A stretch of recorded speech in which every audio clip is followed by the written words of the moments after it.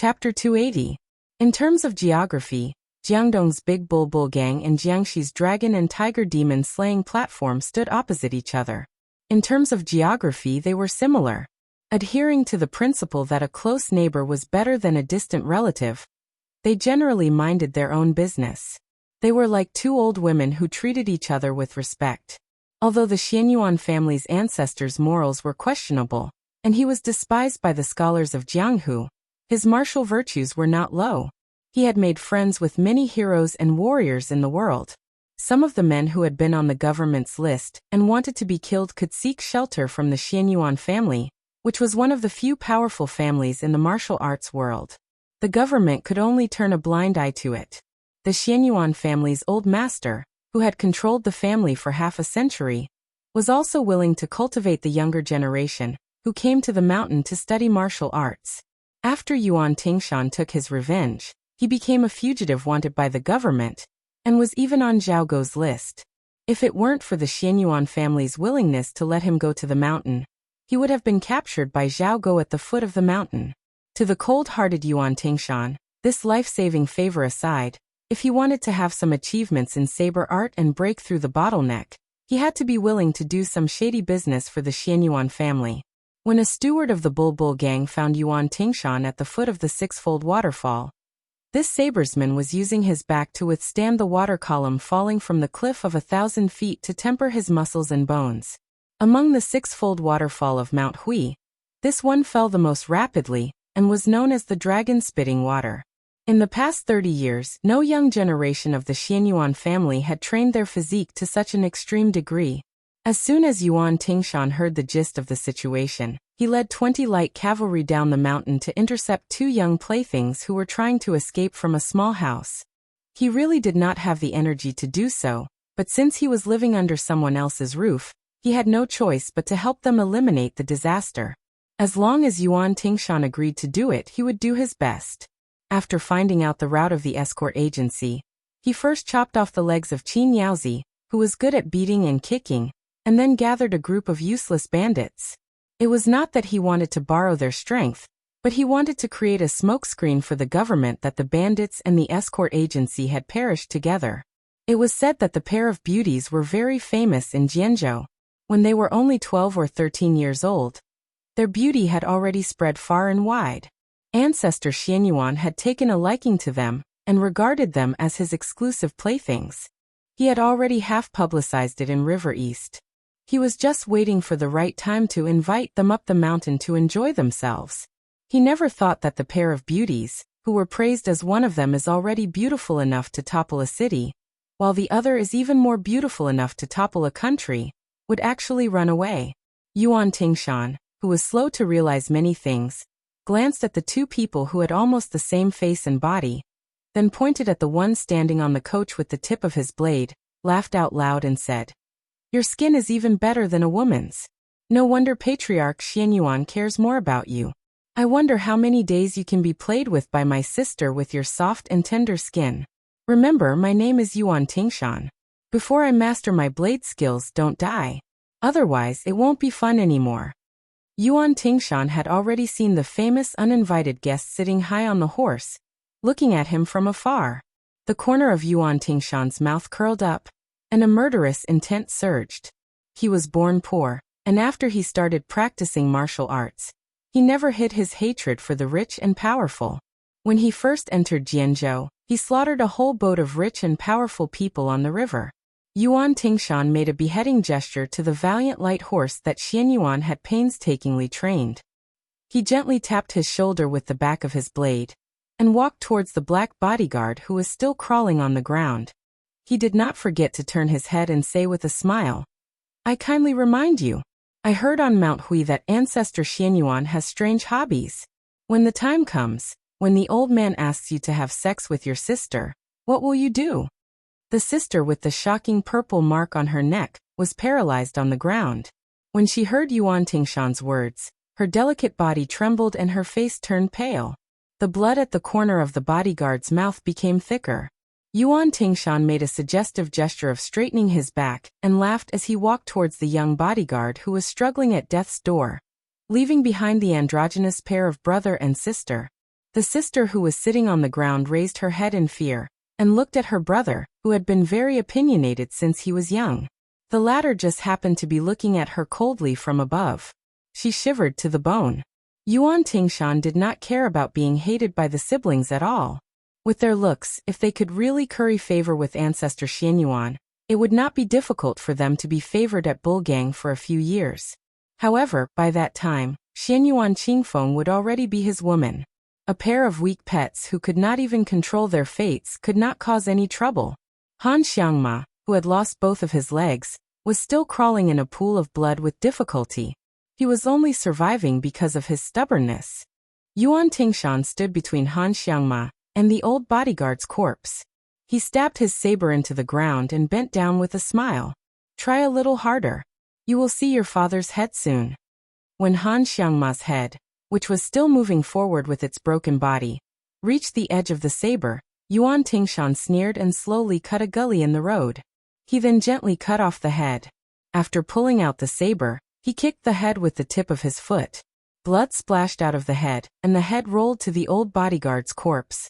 Jianghu men die in Jianghu. It is a worthy death. Yuan Tingshan murmured, I am a good person. This scene made the siblings feel nauseous, especially the sister who was so terrified that she fainted on the spot. The man who was standing straight on the carriage called out to Murong Wuzhu, but there was no response.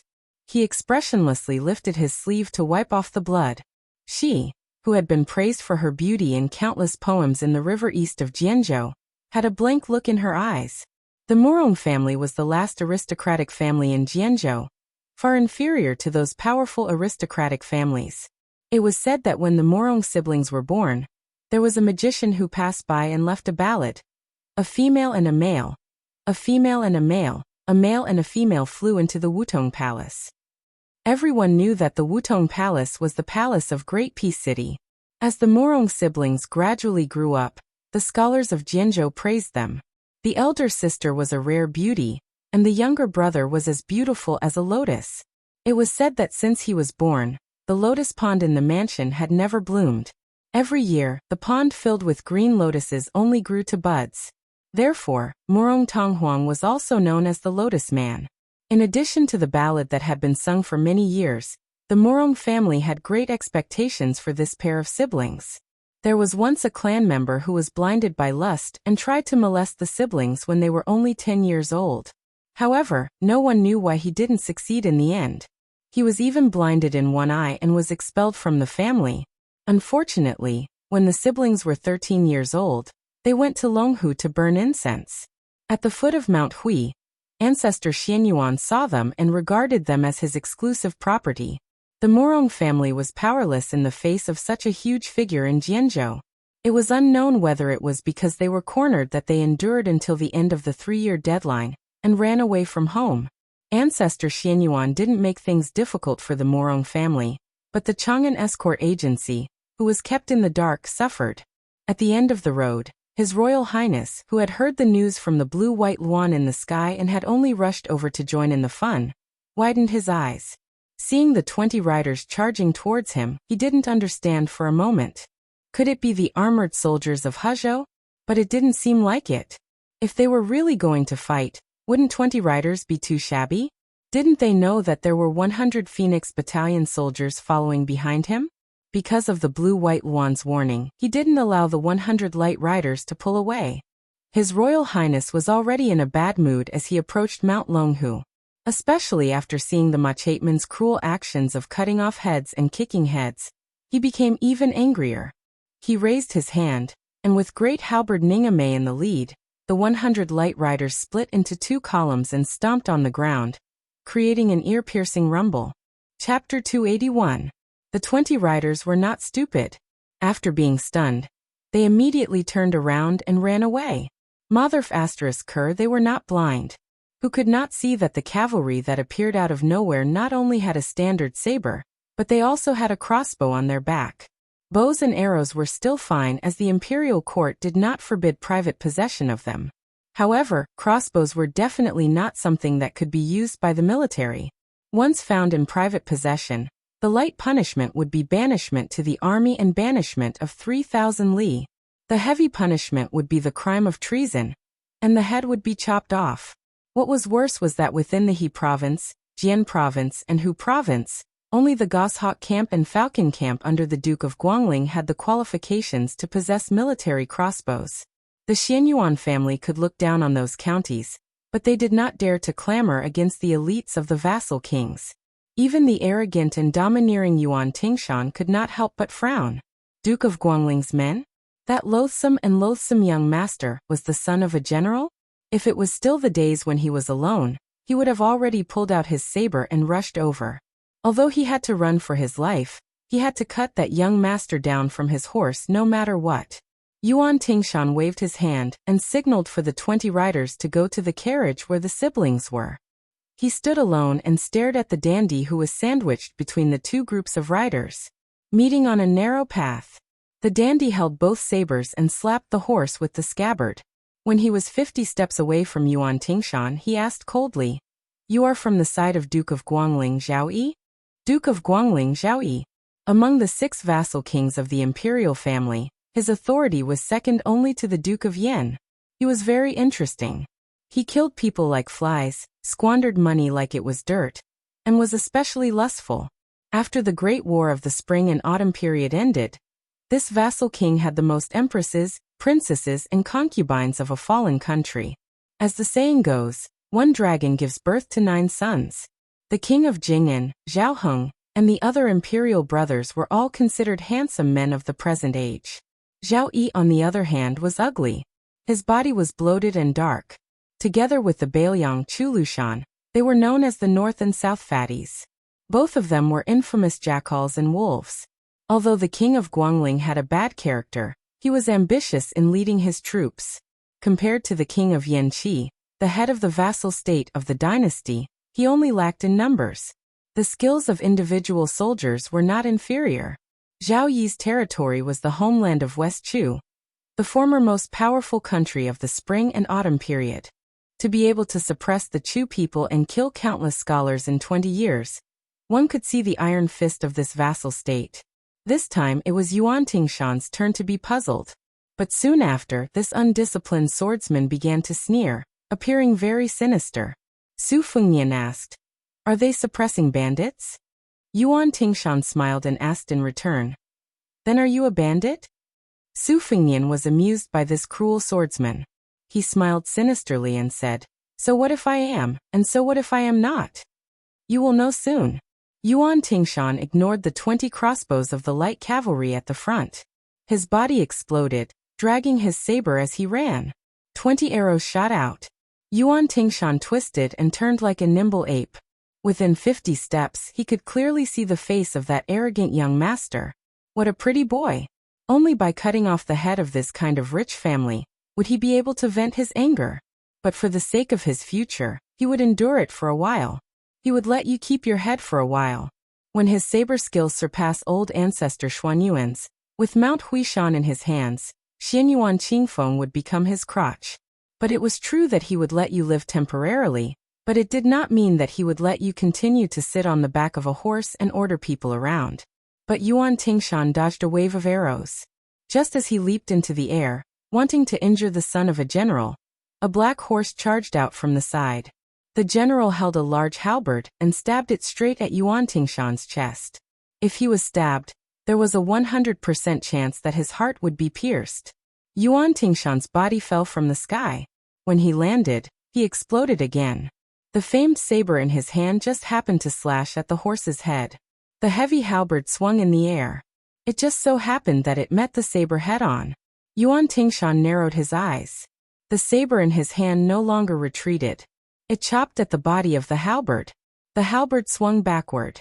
Yuan Tingshan seemed to have used all his strength and was forced to retreat. But his feet slid on the ground. With one hand on the ground, he raised some dust under his feet. His body rushed forward again. His speed was almost twice as fast as before. It was clear that he saw the enemy as weak first. Once he sensed the enemy's strength, he would suddenly kill him. Ningame, who was wearing heavy armor, roared angrily. The hard halberd in his hand faintly shook out layers of subtle arcs, making a buzzing sound. Yuan Tingshan was fast, but his halberd was not slow either. The tip of the halberd hooked at the waist of the young saber master. Once it hooked, the assassin would be cut in half. Yuan Tingshan laughed and made a sound of surprise. His free left hand suddenly pressed on the back of the saber, making contact with the halberd again. This time he did not use brute force. Instead, he used the strength of his palm to drive the saber in his right hand. With the halberd as the center, Yuan Tingshan nimbly drew a semicircle in the air. Once again, he closed in on the unmoving and ignorant young master on the horse. Yuan Tingshan was a ruthless man who had slaughtered his way through the streets and alleys of the marketplace. He dared to risk his life, but at the same time, he cherished his life. Not only was he good at pestering others, but he also knew how to take advantage of the situation. He roughly knew the strength of the halberd-wielding general. After bypassing the halberd, Yuan Tingshan did not take advantage of the situation to directly strike with his saber. In this way, he would leave his entire back to the heavily armored general. His father's life was more precious than the heavenly emperor's, so it was not worth it to exchange a life for a life. Therefore, not only did he not immediately strike with his saber, he instead bent his waist to the side of the horse's abdomen. Unexpectedly, the halberd did not follow him, but before the halberd arrived, a scarlet iron spear pierced towards him from a tricky angle. If Yuan Tingshan did not pull back, his temple would have been pierced by the tip of the spear, but he did not regret it. Twisting his body, this time his left hand was placed on the saber's body. The side of the saber was pressed against the tip of the spear, and the blade was bent in an arc borrowing the force of the spear. Yuan Tingshan suddenly shot backwards like an arrow, withdrawing from the abdomen of the debauchee's white horse. Then he slid out from the abdomen of Ningame's black horse. With a tap of his toes, he lifted his body and knocked into a light horseman on the side of the road. After knocking him down, he successfully entered the dense forest. Yuan Tingshan laughed loudly and said, "We'll meet again someday." Previously, under the white horse's abdomen, he clearly saw the red spear and the pair of blue embroidered shoes. Could it be that the one who brandished the spear was a woman? From beginning to end, Su Fengnian did not make any movements. Seeing Yuan Tingshan escape into the dense forest, he narrowed his eyes and said, "Yang Qingfeng, you and Xu Xiu follow this guy.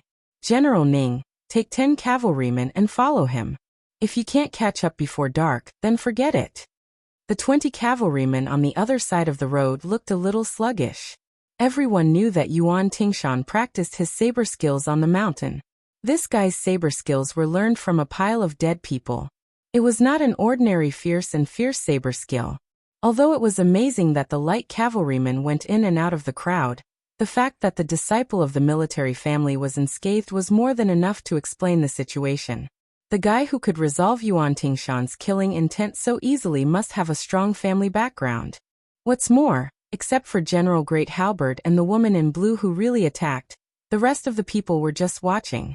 The next few retainers who jumped into the dense forest to chase after Yuan Tingshan did not seem to be simple. What to do? Nonsense, the leading cavalryman did not care about Yuan Tingshan's safety. He turned his horse around and directly retreated. When he passed by the carriage, he bent down and picked up Morong Wuju, who was sitting on the ground in a daze, and put him on the horse's back. Another cavalryman followed suit and wanted to kidnap Morong Tonghuang, who was standing on the carriage. Unexpectedly, this beautiful woman stretched out her hand and stabbed him. The cavalryman who was unprepared felt a burst of pain. He looked back and glared at her fiercely before continuing to rush forward. Morong Tonghuang did not wait for the next cavalryman to make a move. He quickly retreated into the carriage and hid in a corner. Su Fengnian turned his head and smiled at Yuan Meng, who was eager to give it a try. He ordered, "Field Officer Yuan, take some people and chase after them. It's up to you whether to leave them alive or not." The two groups of light cavalrymen chased and fled. The small path was very noisy and lively. Su Fengnian came near the carriage. He lifted the curtain with the scabbard and saw a slightly immature but cold and beautiful face. He also saw a pair of cold and hostile eyes. Su Fengnian just opened his mouth and smiled. This lady, the lady who had escaped from the tiger's mouth, glared at him and scolded ungratefully, "You are the lady." Chapter 282. Su Fengnian was only slightly absent-minded. Fortunately, he had Bai Huer's face in front of him, so he quickly came to his senses. but he still found it somewhat inconceivable. It was not difficult to find a beautiful woman around 70 coins, but the one in front of him was at least 90 coins. How could he be a man? Wasn't this a waste of natural resources? His Royal Highness was not like Li Hanlin, who had a penchant for men and women. Su Fengnian was not even interested in young prostitutes, let alone those creepy *Cs. There were many famous scholars in Gangnam-do. There were experts in Guangling who specialized in training them. When they were young, they were bought cheaply for a few dozen taels of silver.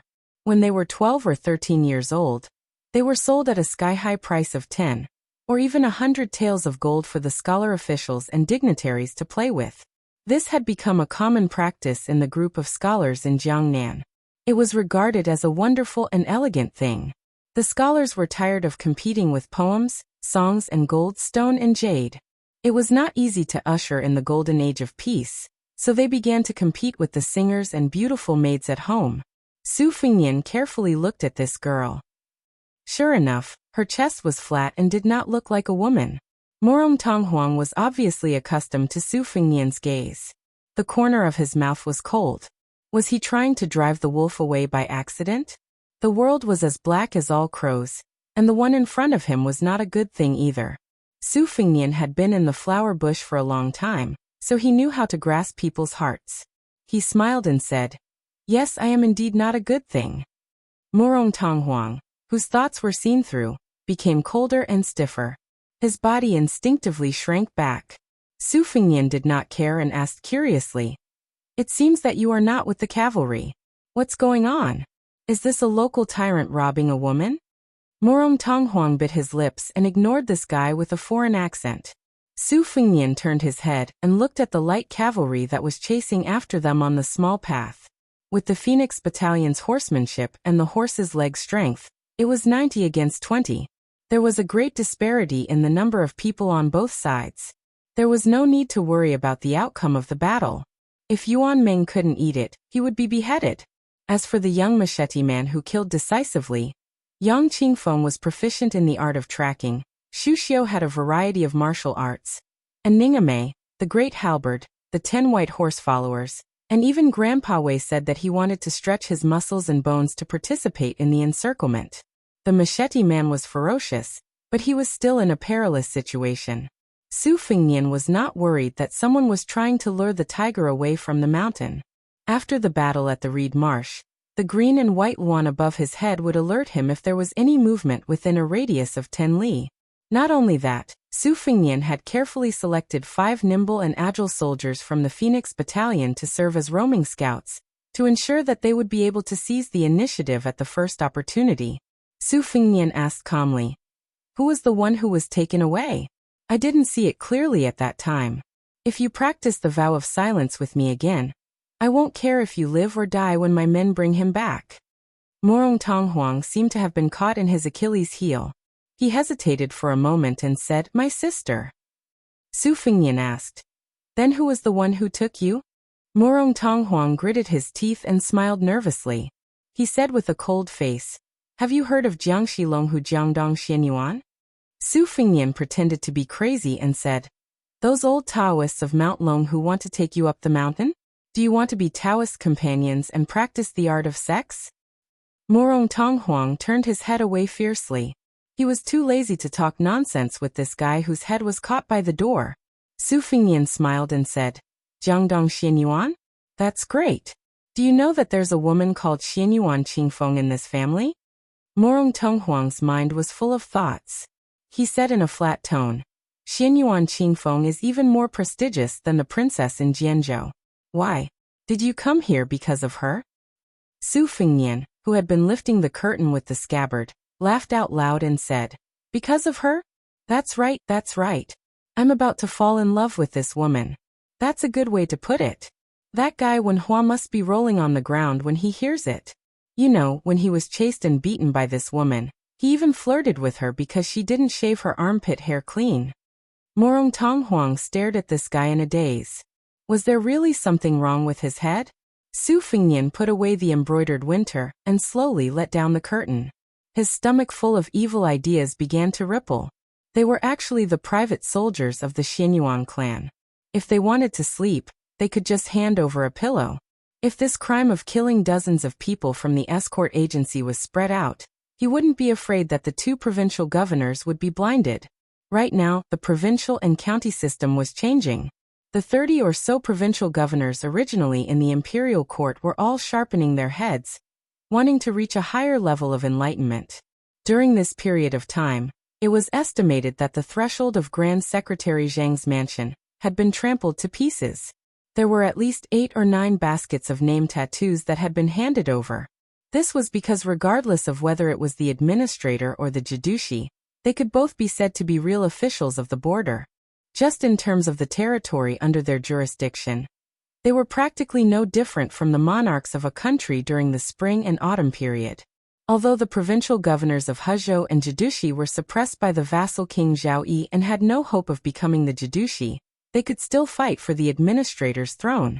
At this critical juncture, Su Fengnian had poked the hornet's nest.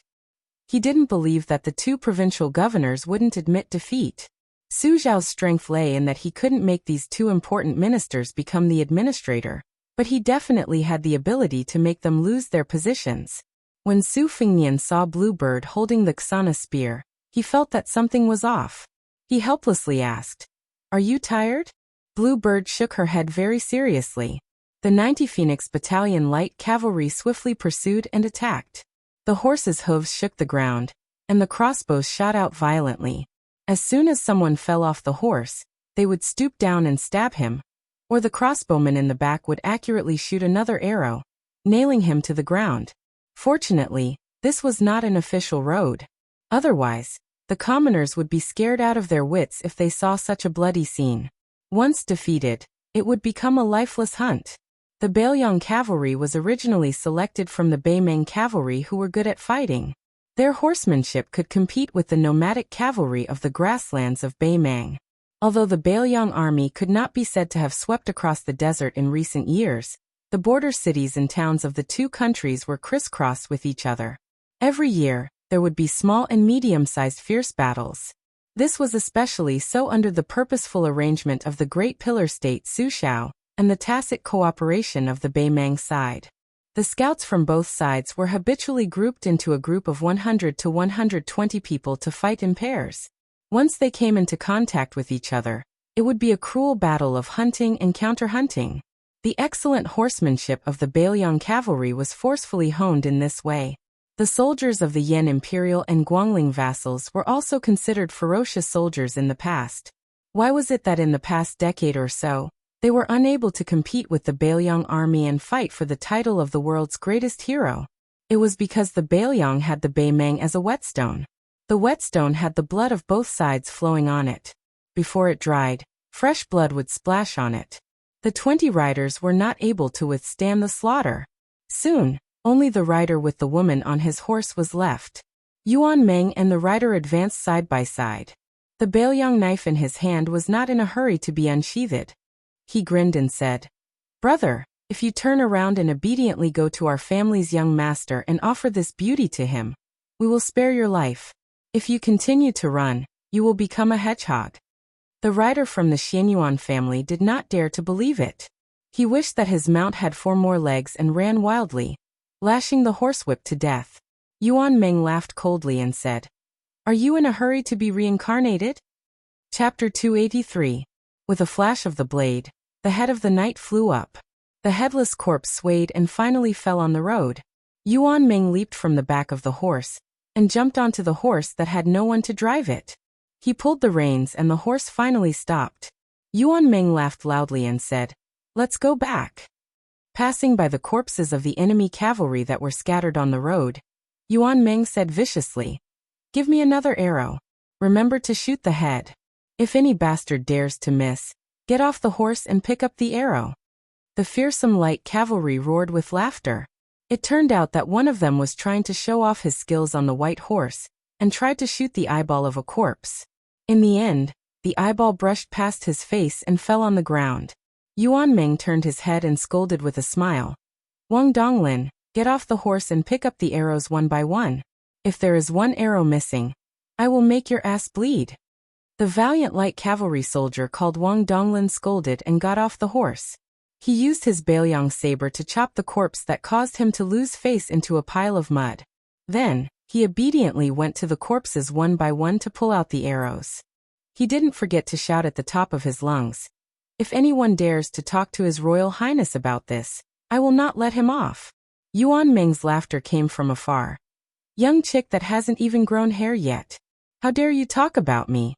His Royal Highness said that when we reach Jianzhou, he will find 2 courtesans for each of us." Wang Donglin, who was pulling out the arrows from the corpses, wiped the saliva from the corner of his mouth. As a result, his face was covered in blood. Su Fengnian had nothing to do, so he personally drove the carriage that Morong Tonghuang was in. The 3 carriages slowly moved forward. The 3 coachmen were His Royal Highness, Spear Immortal Wang Xiu's daughter, and the old god of swords Li Chenggang. This group of horses was really terrifying. After meeting up with Yuan Meng, this general tried his best to gently hand Morong Wuzhu over to His Highness the Crown Prince. He scratched his head and grinned. Killed all of them. No one was left alive. Morong Wuzhu had already fainted after seeing Yuan Tingshan's decapitation technique. It could be said that she was fortunate in her misfortune. Unfortunately, she was picked up by the Xianyuan family's cavalry and jolted violently. She woke up with a start. Her willowy waist was almost broken, and she was in so much pain that her face was covered in cold sweat.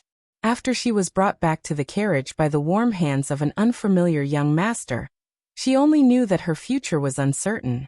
She was in a daze and did not dare to raise her head. Morong Tonghuang did not look at his sister. He lifted the curtain and looked at the broad back. He asked coldly, "Going to Sword Province?" Su Fengnian didn't turn around. He nodded and said, "Let's go to Mount Longhu and meet Jiangdong Xianyuan." Morong Tonghuang asked, "Who are you? You knew that these knights were puppets of the Xianyuan family, yet you still dared to kill them?" Su Fengnian smiled and said, "Me? My surname is Fu. My given name is Jun. Jun means gentleman." Morong Tonghuang sneered and let go of the curtain. Out of sight, out of mind. Morong Wuzhu hid in the carriage and endured the pain. She said timidly, "Thank you for saving my life, young master." Fortunately, Su Fengnian had sharp ears and heard it.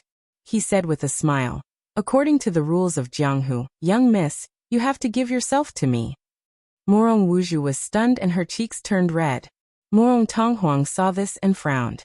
His sister saw his expression, and immediately kept quiet out of fear. Her face turned pale. Su Fengnian touched the sore spot and asked, "Why did the Xianyuan family catch you? You and your sister are unarmed. You don't have to become enemies with such an aristocratic family that can be ranked in the top 3 in Jianghu, right? Or is it that young Master Xianyuan covets your beauty?" Since the soft approach didn't work, he used the hard approach. Morong Tonghuang was silent.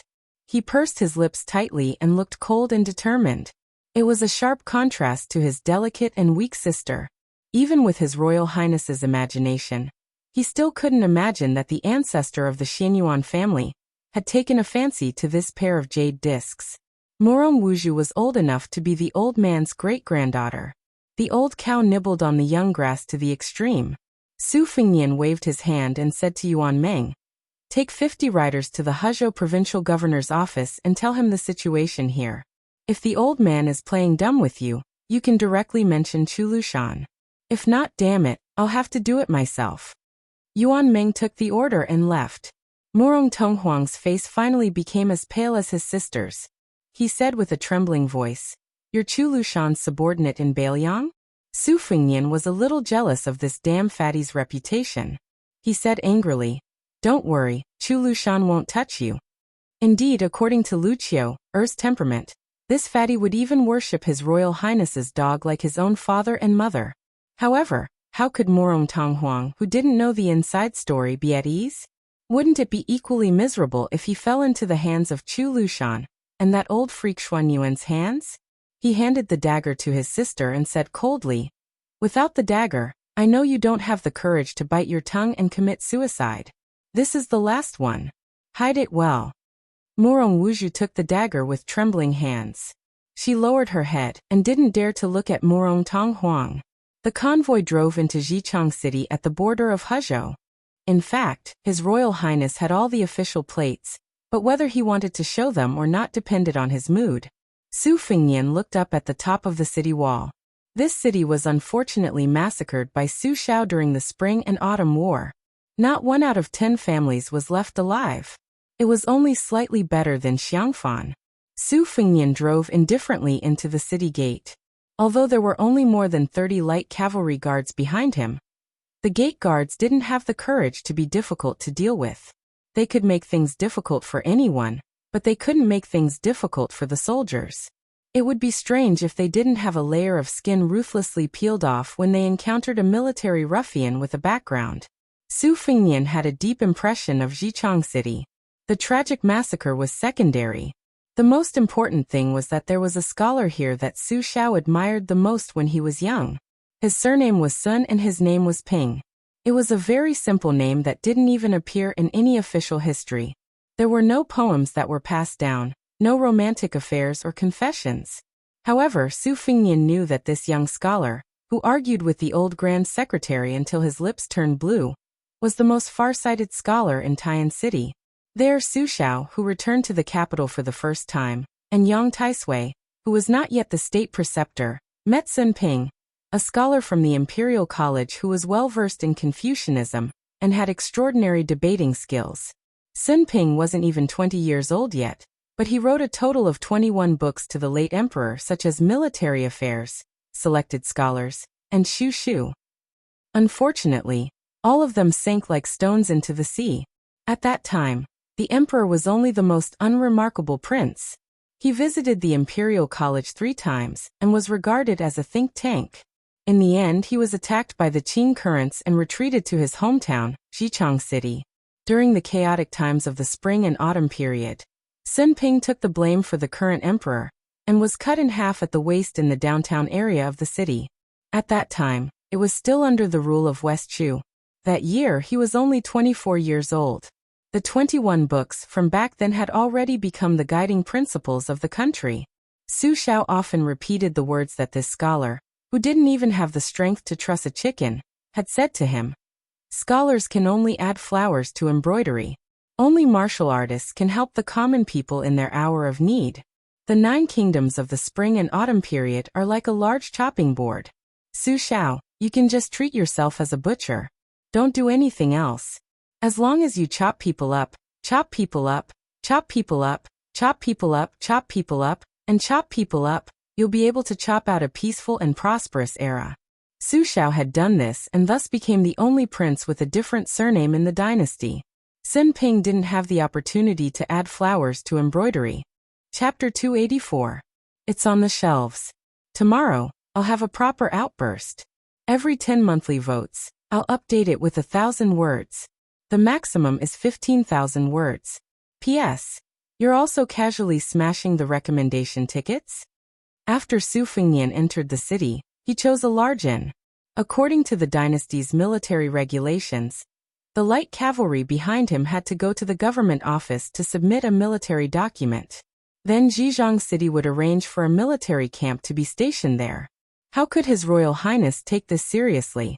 When they alighted from the carriage, Murong Wuzhu and Murong Tonghuang had already put on thick curtained hats to cover their faces. When Murong Wuzhu saw Yu Yue holding Wu Meinyang, she was stunned. Clearly, she didn't expect that there would be such a beautiful woman in the cavalry. After that soul-stirring robbery and counter-robbery, her spirit was at rock bottom. She lowered her head and followed closely behind Su Fengnian. When she stepped onto the stairs, she suddenly bumped into His Royal Highness's back. She was overwhelmed with shock. She was afraid that she would offend this foreign general who was gentle in speech but ruthless in his methods. However, Su Fengnian only raised his head to size up the 2 large red lanterns hanging at the entrance of the inn. There was a couplet written on them. Not too late, first cast 28. The rooster crows earlier, C33. In the past, he couldn't figure out the meaning of this couplet. When he asked old Huang and Wenhua, he was even more clueless. He beckoned Yu Yue over and asked her. Only then did he know that it was a missing character couplet. The Taoist had a saying that there were 28 constellations and 33 heavens. It was very humorous to use this couplet on lodging. It was enough to show how much the Taoist ancestral court, Mount Longhu, had infiltrated the secular world. When the innkeeper saw that the young master had brought along beautiful women and a large group of tiger-wolf armored soldiers, he didn't dare to be negligent and personally went out to welcome them.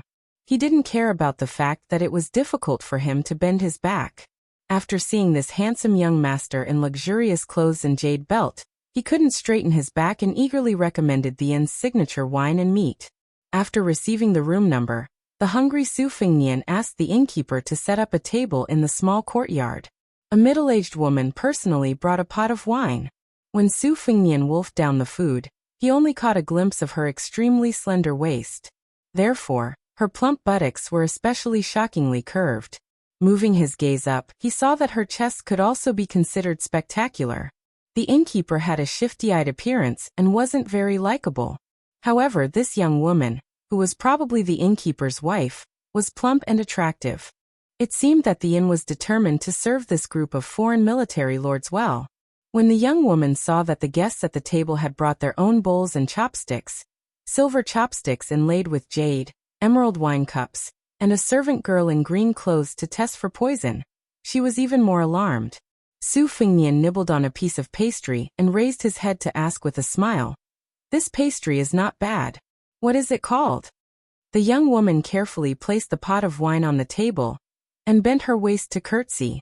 Her plump chest bounced up and down as she spoke with a unique charming voice, reporting to the young master, "This is my inn's specialty lamp core cake." When Su Fengnian heard that pleasant accent, he exclaimed in surprise, "Madam is from Wuzhou. This accent is authentic Wuhonghu dialect. It's very pleasant to the ears. Compared to the Piling Creek dialect, it's softer and more glutinous." The young woman covered her mouth with one hand and held her chest with the other. She smiled sweetly and said, "Young master has good hearing. Even some Wuzhou natives can't distinguish between Wuhonghu and Piling Creek accents." Su Fengnian waved his hand and smiled with squinted eyes. "If madam doesn't mind, please sit down and chat. I'm afraid that madam will be tired if she stands." The quick-witted young woman, who was looking around, saw that when the handsome young master said this, his eyes quietly swept across her chest. She secretly rejoiced in her heart, and did not pretend to be shy. She openly sat down.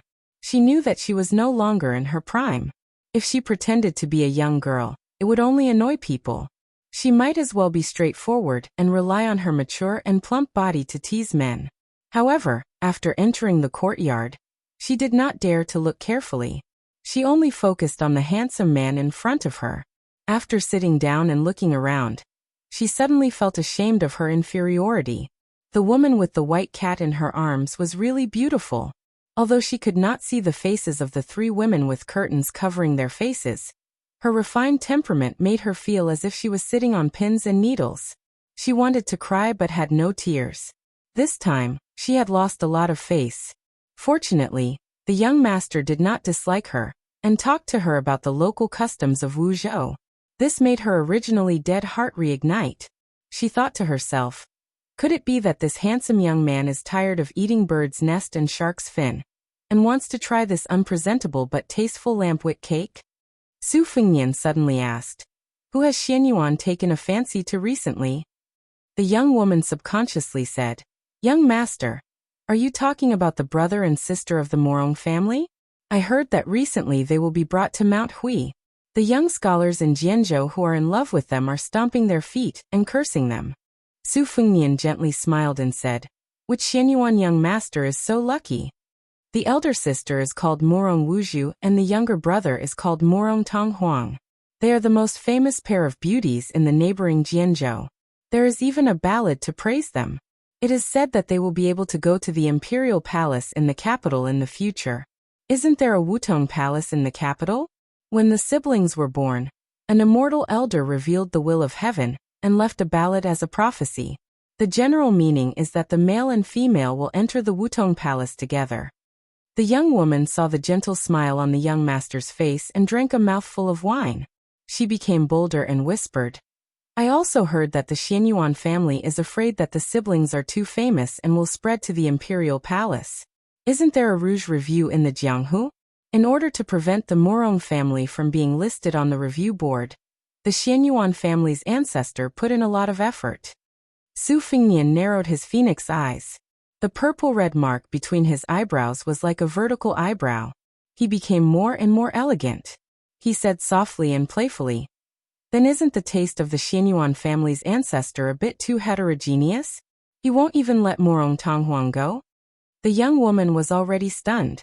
She only came back to her senses when the maidservant in green coughed. She lowered her head to drink wine to cover up her embarrassment. She raised her head to look at the young master and smiled charmingly. "I heard that Morong Tonghuang is more beautiful than a woman." Chapter 285. Princess Jing and sat at the table while the Morong siblings stood behind Su Fingnian. Their expressions were different. Morong Wuju was sad, worried and helpless. She just stared at the back of Xianyuan and felt that she had luckily grasped onto a life-saving straw. No matter how big of a storm Xianyuan would cause, or whether this straw would be broken by the deep-rooted Xianyuan family, she was not a tenacious woman. If it wasn't for her brother's insistence, even if she was taken to Mount Hui to be Xuanyuan's plaything, she would only cry a few times and accept her fate. Morong Tonghuang was furious. He pursed his lips and didn't say a word. Su Fingnian laughed and said, "Madam, tell me how handsome Morong Tonghuang is. I don't believe that a man can be that handsome." Morong Tonghuang snorted coldly behind him. If the last dagger wasn't given to Morong Wuju, he would have stabbed him in the back. The proprietress had a strange look in her eyes and goosebumps. She mistakenly thought that the young master in front of her had a scholarly hobby. Su Fingnian's face was full of grievances, causing the lady boss's heart to ache so much that she wished she could pull him into her embrace and show him some tender affection. Immediately, her expression returned to normal, her elegant eyebrows raised, and in an instant, she displayed the flirtatious charm of a young married woman. A woman's charm, indeed. The young had their good points and the mature had their good points. She charmingly said, "This servant has also not truly seen him. I only heard that his appearance can cause the lotus to not bloom." Su Fingnian nodded and said with emotion, "Xianyuan is indeed worthy of the name of a womanizer." No matter how ignorant the young woman was, she still knew that Xuanyuan's family background was splendid.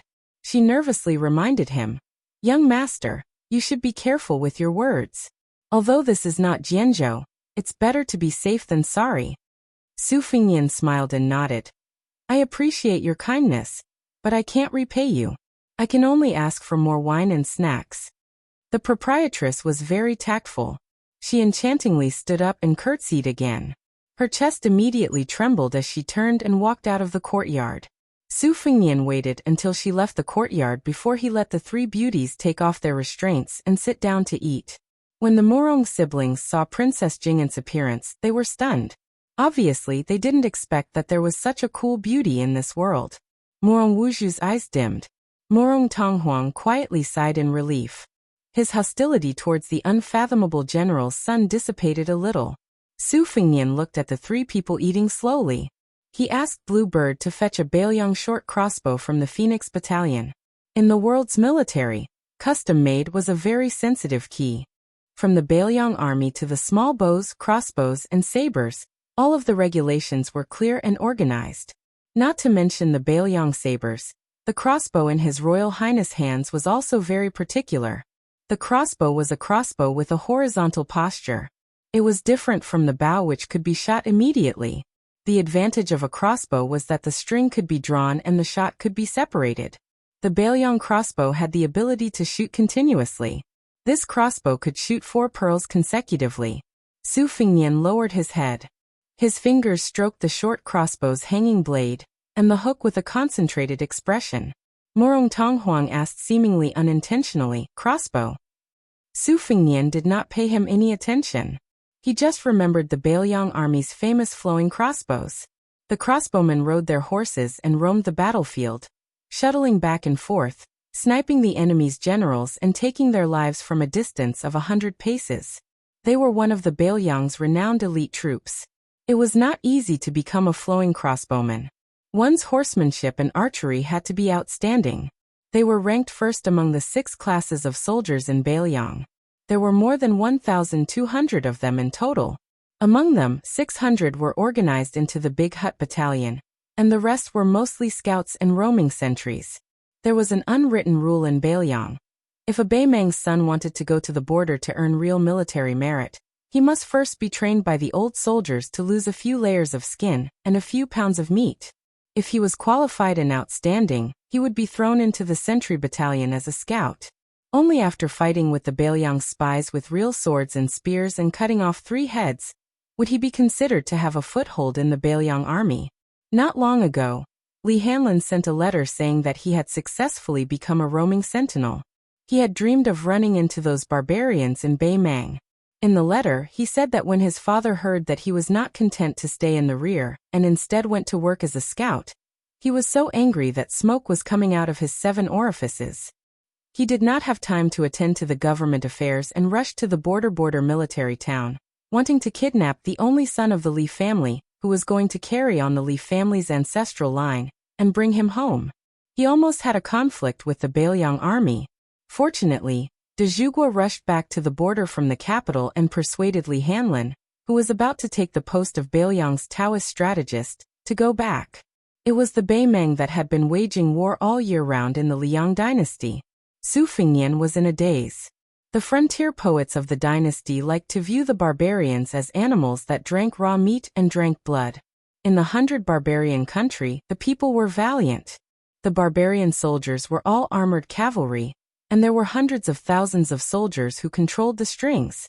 From the emperor to the common people, there was a custom of widowing after the death of the father, the wife after the death of the mother, the wife after the death of the elder brother. In the eyes of the dynasty, this was simply shocking and had no morals to speak of. However, the biggest scandal of Beimang in recent years was that a woman who had caused chaos in the palace had become the emperor. In 30 years, she had served 3 emperors, of which 2 were father and son. The last emperor, who had only ascended the throne for 13 days, could even be considered her nephew. This was something that was absolutely unimaginable in the Liang dynasty. It was said that this empress had 3,000 male companions. She was over 50 years old, but she was still very lustful. A few years ago, she had even sent a secret envoy to send a message to Su Xiao. As long as Su Xiao was willing to surrender to Beimang, she was willing to be his wife and share the world with him. Su Xiao was also straightforward with this huge meat pie that could sow discord and win him over. He first killed the envoy and then sent a message to Beimang. It was just 5 words. Slave Su still thinks I'm too old. Su Fengnian smiled. Su Xiao was too vicious. That old woman was the empress of Beimang, but he still thought she was too old to be his servant. However, that old woman's scheming was really terrifying. She was not angry at this monstrous humiliation. She just laughed it off. Su Fengnian put down his crossbow and looked up to see the unhappy Morong Tong Huang. He frowned and said, "Don't put on airs in front of me. Even a stray cat or dog on the roadside knows how to wag its tail." Morong Tong Huang's eyes were cold as he stared at Su Fengnian. Su Fengnian stretched out his hand and flicked the embroidered winter's scabbard. The embroidered winter rose up and with a bang, the most famous beautiful youth in Jianzhou staggered back and fell to the ground. Su Fengnian sneered and said, "I'm not that pervert Xianyuan Pan. I'm not interested in you. So what if you look like a woman? Can you give birth to a son for me? A mule born from a donkey and a mare? Do you know that? You're one." Murong Wuzhu was stunned by Su Fengnian's vicious words. Murong Tonghuang lowered his head and squeezed out a laugh from the gap between his teeth. It was unknown where Murong Wuzhu's courage came from. He held a dagger with both hands and faced Su Fengnian. Su Fengnian picked up the crossbow again and pressed it against Murong Tonghuang's head. Murong Wuzhu, whose face was full of tears, cried out in alarm, "No!" Murong Tonghuang raised his head. The crossbow was pressed against his forehead. He looked up at Su Fengnian and unexpectedly smiled. His smile could bring disaster to a country and its people. It was especially natural and charming. He said softly, "I know I'm wrong." Murong Wuzhu's dagger fell to the ground. He stared at Murong Tonghuang in a daze as if he was staring at a stranger. Princess Jing and smiled strangely. Yu Yue did not look at this scene. She stroked Wu Meinyang's soft hair. Su Fengnian squatted down and looked at that face. He said calmly, "So pitiful." Chapter 286. Chapter 1, 4,000 words. Yang Qingfeng participated in the hunt for Yuan Tingshan. He had learned a wide variety of skills and was proficient in unorthodox methods. He was good at controlling animals. Xu Xiu, who was born as a witch in Nanjiang, was not bad either. She had many secret techniques. She kept a distance of 100 steps from Yang Qingfeng and advanced side by side. Ningame threw away the bow iron halberd. With the halberd pouch on her back and 2 flying halberds in her hands, she led more than a dozen light cavalry to abandon their horses and enter the forest. Assuming a fan-shaped formation, she held short crossbows and charged forward. Judumi priest Wei Xiang's body was like a mountain elf, leaping from branch to branch, coordinating with Ningame. The 3 tracking forces cast an inescapable net in pursuit of the young swordsman. After Yang Qingfeng entered the forest, he bent down from time to check for clues on the ground. At first, he could still see footprints in the forest, deep and shallow. It was easy to chase, but soon the footprints began to fade. His footsteps suddenly widened. The escape route was no longer as simple as simply stepping on the ground. Instead, it was placed on tree trunks or rocks. Yang Qingfeng stopped and squatted down. He stretched out 2 sickly snow-white fingers to pinch some soil and sniffed it. His other hand took out 3 red-clawed black rats from a small pouch tied around his waist. He sprinkled the soil on the tips of their noses, and the little fellows scurried into the depths of the forest. Xu Xian came to Yang Qingfeng's side at some point and said lightly, "I didn't expect this kid to have some skills. I think we should just split up and completely widen the distance between us. Otherwise, if we accidentally hang ourselves on a tree, we won't have the face to see His Highness." The gloomy Yang Qingfeng nodded. He didn't want to work with this woman. It would be best if he could do it alone. He could also use some of his hidden tricks. Xu Xiu didn't dare to neglect His Royal Highness's important task. She waved her sleeves and changed direction. Like a goshawk, she soared into the sky. She stepped on the branches like a dragonfly skimming the surface of the water. After several bounces, she stood at the top of the tree. However, she didn't open her eyes to look into the distance. Instead, she closed her eyes and wrinkled her small nose. She suddenly opened her eyes and the corners of her mouth curled. Her delicate body swooped down quickly. She changed direction in the forest and chased after a breath. The swordsman was very cunning. He had already carefully and deliberately concealed his footprints. However, Xu Xiu was still able to follow him by relying on the breath that was against the wind. She muttered seductively, "Little guy is really naughty. Sister is so tired that I'm sweating all over. If I catch you, I'll skin you alive and pull out your tendons." In less than an hour, Xu Xiu successfully saw the swordsman's back twice. One time, the swordsman didn't run away. Instead, he ambushed Xu Xiu. His whole robust body was like a gecko sticking to the trunk of a tree. If Xu Xiu hadn't sensed that the breath had become heavier and determined that the swordsman was nearby, she would have been cut in half by the swordsman's saber. After Xu Xiu nimbly dodged this fierce and murderous strike, she retreated.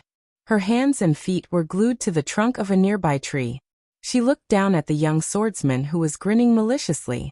She gently patted her heavy chest with one hand and said with a charming smile, "Oh little brother, you don't even know how to have tender feelings for the fairer sex. Sister was worried about you all the way here for nothing." Yuan Tingshan, who was being chased by this woman like a shadow, wasn't flustered at all. He sheathed his saber and said with a mischievous smile, "My little brother isn't small. If sister doesn't believe me, when it's just the 2 of us later, Yuan Tingshan will definitely make sister ecstatic." Xu Xiu, who was glued to the tree like a spider, said with a charming look, "Your little mouth is really sweet." Yuan Tingshan's ears kept trembling slightly. He tapped his legs with his saber. The 2 heavy lead weights wrapped around his calves shattered and fell to the ground. He said with a smile, "Sister's lover will be here soon. Little brother doesn't have the hobby of fighting 2 dragons and 1 phoenix. I'll leave first." If sister's mother was still here, she could have called sister to roll in bed with little brother. Sister is so beautiful. Presumably mother's charm is still there. With 2 peaks confronting each other, little brother will be captured without a fight. Unfortunately, only sister is here today. Forgive me for not accompanying you. While he was flirting, Yuan Tingshan, who had lost more than 10 jin of weight on his legs, retreated with unusual agility. In a flash, he disappeared without a trace. Xu Xiu, who wasn't in a hurry to chase, slowly landed on the ground. She stuck out her small lilac tongue and licked the corner of her mouth. She clicked her tongue and laughed, teasing this old lady. After this close combat, the quick-witted Yuan Tingshan began to flee with the wind. He no longer went against the wind and left clues for Xu Xiu. This made Xu Xiu's anger soar. After she reunited with Yang Qingfeng by the stream, she saw Yang Qingfeng squatting on the ground to pick up a heavy iron inner jacket. Nearby, a black rat was nailed to the ground by a branch. Xu Xiu's mood improved. She looked across the stream and sniffed. She frowned and said, "This boy's martial arts are still okay, but he's as cunning as a fox. It's not a good idea to continue chasing him. Practicing lightness kung fu is clearly the stupid path of carrying a monolith. I estimate that he's carrying at least 20 jin of weight. You and I are not afraid of competing with just the strength of our legs. But he's going to attack faster and faster. The one surnamed Yang, don't fail miserably at such an easy task. Lu Qiantang is dead. Don't fall here. Sister is very lonely." Yang Qingfeng snorted coldly. Stepping on a rock, she prepared to leap across the stream. Although Xu Xiu seemed to be chatting idly, she had been sniffing Yuan Tingshan's scent all along. It drifted over from a distance. In addition, there were footprints on the ground by the stream. Logically speaking, they should have crossed the stream and entered the forest. But as Xu Xiu sniffed, her expression changed dramatically. "Be careful." Her voice had barely faded when the water in the middle of the stream splashed up violently. He had accurately calculated the flow of Yang Qingfeng's qi. At the critical moment when Yang Qingfeng's body was slanting downwards, this ruthless saber stabbed out at the perfect moment. Fortunately, Yang Qingfeng's legs kicked against the cloud and rose up, forcibly raising her body by 10 feet. But if she stopped there, Yuan Tingshan's determined saber strike could still seriously injure Yang Qingfeng's legs. Xu Xiu's mind was instantly filled with hundreds of thoughts. Gritting her teeth, she kicked out a pebble with the tip of her foot, which violently shot toward Yuan Tingshan's Taiyang acupoint. In this rapidly changing situation, the outsider Xu Xiu held the initiative. If she did not interfere, Yang Qingfeng would most likely be at a disadvantage. Xu Xiu's kick could be divided into two subtle situations.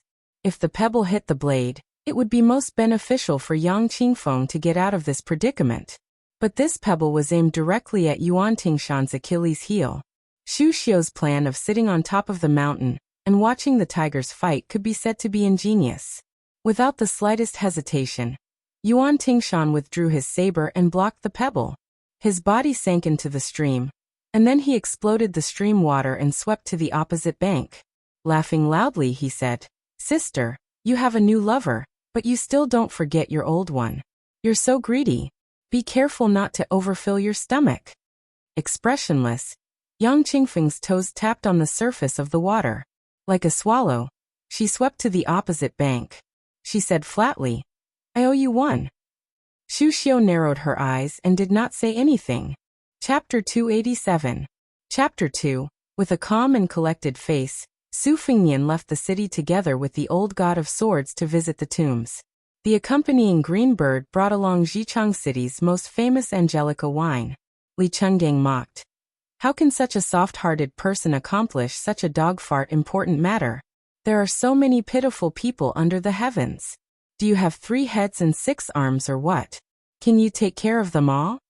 Su Fengnian rolled his eyes and said, I already don't like the Xianyuan family, which is one of the top 3 families in the martial world. Now that I finally have something to use against them, if I don't go to the bull gang and cause a ruckus, I'll be sorry for being chased out by Xianyuan Qingfeng. Doesn't the Xianyuan family see siblings as food on the plate? I'll make the meat in my mouth fall into my own plate. If he's not convinced, he can make a move.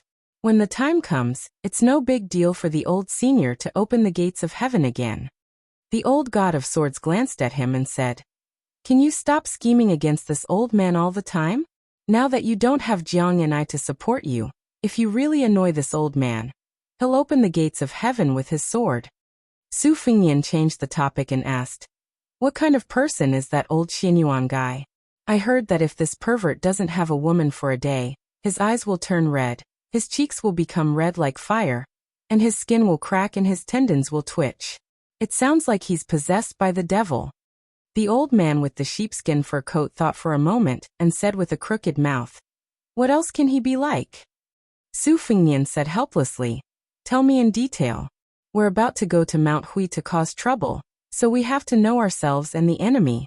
If we go down the mountain with great fanfare, and end up rolling down the mountain with our tails between our legs, that woman Xianyuan Qingfeng will laugh her head off." Li Chungang had an impatient expression and said lightly, "This old man can probably be considered half a martial genius, but he can't compare to Wang Xianji." Su Fengnian whispered, "Nonsense, if he's the same as Wang Xianji, why would I go to the bull gang?"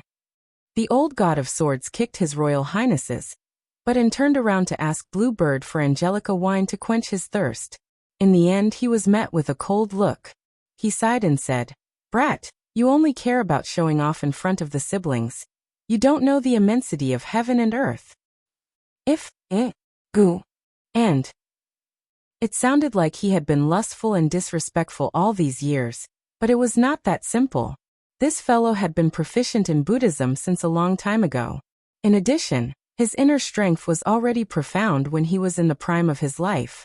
He used the yin cauldron to supplement the yang cauldron to adjust the heart obstacle. Once he succeeded, he would have achieved immortality and his cultivation would be comparable to the great Shinran of Taoism. It's up to you whether you want to go to Mount Huishan. Su Fengnian rubbed his chin and thought about it seriously. The old god of swords asked softly, "Which one do you like between the siblings?" Su Fengnian's mouth twitched. "Old senior, you're wrong." The old god of swords said, "Indeed, with that guy who borrowed your spring thunder embroidered winter double blades, I'm afraid Morong Tonghuang won't catch your eye. Then when do you make a move on that white fox face? The later it is, the more you can't beat him. You won't even have the chance to force yourself on him. Actually, this old man can teach you a simple method. You just have to think of yourself as a woman. That white fox face is a man. Anyway, he's the most beautiful woman in the world. You won't lose out." Su Fengnian felt his hair stand on end and goosebumps appeared all over his body. He was full of grief and indignation. Li Chungang said disdainfully, "What? You want to fight with this old man?" Su Fengnian immediately flattered, "How can I? I'm still waiting for old senior's sword to go against the flow of the six-layered waterfall and flood that bull mound." Li Chungang said disdainfully, "Virtue." After leaving Zhejiang City, they walked for 2 hours before they finally found a lonely grave. Weeds grew crazily in the 3-foot-long grave. Su Fengnian squatted down and pulled out the weeds that wrapped around the tombstone. He looked at the tombstone that was less than 3 feet tall, and remained silent. After more than 20 years of cold wind and rain, the writing was already mottled and unclear. He could only vaguely see the fragmented sentences. The sun rises from the East Sea. The earth's chi surges boundlessly. The sun sets in Kunlun. The vault of heaven returns to rest. Spring and autumn return to spring and autumn. The sound of horses' hooves breaking the sound of reading books. I will encompass the universe. The vastness is the same as Qingming. The old god of swords had nothing to do, so he squatted down and squinted at the broken text on the tombstone, clicking his tongue in wonder. Su Fengnian took the wine from Blue Bird and slowly sprinkled it in front of the grave. The grave was at the top of the mountain. After offering a pot of wine, Su Fengnian sat on the ground and looked at the fields in the distance. He muttered to himself, "I've always been good at writing, so I can only spend money to buy some poems from the scholars of Beiliang. Second sister was right. Most of the poems I bought were just to express my worries. When read out loud, it's like a resentful woman crying for love. It's unbearable to the ear. But why can't the one in the grave live a few more years and write a few more sentences? 50 years of great work, told to the mountain ghosts." The old god of swords sat cross-legged and took off his boots. He picked his toes with his fingers and brought them to his nose for a sniff. He chuckled and said, "If he's dead, he's dead. The one in the grave is not bad. There are still people coming to visit his grave. Like this old man, who would bring wine to the grave after his death and sweep the grave and pull out weeds." Su Fengnian nodded and said, "That's true." The old man rubbed the soles of his feet and turned his head to ask, "Young Su, do you think you're pitiful?" Su Fingnian laughed involuntarily and said, "Me? I'm the mother of king heir of Bailiang. Didn't someone from the previous dynasty say that I'll be the food of a cauldron when I'm alive and be cooked in a cauldron when I'm dead?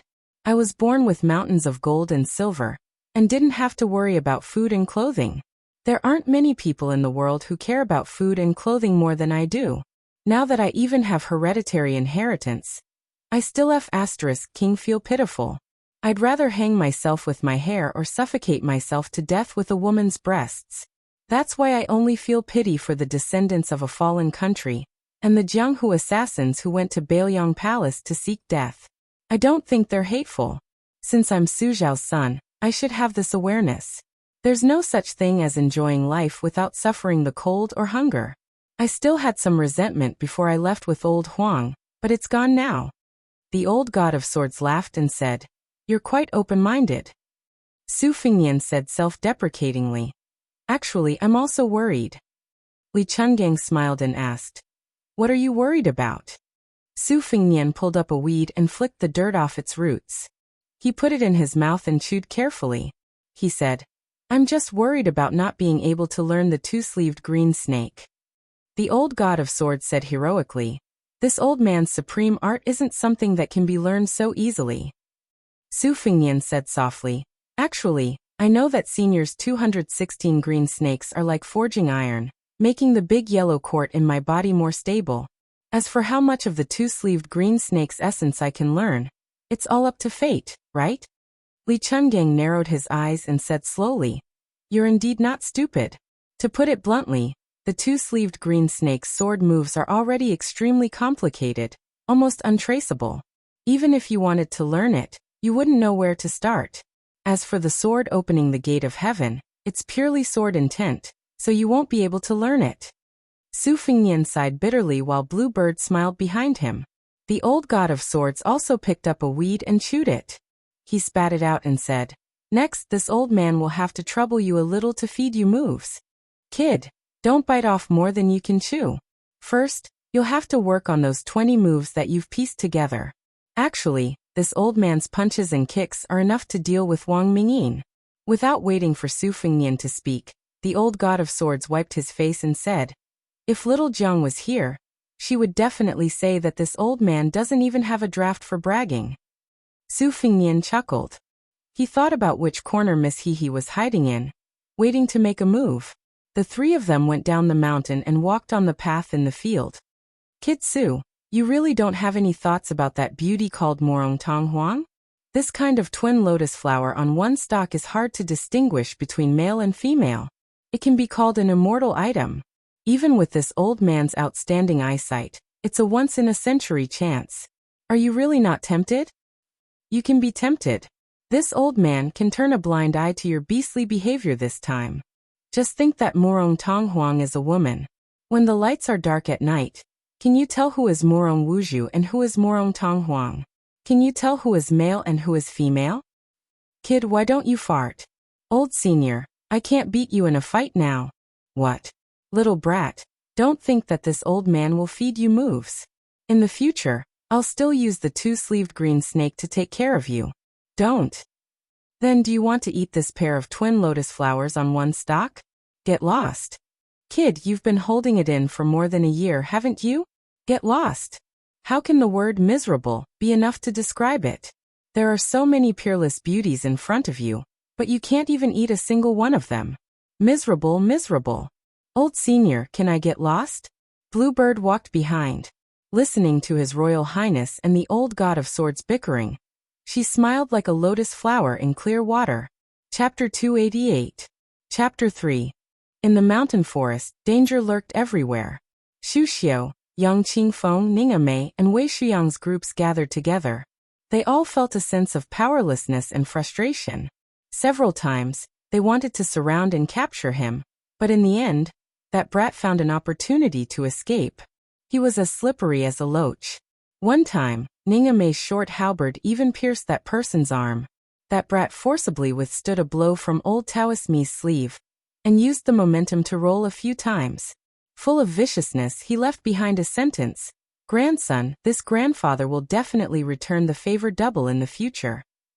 His shoulder knocked aside a Phoenix Battalion light cavalry behind him, and he once again fled into the shadows of the forest. The light cavalry was heavily injured by that ferocious collision. Yang Qingfeng's 3 red-clawed rats were all dead, and the last 2 had been crushed to death by that brat. Xu Xiu's expression was extremely unsightly. The best opportunity had been when that brat with a mouth full of obscenities had been shot by a powerful crossbow and forced into a dead end. However, with Xu Xiu's 2 hands and the vigorous internal energy that could activate the red armor of the Talisman General, she was only able to slap that brat surnamed Yuan into a tree. The thick tree had already been snapped, but he was still alive. This definitely wasn't Xu Xiu's intention to slowly play with him like a cat catching a rat. With one hand, she should have slapped that brat until his insides split open. Xu Xiu couldn't figure out the strangeness of this situation. If it was a simple superposition of martial strength, this side was definitely much stronger than that brat. However, Yuan Tingshan's bladesmanship was firm and unyielding, and his temperament was rather cautious. In addition, he seemed to have a keen sense of danger. Twice, when the net was just a hair away from closing, he was able to escape. Ningame cupped some water from the stream and patted his face. He calmly said, "This person is a natural scout." Xu Xiu was slightly angered. "General Ning, if we can't capture this person, then we shouldn't leave the mountain," the paralyzed Yang Qingfeng expressionlessly said. "With His Royal Highness Gerfalcons helping to keep an eye on him, we can capture him." Xu Xiu's anger flared even more. She mocked, "You're really promising." Wei Shuyang acted as the peacemaker. "No rush, no rush. The Phoenix Battalion is familiar with traveling at night. We'll chase for one more night. If we still can't find him tomorrow morning, we'll immediately leave the mountain and head to Zhejiang City. At that time, if your highness is angry, this humble Taoist will bear it."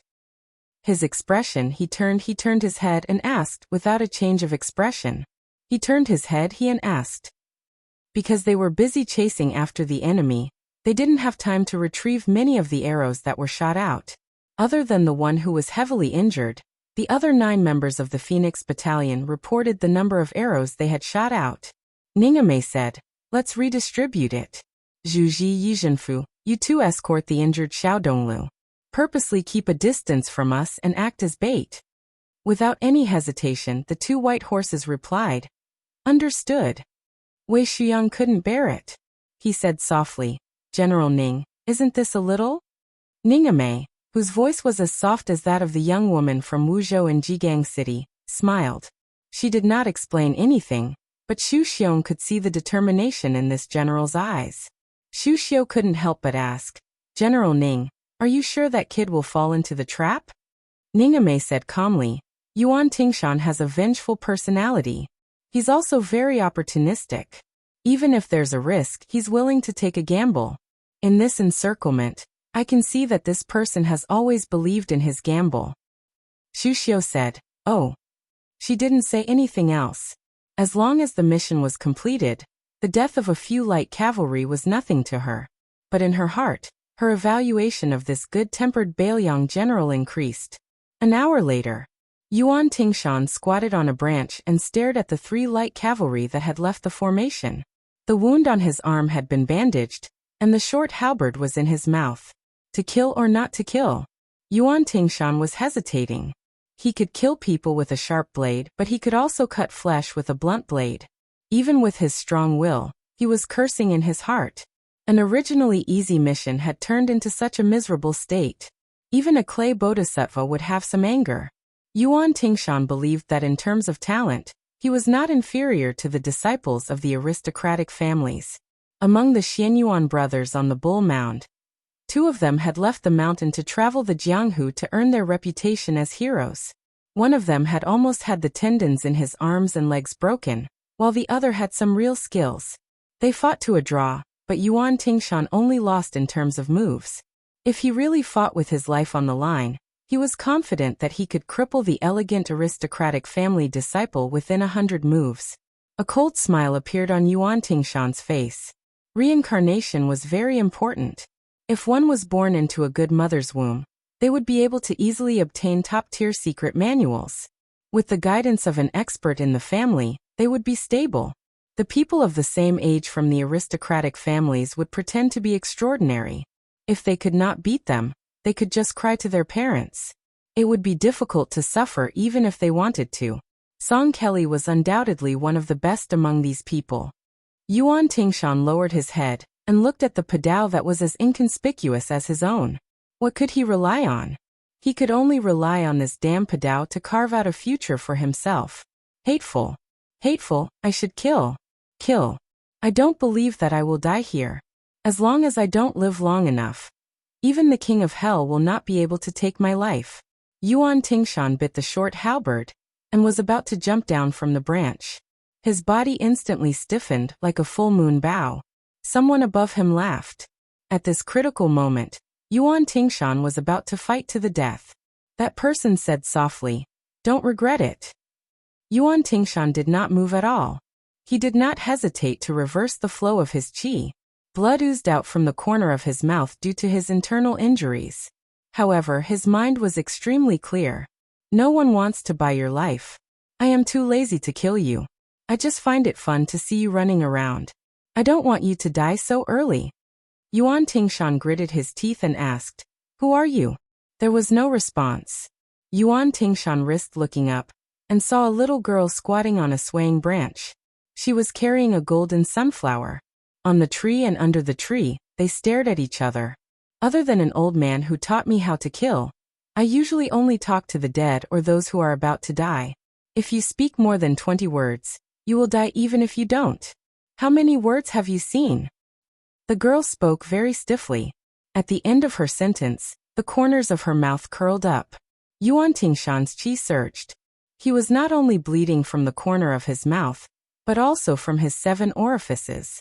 However, at this moment, his blade emitted an inch-long bluish-purple glow.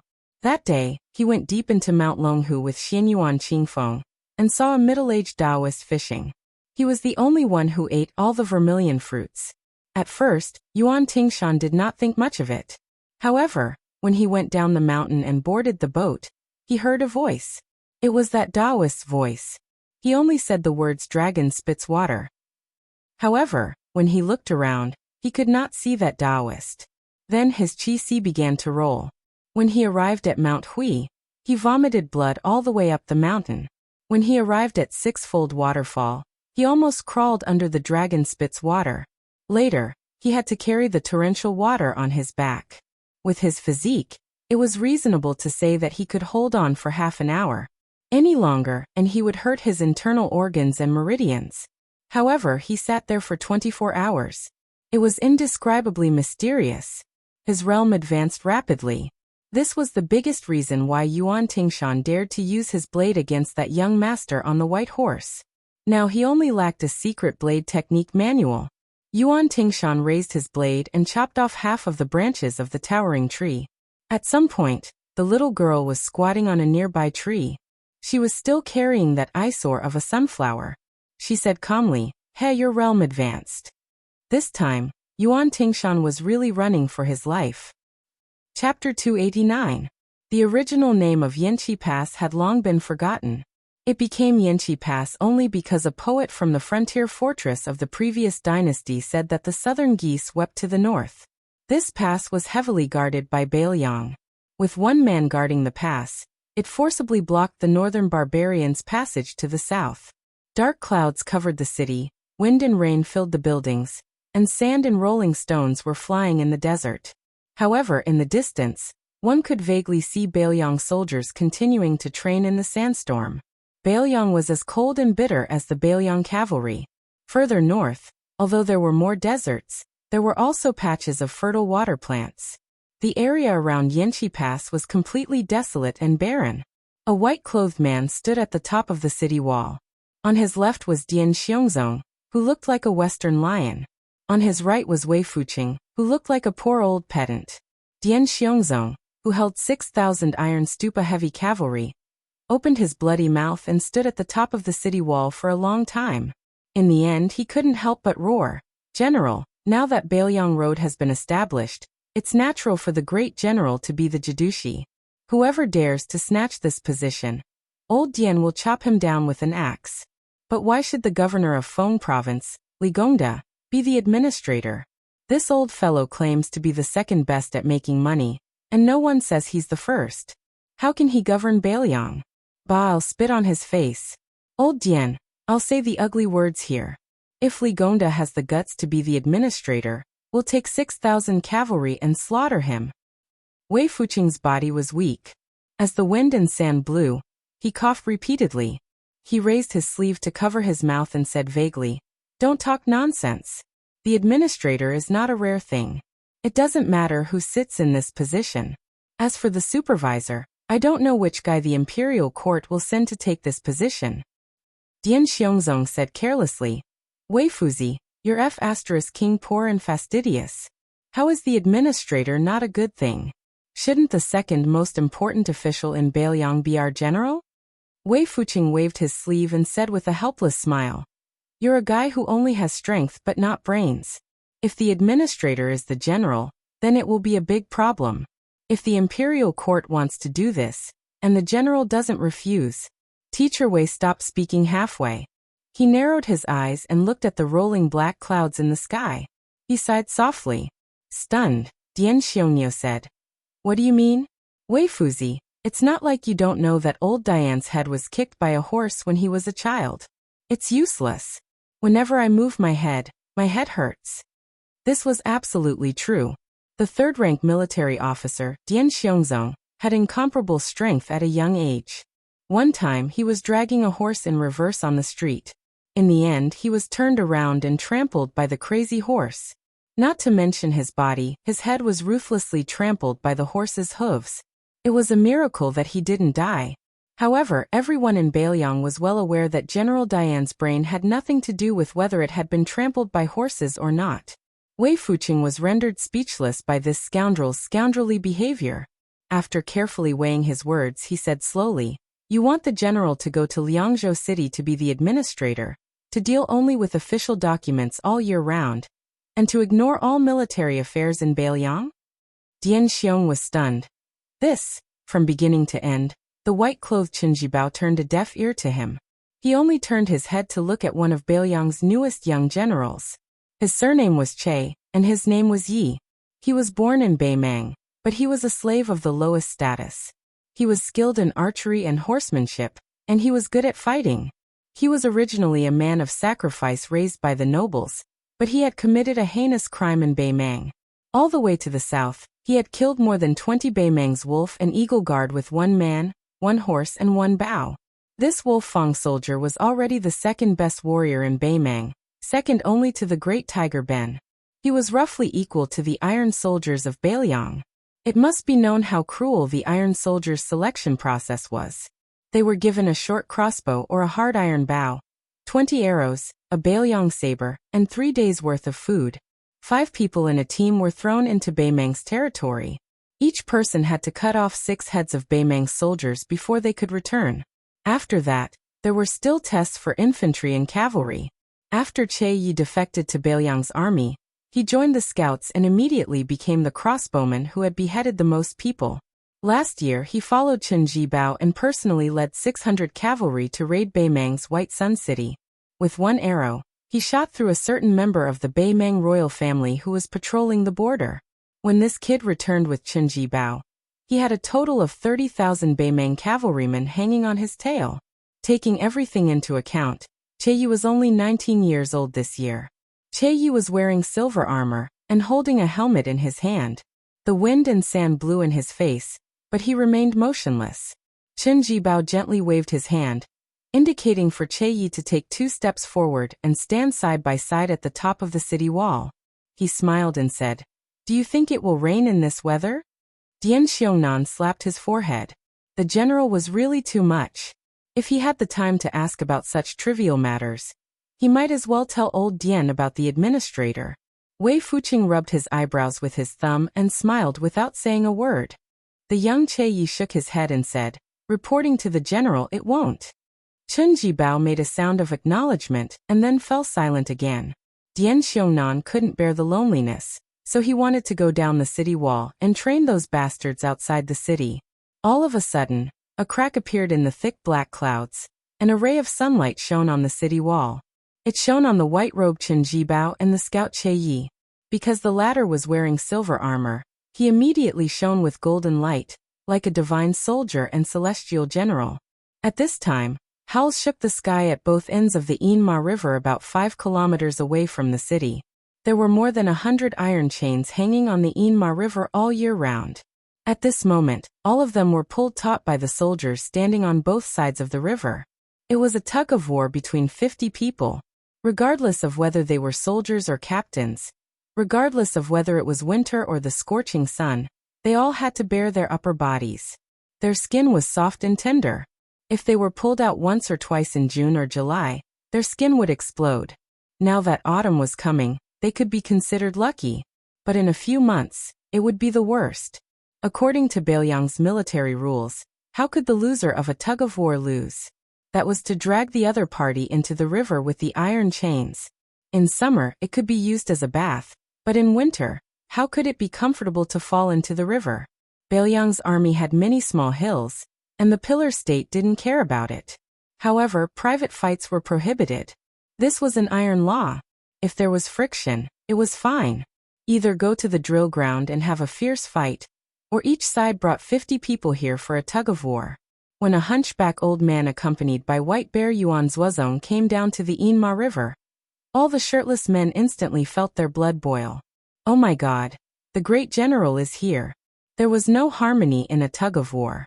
When the great general returned from the capital to Bailiang, who the hell wanted to lose face?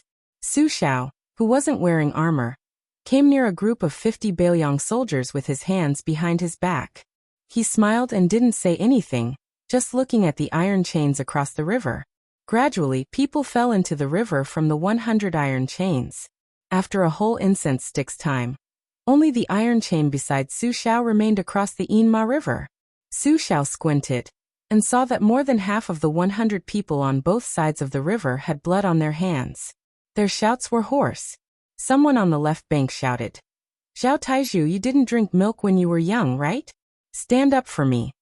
Someone on the right bank shouted, "As long as your hands aren't broken, stand up for me one by one. Whoever slacks off first, I'll make you raise your ass when we get back to the barracks." Bastard.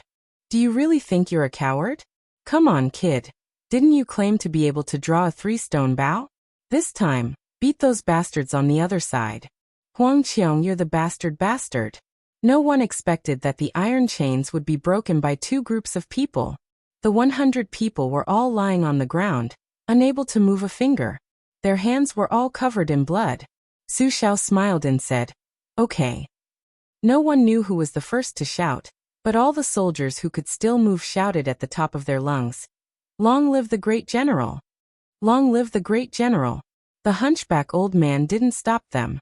If he didn't say anything, who would dare to go to the capital? Su Shao turned to look at the top of the city wall and said to himself, "Why are you standing so high up?"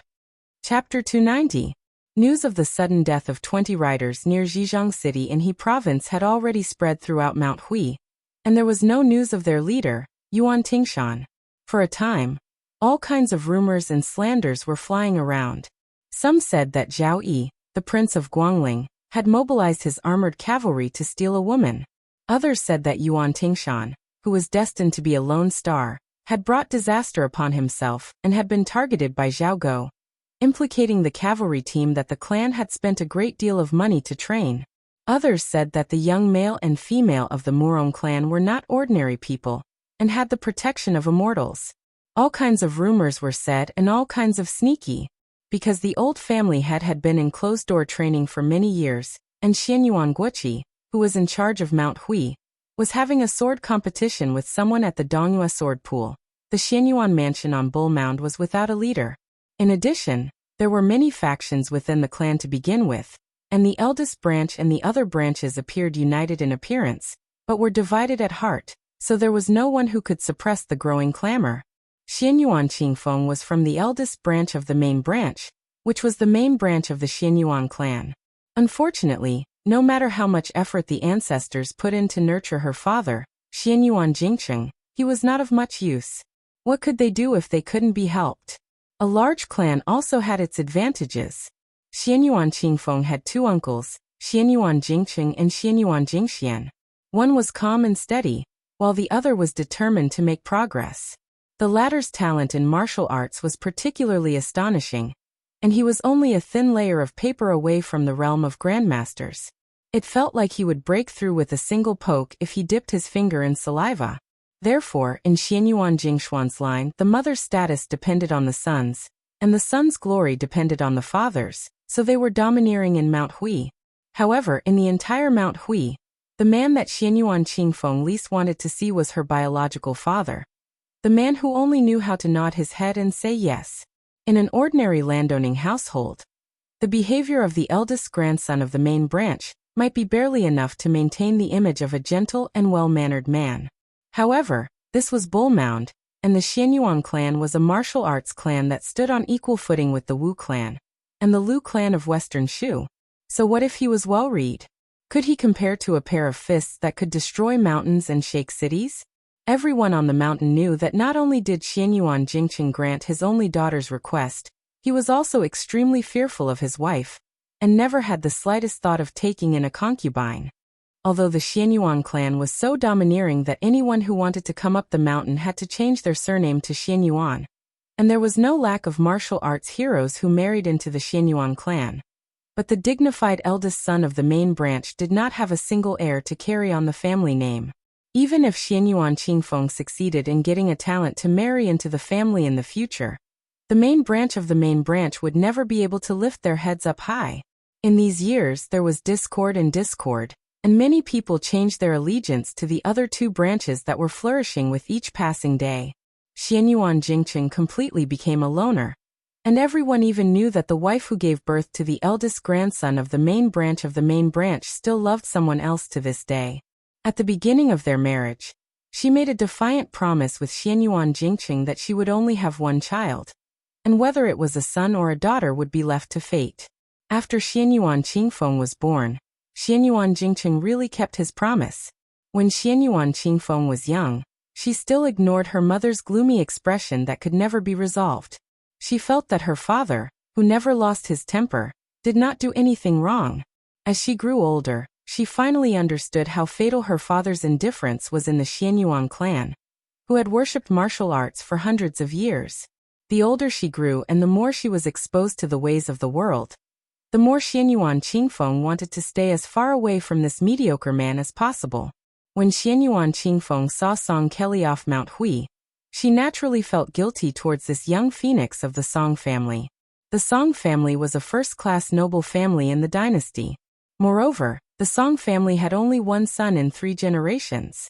Song Kelly's importance was self-evident. Interacting with Xianyuan Qingfeng was already degrading his status. The Xianyuan clan could do whatever they wanted in Jianghu. But this was not worth mentioning to the important officials of the imperial court. After Xianyuan Qingfeng met Song Kelly, who was escorting the coffin to the south, she used many tricks to get to know him. With Song Kelly's eyesight, he should have seen through it long ago. However, he still didn't mind Xianyuan Qingfeng using him, or rather, using the Song family to show off within the Xianyuan clan. Not only did he come to Mount Hui, but he also seemed to have a pleasant conversation with Xianyuan Jingqing at the Bull Hill, giving Xianyuan Qingfeng a lot of face. Even though Xianyuan Qingfeng didn't have a good impression of scholars, she still felt some inexplicable feelings towards Song Kelly. She didn't know whether it was out of gratitude or admiration. That Yuan Tingshan who was so conceited that he didn't even try to hide his wild ambitions? Xianyuan Qingfeng asked himself.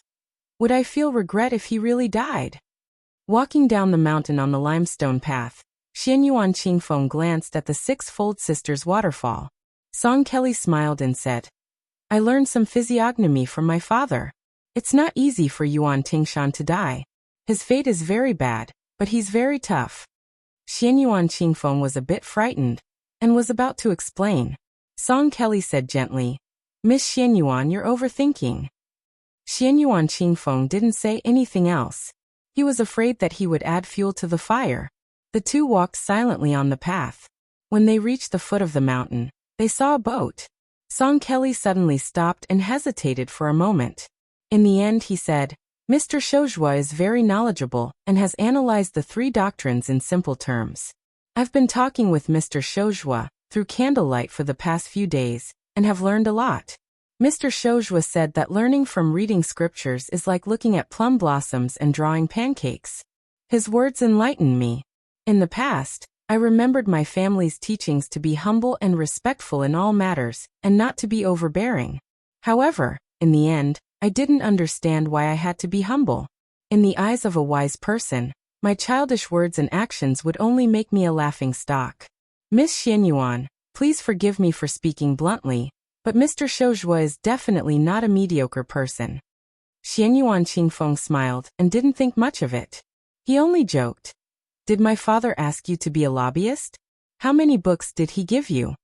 Song Kelly was stunned and murmured. A father knows his daughter best. Everything is within Mr. Shoujua's expectations. While Xianyuan Qingfeng was puzzled, Song Kelly turned around and bowed to Bulgang. He said happily, I admire you. Looking at Song Kelly's back as he boarded the boat, Xianyuan Qingfeng was confused. Chapter 291. Song Kelly stood at the bow of the ship and slowly sailed towards the Shi River. He didn't forget to wave at Xianyuan Qingfeng, who was on the shore. After going up the mountain, Song Kelly's bearing was impeccable. Not to mention talking about Buddhism and Taoism with Xianyuan Jingxian. He was also neither servile nor overbearing when exchanging martial arts experiences with Xianyuan Jingxian. In fact, the truth was that Xianyuan Qingfeng didn't need to make any arrangements. He would go to Mount Hui to visit Xianyuan Jingcheng. Putting aside whether this person was hiding something, just his meticulous planning in politics was enough to impress his grandfather. Song Kelly's deceased teacher greatly praised him. Song Kelly went south to Jianzhou to escort the coffin as a disciple, but more importantly, he wanted to test Xianyuan Jingcheng's ability. If he was truly talented, the Song family wouldn't mind promoting a scholar from a common family to help him consolidate his position in the family. If he was only an armchair strategist, Song Kelly could also turn to Xianyuan Jingxian. After all, this power had been rooted in Jianzhou for hundreds of years, and could help him do many things that scholars couldn't do. Before going down the mountain, Xianyuan Jingcheng smiled faintly and said, when the scholar and the butcher become neighbors, let the scholar use his mouth.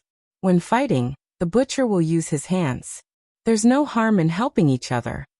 Although this reassurance was not small, it was still not enough for Song Kelly to make up his mind to marry Xianyuan Jingcheng. Marriage between a noble family and a commoner family was a big taboo in the scholarly community, second only to the loss of descendants. The ship sailed into the Shi River, and the view was broad. Song Kelly had the impulse to sing a song about the heroism of the great river. Deep down, the young phoenix of the Song family was not very courteous. The ghosts of Xiang Fan cried. The monkeys of Shu Dao cried.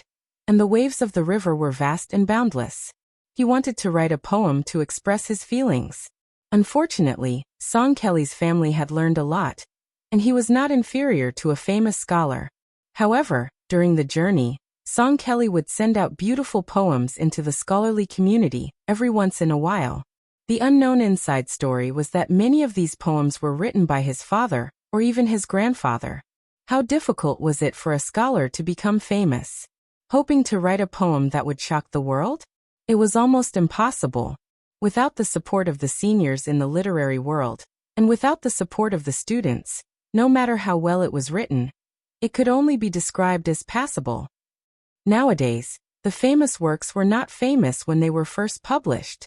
It was only after hundreds of years of being passed down through generations and generations that they were gradually recognized by the giants in the literary world.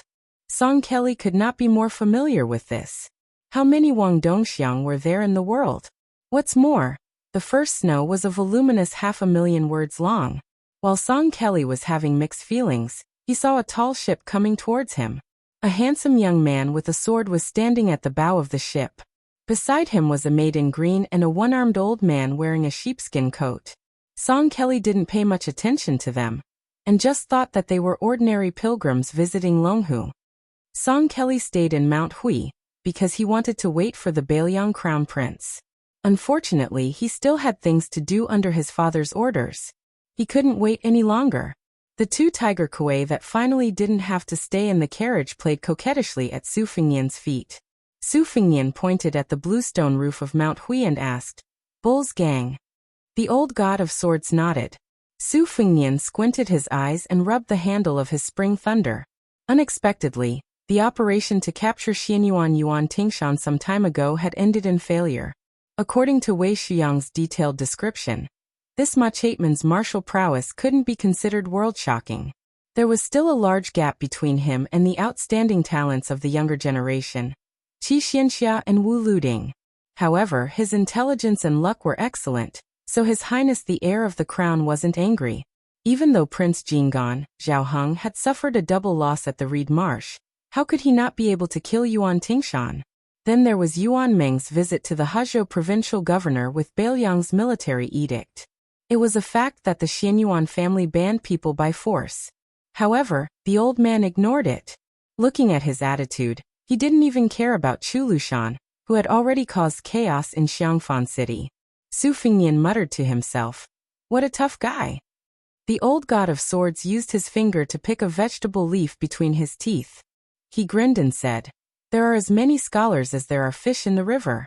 It's normal to have a few who aren't afraid of death." Su Fengnian didn't comment on this. The boat turned to the foot of Mount Hui. Su Fengnian was in a hurry to go to Mount Longhu, so he didn't want to cause trouble for Xianyuan. He just chatted with the old god of swords. Xianyuan Qingfeng stood at the foot of the mountain for a long time. When she was finally about to turn around and go up the mountain, her delicate eyes suddenly widened. She jogged a few steps and saw the guy standing at the bow of the boat. She was furious. This bastard. She would recognize him even if he was reduced to ashes, let alone changed into luxurious clothes. It was this bastard who claimed to be surnamed Su. He and a wanderer with a wooden sword had humiliated her in every possible way in Wuzhou's lantern market. Xianyuan Qingfeng looked carefully and sneered. "Don't think that you can pretend to be a noble just because you swindled a few taels of silver." Without needing Xianyuan Qingfeng to say anything, Su Fengnian, who had been pointing at the scenery of Mount Hui, also saw this woman. He had searched high and low for her, but to no avail. He laughed and steered the boat closer to Mount Hui. He leaned on the railing and looked at Xianyuan Qingfeng, who was less than 10 zhang away. He deliberately mispronounced a word and shouted, "Guliang." Xianyuan Qingfeng didn't care about ladylike etiquette and angrily said, "Surnamed Su." What a heartwarming reunion. Su Fengnian clicked his tongue and said, "Since we parted at the lantern market, how did Guliang gain weight?" Xianyuan Qingfeng gritted her teeth and sneered, "If you have the ability, come to Mount Hui as a guest. Xianyuan Qingfeng will definitely be a good host." Su Fengnian rested his chin on his hand and said with a smile, "You miss me so much?" There was a Xianyuan ship at the foot of the mountain. Xianyuan Qingfeng ran onto the ship and tried to catch up. One ship wasn't in a hurry to escape, while the other chased relentlessly. Soon the two ships were only 50 zhang apart. Su Fengnian slowly walked to the stern of the ship and suddenly sped up. He leaped onto the railing and shot toward Xianyuan Qingfeng like an arrow. Under her dumbfounded gaze, Su Fengnian stood on the railing of the ship she was on and looked down at this arrogant woman from the Xianyuan family. Su Fengnian glanced at the restless Xianyuan retainers. Just as he was about to speak, something strange happened on the surface of the river. A sloppy old Taoist came over on a raft. The skinny young man on the bamboo raft pursed his lips and gently breathed in and out. One end of the bamboo raft suddenly pierced into the river while the other end was raised high. He used the momentum to bounce onto the ship and spread his legs like a wild horse. Then with a kick he actually caused the entire ship to sink. This strength? The young man instantly jumped high and crashed onto the bow of the ship where Xianyuan Qingfeng was standing. The ship shook violently again. Other than the old god of swords, Li Chungang, all the passengers on the two ships were slightly agape. Not to mention this Qinggong, but the strength to cause the ship to sink several feet? After the ordinary-looking skinny young man landed on the ground, he turned around and hugged His Royal Highness's legs tightly. He cried out at the top of his lungs, "Brother!" Chapter 292. The two warships that had accurately calculated the depth of the Green Dragon stream slowed down after the withered young man stepped on them. The Xianyuan family's private warship wanted to quietly increase its speed and keep the two brothers with different appearances on board, but the warship in front would not let it succeed. Swords were drawn and swords were unsheathed. But Xianyuan Qingfeng only saw the withered young man with bamboo-like arms carry Brother Su to the back of the bed. He hugged him tightly and refused to let go. The Xianyuan family dominated the southeast Wulin, and those who were qualified to stay on the warship were all elites. After receiving a signal from Xianyuan Qingfeng, the two swordsmen swung their swords like dragons and stabbed the young man's back. They wanted to pierce through the brothers and nail them to the warship's railing like sugar-coated haws. They wanted to show their power to those foreigners who had angered Miss Xianyuan. 2 lives were nothing to Xianyuan. Why had the governor's office of the Sword Province been able to operate smoothly all these years under the suppression of the Prince of Guangling? Wasn't it because they had the full support of the flood dragon that had dominated Mount Hui for 500 years?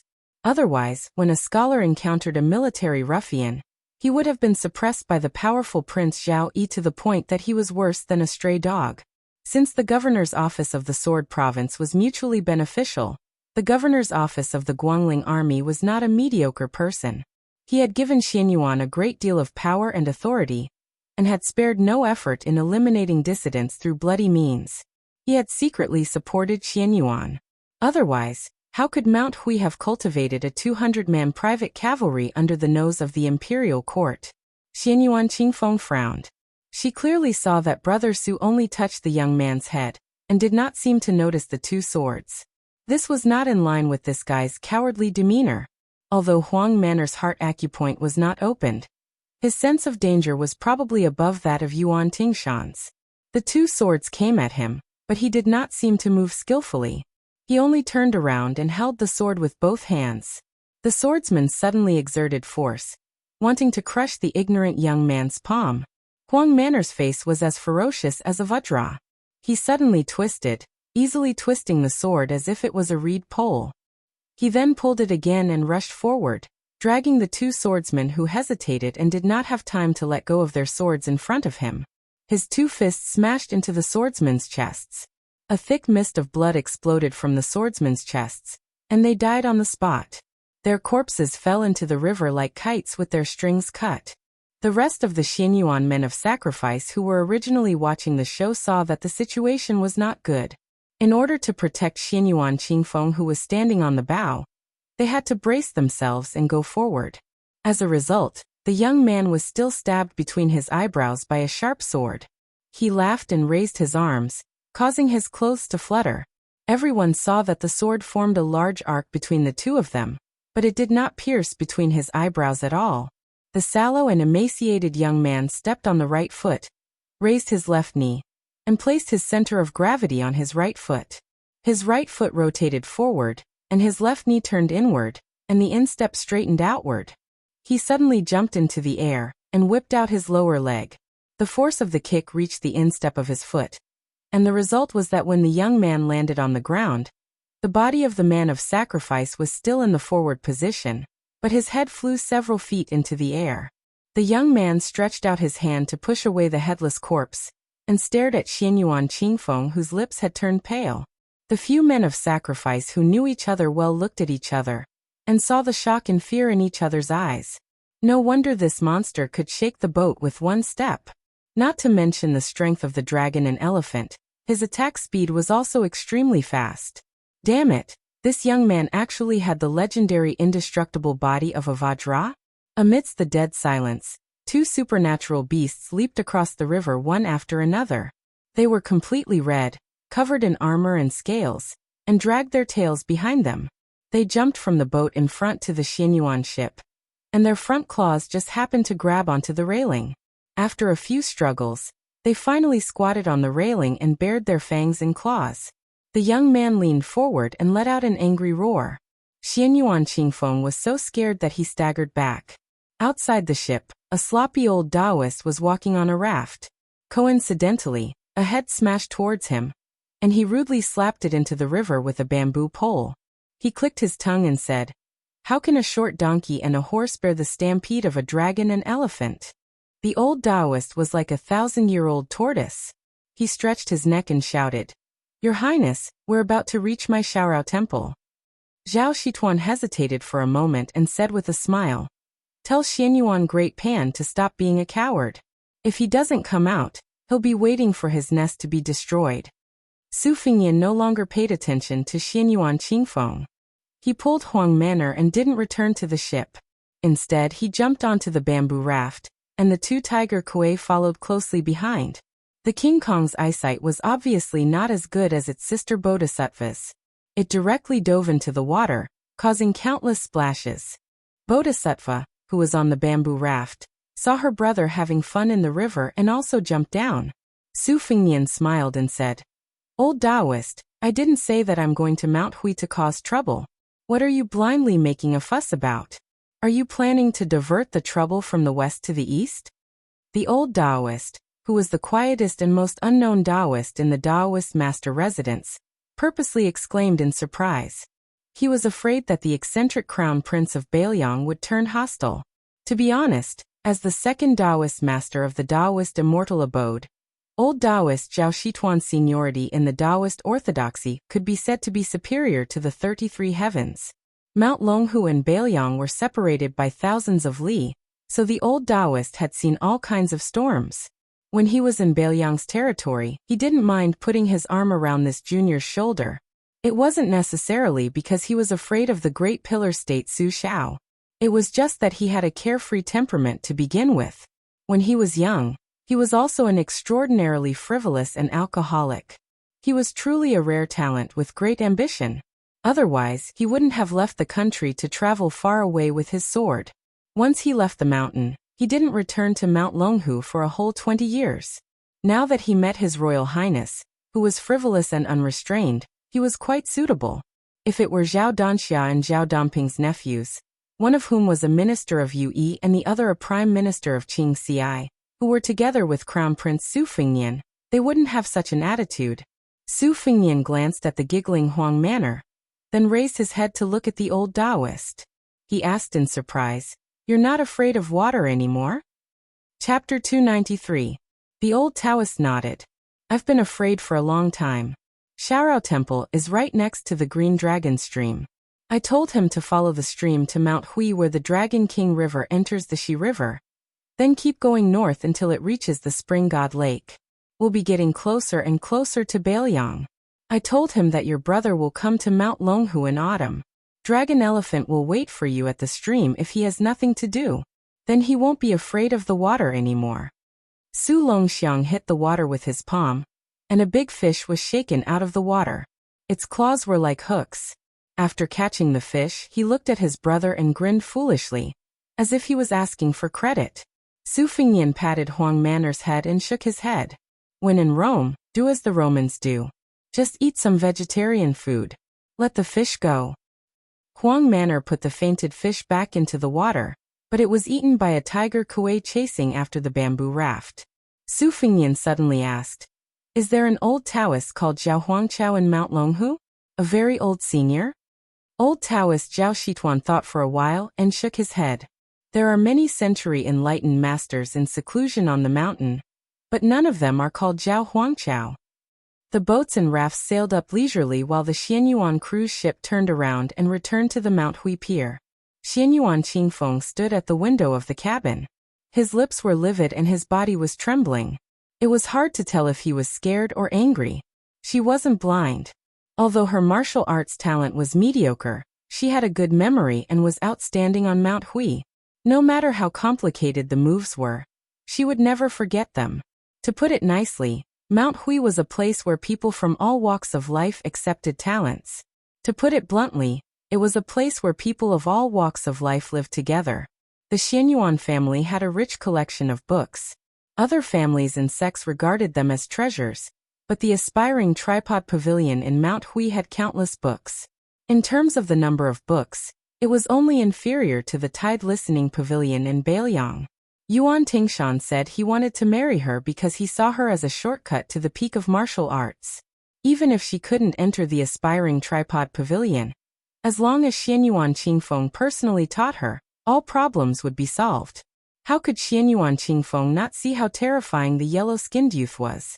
Perhaps in the entire Hui Mountain, there were no more than 10 people who could create such a huge commotion. If the invincible Vajra behind the youth was included, the number of people who could be counted on one hand. That was fine. This unfamiliar word made Xianyuan Qingfeng's heart tremble. After the spring and autumn period, although the title of crown prince had a tendency to spread in the dynasty, as long as one was a legitimate son of a noble family or a bastard son, they were qualified to hold this title. However, the title of crown prince became more and more precious. Only the princes and princesses of the imperial family could be called crown prince. In the southeast of the dynasty, according to the law, only the descendants of Zhao Yi, the crown prince of Guangling, could be considered crown prince. Zhao Yi had 3 sons and 6 daughters. The crown prince, Zhao Yu, hadn't been hereditary. Speaking of which, it was strange. It was probably due to the heavenly Tao's retribution that the lecherous Zhao Yi had snatched countless beauties. The 7 concubines who had broken the rules were all beautiful enough to captivate the birds and beasts. However, their children all resembled Zhao Yi. All of them had big heads and ears, and were as fat as pigs. They did not inherit the looks of the concubines at all. If that was the case, who was the fellow whom the Longhu Taoist addressed as Your Highness? There was no need to doubt the identity of Crown Prince. If he wasn't a descendant of a Crown Prince, who would dare to bring elite soldiers with him? Even the powerful Guangling Duke, Zhao Yi, would not hand over such information to the imperial court. His children leaving the duke's manor to play was even more relaxed than ordinary families. His surname was Su? Xianyuan Qingfeng's face was pale. After all, Xianyuan was one of the top aristocratic families, and was well informed. She also heard that the eldest son of Su Xiao, who had a different surname, traveled for 3 years before returning to Bailiang to avoid marrying into the crown prince's family. For some reason he went out again this time. Not long ago, he caused trouble in Gangnam-do. Thousands of scholars from the Imperial College in the capital clamored for the emperor to issue an edict to Jiangnan. Otherwise, the country would be in chaos and the law would be against the law. Unfortunately, the butcher who took away the title of pillar of the country was still favored by the emperor and protected his royal highness. As long as the king of Bailiang was in the capital, no official above the 4th rank dared to impeach him. Only the scholars of the Imperial College wrote tearful letters in blood, which made them a joke. Xianyuan Qingfeng still remembered the arrogance of the Bailiang cavalry under Mount Longhu, when the older generation of Mount Hui talked about it. At that time, it wasn't because of her family's righteousness, but because after the iron hooves flattened Mount Longhu, they were intimately interdependent. Xianyuan also didn't have a good ending, so she had to bite the bullet and stand with the Taoist priests of Mount Longhu. If it really was the crown prince of Bailiang, what should she do? It was fine if she had to swallow this anger, but if that beggar turned into Crown Prince Su came to Mount Hui to denounce her, how would her family deal with it? Her father was cowardly and would definitely be too scared to argue. Because of her father's decline in power, the other branches wouldn't hit him when he was down. Her family originally wanted to marry her to Zhao Yi's 6 sons, but because of Song Kelly's arrival, there was a slight silence. Once her uncle Xianyuan smelled the opportunity, how could he show mercy? Who didn't know that this uncle had openly teased her mother, saying, "The dumplings are delicious, but not as delicious as sister-in-law?" Her father only knew how to study behind closed doors, so how could he say anything about it? Was there a lack of such jokes? Xianyuan Qingfeng walked out of the cabin in a daze when the boat docked. A lone boat shot over. An old Confucian scholar with white hair flew across the river and landed at the bow of the boat. The boat was filled with spiritual energy as it slowly approached the riverbank. Seeing the only old man in her family who cared about her, Xianyuan Qingfeng's eyes welled up with tears. The old man with an ancient sword at his waist said kindly, "Who dares to bully my granddaughter? Which family's brat is it? Grandpa will teach him a lesson for you." Xianyuan Qingfeng lowered his head and didn't say anything. The old man smiled and said, "It can't be the crown prince of Bailiang who went to Jianzhou, right? This is going to be troublesome." Xianyuan Qingfeng raised his head, his face full of shock. The old man who returned from the Dongyue sword pool was Xuanyuan's national weapon. Rumor had it that he could ride a sword for 100 feet and decapitate someone. His sword skills were outstanding in the southeast. Even the Dongyue sword pool, whose sword skills were second only to the Wu family's sword tomb, saw him as their number 1 threat. The old man said proudly, So what if he's the crown prince of Bailiang? Can he bully my granddaughter? I'd like to see if that one-armed Li Chungang can still open the gates of heaven with his sword. Chapter 294. I'll update tomorrow. 3 guaranteed. For guaranteed. They could already see the Shaorao temple by the Green Dragon stream. The big boat and the bamboo raft slowly docked together. Before getting off the raft, Huang Manor bent down and turned to look at Su Fengnian, indicating that he wanted to carry his brother. Su Fengnian smiled and shook his head. The old Taoist Zhao Shituan felt a little sad. The Zhongding family was cold-blooded. There were several brothers who loved each other so much. Thinking about it carefully, the Su family had few male descendants. The second son, Su Longxiang, was born mentally retarded. Of course, the 2 princesses were destined to be married off. In this way, the Bailiang Palace would not leave any room for outsiders to interfere in the succession. Anyway, the eldest son Su Fengnian would be the heir. No matter how idle His Royal Highness was, there was no suspense. On the other hand, the Zhao family is the first Taoist master's residence in the South Kingdom. Although there is an ancestral rule that only Zhao can be a Taoist master, Qi Xuanjin suppressed the Taoist master's residence 50 years ago. Now in the Jing generation, there is Mr. White Lotus in immortality and Qi Xianxia in martial arts. They are all outsiders. No matter if it is fated chances or Taoist spells, the Zhao family can't compete with them at all. During these years, they have been scheming against each other. If the Taoist master's residence didn't worry about the strength of the main branch, Zhao Damping wouldn't have become the ridiculous prime minister. Zhao Shituan sighed worriedly. A group of people walked along the blue stone path to the Shaorao temple. In the past, the old Taoist master lived alone in the Taoist temple, so there was no such path. After Su Longxiang went up the mountain, the old and the young had nothing to do, so they paved the path. Zhao Shituan hesitated for a moment, and approached the old man wearing a sheepskin fur coat. He smiled and said in a low voice, "Old Li, how have you been?" The old god of swords snorted. Li Chungang had visited Longhu twice in his life, and both times he met Zhao Shituan, who was about the same age as him.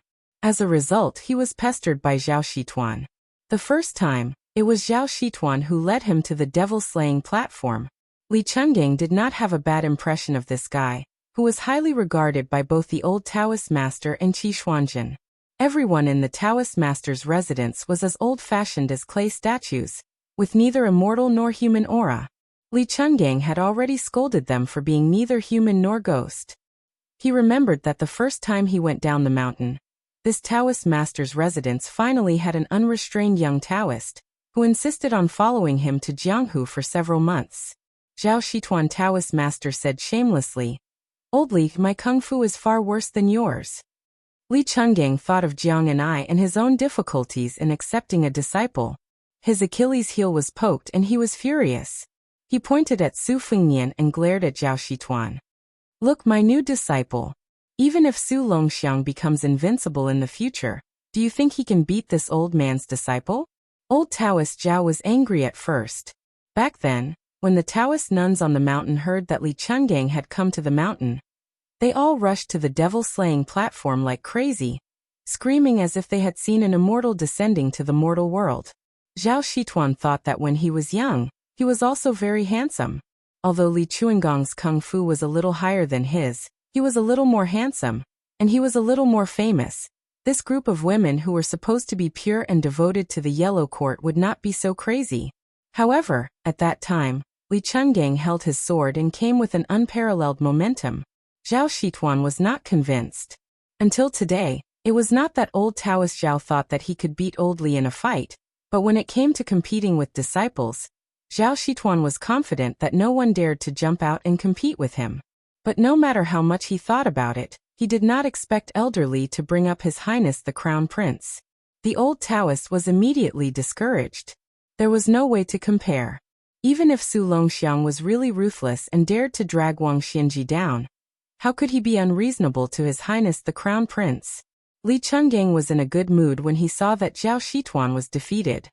He patted Zhao Shituan's shoulder and comforted him. Maybe Su Longxiang is the reincarnation of Zhenwu Great Emperor. Such a good thing hasn't happened for at least 700 or 800 years. You're lucky to have picked up such a good deal. Old sword god changed the topic and said with a smile, "Now that you have a beautiful wife, you should be happy in your bed. If you dare to show off in front of this old man, Zhao Shituan, who had once roamed the Jianghu with the god of swords Li Chungang in the same era, immediately saw the wind and said flatteringly, "Brother Li, you're treating me like an outsider. We've been friends for decades." Li Chungang said bluntly, "Don't try to worm your way into being friends with this old man. We don't have any friendship." Zhao Shituan sighed with a melancholy expression. He was too embarrassed to stick his warm face to old Li's cold butt. He turned to look at the troops brought by His Royal Highness.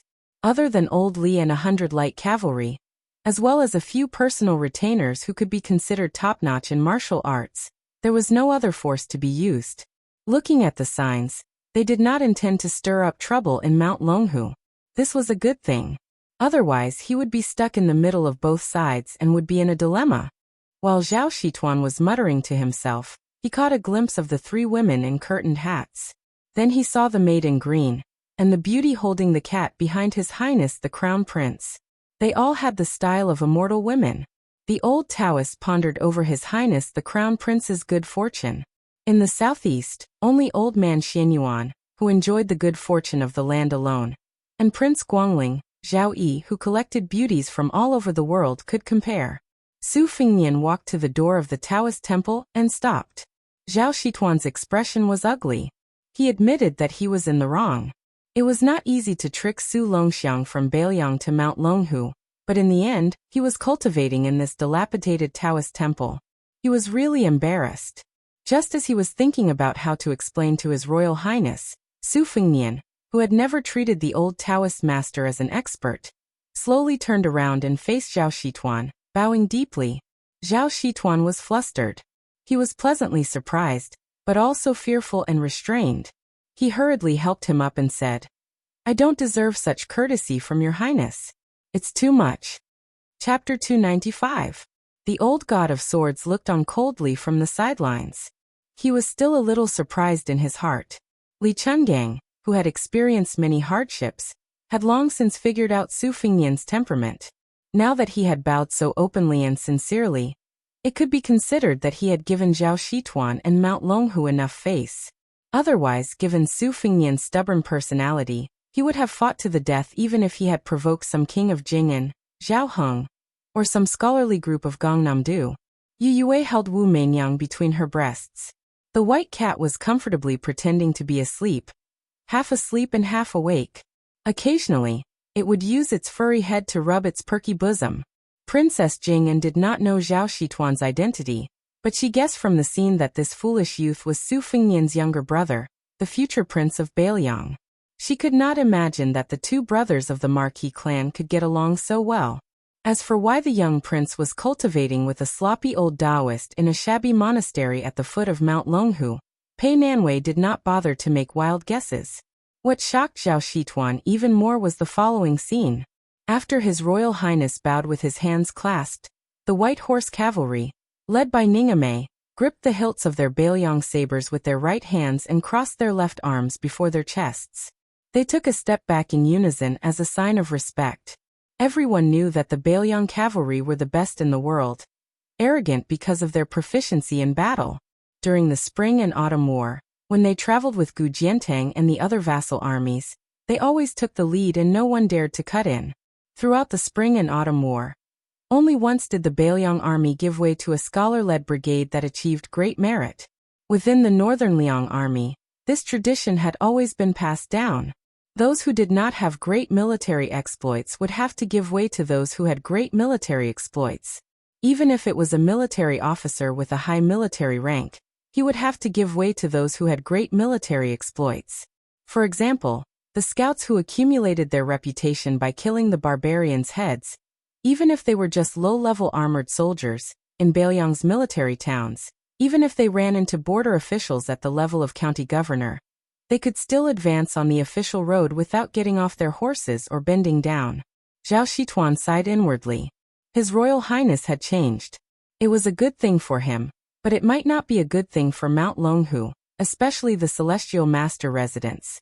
The old Taoist brought the group into the Taoist temple with mixed feelings. Su Fingnian, who was sitting beside the secluded ancient well with Su Longxiang, smiled and said, "Old Celestial Master, please help me arrange the Phoenix Battalion." Zhao Shituan nodded and said, "There's no need for your highness to say anything.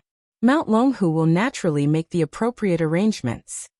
Su Fengnian joked, "I heard that this Taoist ancestral temple, Yuzhang Chenglin, was imposing, and that the East sect was like the heavenly gate. Old Celestial Master, your temple is deserted to a whole new level." Zhao Shituan blushed with shame and smiled. "My social relations are poor. There's nothing I can do about it. I've made His Royal Highness laugh." Su Fengnian waved his hand and said, "In any case, Huang Manor doesn't care about this. I see that he's quite happy here. It's not any worse than when he was in Bailiang Palace. Isn't that right, Huang Manor?"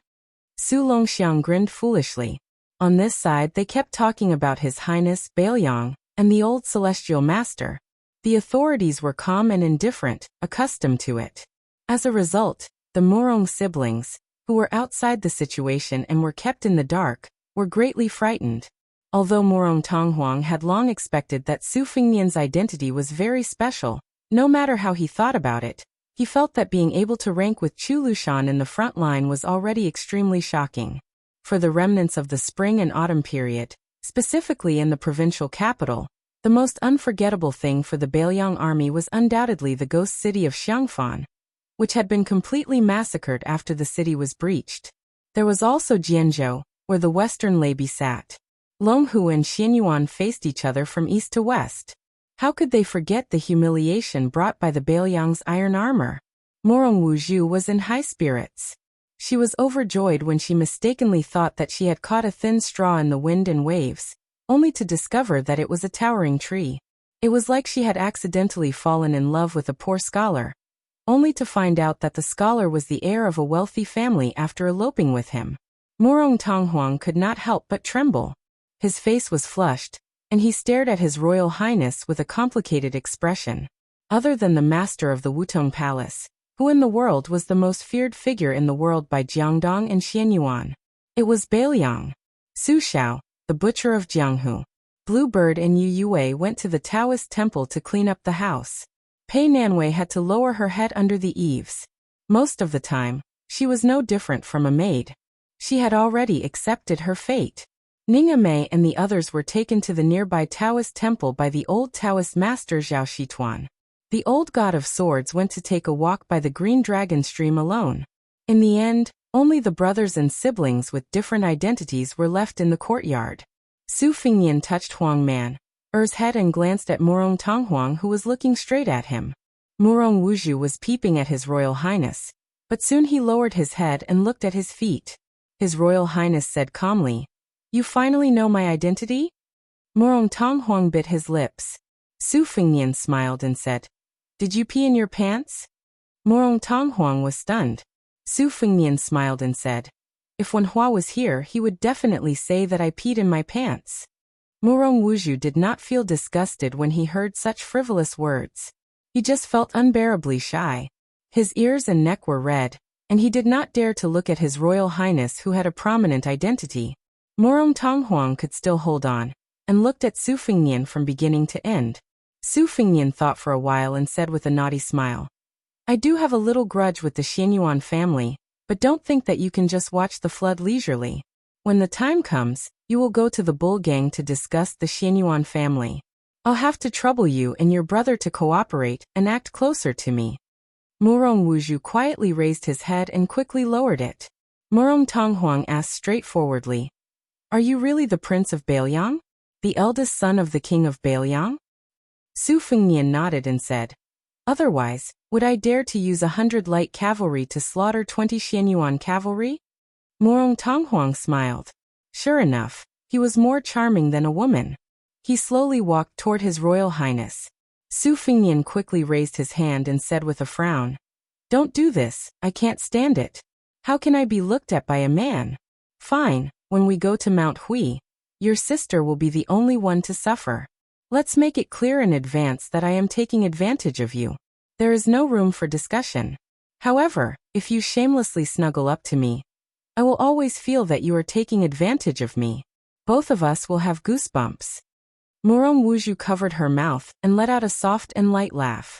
Morong Tonghuang was stunned and turned around. Morong Wuju were laughing and crying. Perhaps to an outsider, it was just a crying and laughing scene, but to the Morong siblings, it was 10 years of bitterness and sorrow. Su Fingnian said calmly, "Don't be in a hurry to be grateful. The reason why I helped you is because I feel that you are pitiful. Of course, if you feel that you can't repay me, you can also repay me with your body." Morong Wuju plucked up her courage and looked at him in a daze. Su Fingnian smiled, but soon he couldn't smile anymore. Morong Tonghuang, who had tears on his cheeks, turned his head and asked, "Can't I?" Su Fingnian had the intention to kill. He made a chopping gesture and said angrily, "Morong Tonghuang, if you dare to discuss me again, I will chop off that part of yours. When we go to Wutong Palace in the capital, I guarantee that you will be justified." Su Fingnian's heart skipped a beat as he recalled the prophetic ballad. Overturning a country? Could this guy really do something that millions of soldiers from the 8 countries couldn't do? Chapter 296. Chapter 1. Su Fingnian had just asked Morong Xiongju if she had been scared to the point of wetting herself. Soon he was frightened by his own thoughts. Those beauties with elegant clothes beside the emperor in the smoke of spring and autumn. No matter if they were the empress who had caused the emperor's relatives to rise to power, or the concubines who had seduced the emperor, they were nothing more than scapegoats. The scholars who had lost their country and were loyal to the former emperor did not dare, or did not know to get to the bottom of the matter. They could not see the root of the problem, and could only use poems and articles to vent their anger on those beautiful women. They used the excuse that demons and monsters had come into being. In the eyes of discerning people, it was absurd and unreasonable. Morong Tonghuang was a beautiful young man who could not even defeat the Xianyuan family. How could he collapse a prosperous dynasty? Su Fingnian, who had come back to his senses, laughed at himself. The imperial harem had Zhao Ji as the mother of the country. This empress's iron fist was not inferior to that of a famous general. No matter what, there would not be chaos.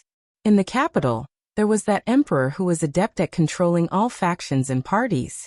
Inside, there was the empress who was recognized as virtuous to take care of the inner chamber. Outside, there were civil and military officials and generals who looked at all directions. What a big iron bucket of country! The thin-skinned and shallow Morong Wuju was short of breath.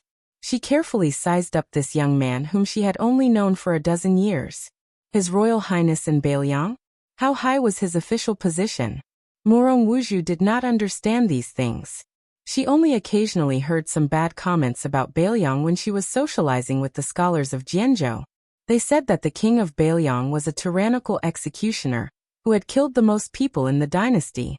He used to like slaughtering cities. As for the eldest son, he was very foppish. He could not write or fight. He only knew how to bully good women in Beiliang. Sooner or later, he would lose the family property and was not worth mentioning. No matter how simple Morong Wuju was, she knew that seeing was believing. First impressions were the strongest. She had a good impression of Su Fingnian, who had saved her and her brother. Under the premise that he was in control of their lives, he could resist the temptation and did not bully them.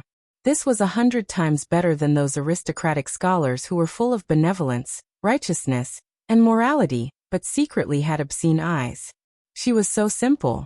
In the past, she had accepted her fate to be captured and played by ancestor Xianyuan. Now, she accepted her fate to warm the bed for His Royal Highness one day. Morong Wuju looked at the handsome face. Even if she took 1,000 steps back, he was very good-looking when he was young, wasn't he?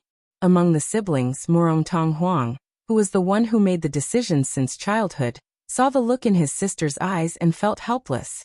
Su Fingnian was extremely disgusted with the scholarly men's penchant for cutting off their sleeves.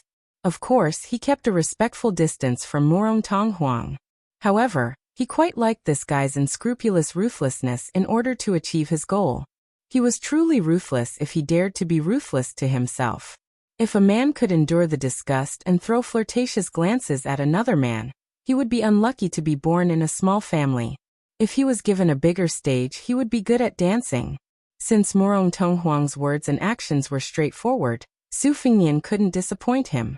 He gently kicked away the tiger Kuei King Kong who was biting his robe and said with a smile, If you want to use Baoyang's tiger skin as a banner to intimidate others, you don't need to hide it.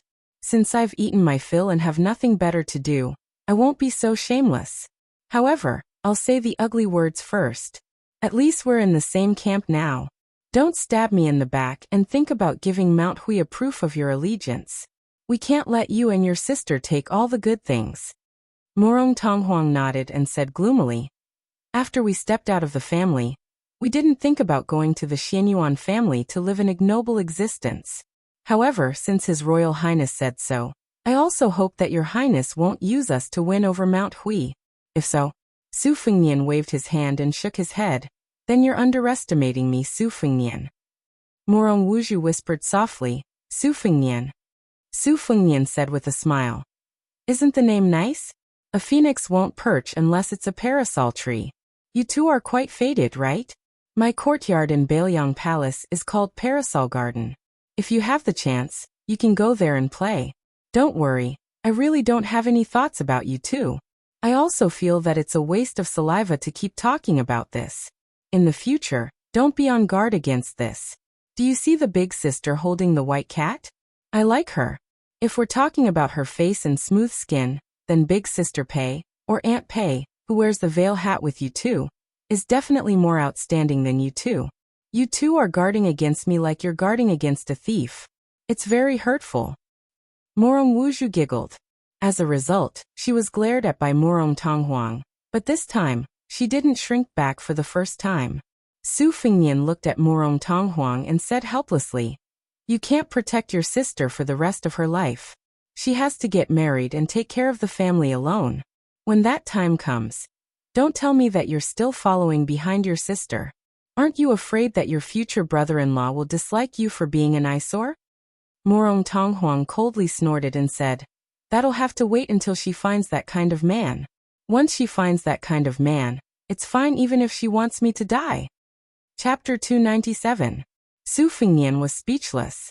He could only turn around and smile at Huang Manor. In the next few days, His Royal Highness unexpectedly did not go to the Taoist Master Mansion, nor did he go to the Mount Huinyo Gang. He stayed at Xiaoyao Temple obediently. He would either ask the old god of swords about the flaws in his life-saving saber techniques, or ask the old Taoist master about the essence of the talismans in Mount Longhu. Especially the latter, he rarely met a junior at the foot of the mountain who was willing to let His Royal Highness enjoy being his master. He told him everything he knew. During this period, he especially went to the library at the top of the mountain and brought down many Taoist cloud talisman secret scriptures. The old and the young talked until dawn, probably because he was afraid that His Royal Highness would say that he did not know anything. Zhao Shituan even picked up a few talisman incantations that were feared by ordinary Taoists. While he was cramming, he explained the mysteries to His Royal Highness. It should be known that Zhao Shituan was very talented when he was young. Unfortunately, he had the same problem as the Xianyuan Great Plate. In every field he did not ask for in-depth knowledge. After being provoked by His Royal Highness, he gritted his teeth and even piled the extremely obscure book of Taishangjingi Dongxian Law collection on the table. On this day, Su Fengnian finally stopped strolling around at the foot of the mountain. He pulled Huang Man, called Murong Wuju, and Murong Tonghuang to go to the back of the mountain behind a Taoist temple. Only Qing Niao followed them, holding a bamboo basket. Murong Wuju was probably careless that day, but after confiding in His Highness, who was wearing a tiger skin, she was much more at ease than her younger brother. She softly asked, Your Highness, what are you doing? Huang Manor said honestly, picking hawthorns. Su Fengnian nodded and smiled. When the old Taoist master went to Baoyang to take my brother as a closed-door disciple, he talked for a long time but did not get to the point. Only hawthorns are more pleasing to Huang Manor. Murong Wuju felt that this was unimaginable. Su Fengnian picked a hillside and sat down. Huang Manor came and went like the wind. One handful of hawthorn after another, he quickly filled up the small bamboo basket. Bluebird simply placed the bamboo basket on the ground. Murong Wuju was still at a lively age, so she went to pick the hawthorn with Bluebird. Su Fengnian and Murong Tonghuang were sitting at a distance from each other, while the two tiger kuei were rolling all over the mountain. A cool breeze brushed past his face. Su Fengnian closed his eyes and concentrated. He stroked the overlapping spring thunder-embroidered winter, and let his imagination run wild. The stones of other mountains could be used to improve jade. Even with the help of the 9 bushels of rice Wei Shuyang, it was still difficult to study the cloud pattern of the Fujiang red armor. However, after the guidance of the old Taoist master Zhao Shituan, many of the obstacles were easily killed by the sloppy old Taoist who knew the secrets of heaven. This made him suddenly enlightened. The only pity was that he lacked a Buddhist monk who knew the secret. Otherwise, Su Fengnian was confident that he could completely turn the Fujiang red armor into something in his pocket. Murong Tonghuang asked softly, "I heard that your Royal Highness killed many scholars in Gangnam-do." Su Fengnian said calmly, "Compared to Su Xiao, it's still much less." Murong Tonghuang frowned. "Why do you want to go against scholars?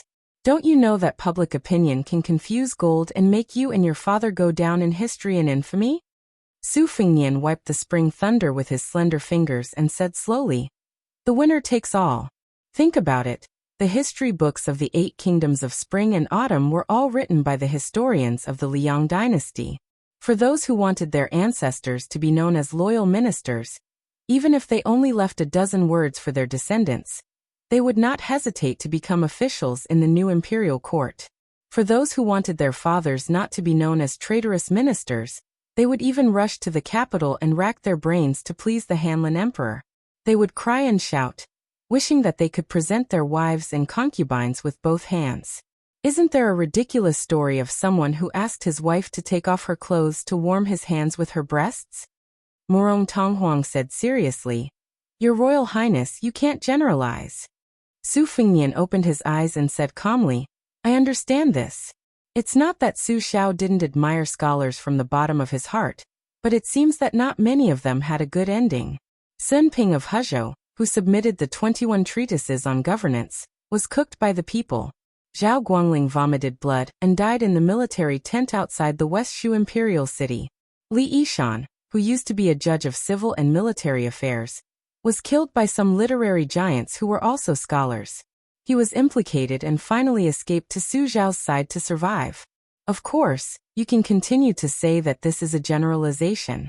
However, as a member of the Northern Liang Mansion, I have seen the graceful bearing of many famous people. Indeed, they can write beautiful poems.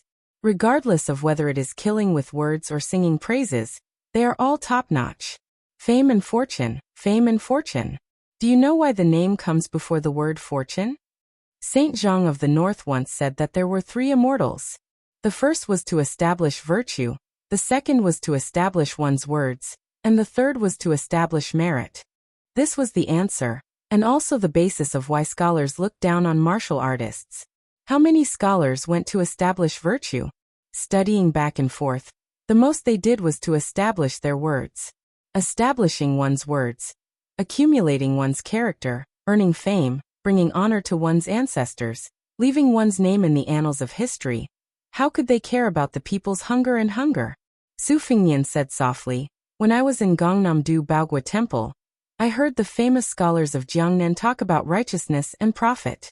In the end, it was just a poor scholar who originally didn't have the qualifications to enter the banquet who sought profit for the people. What kind of scholars do you think those famous scholars are?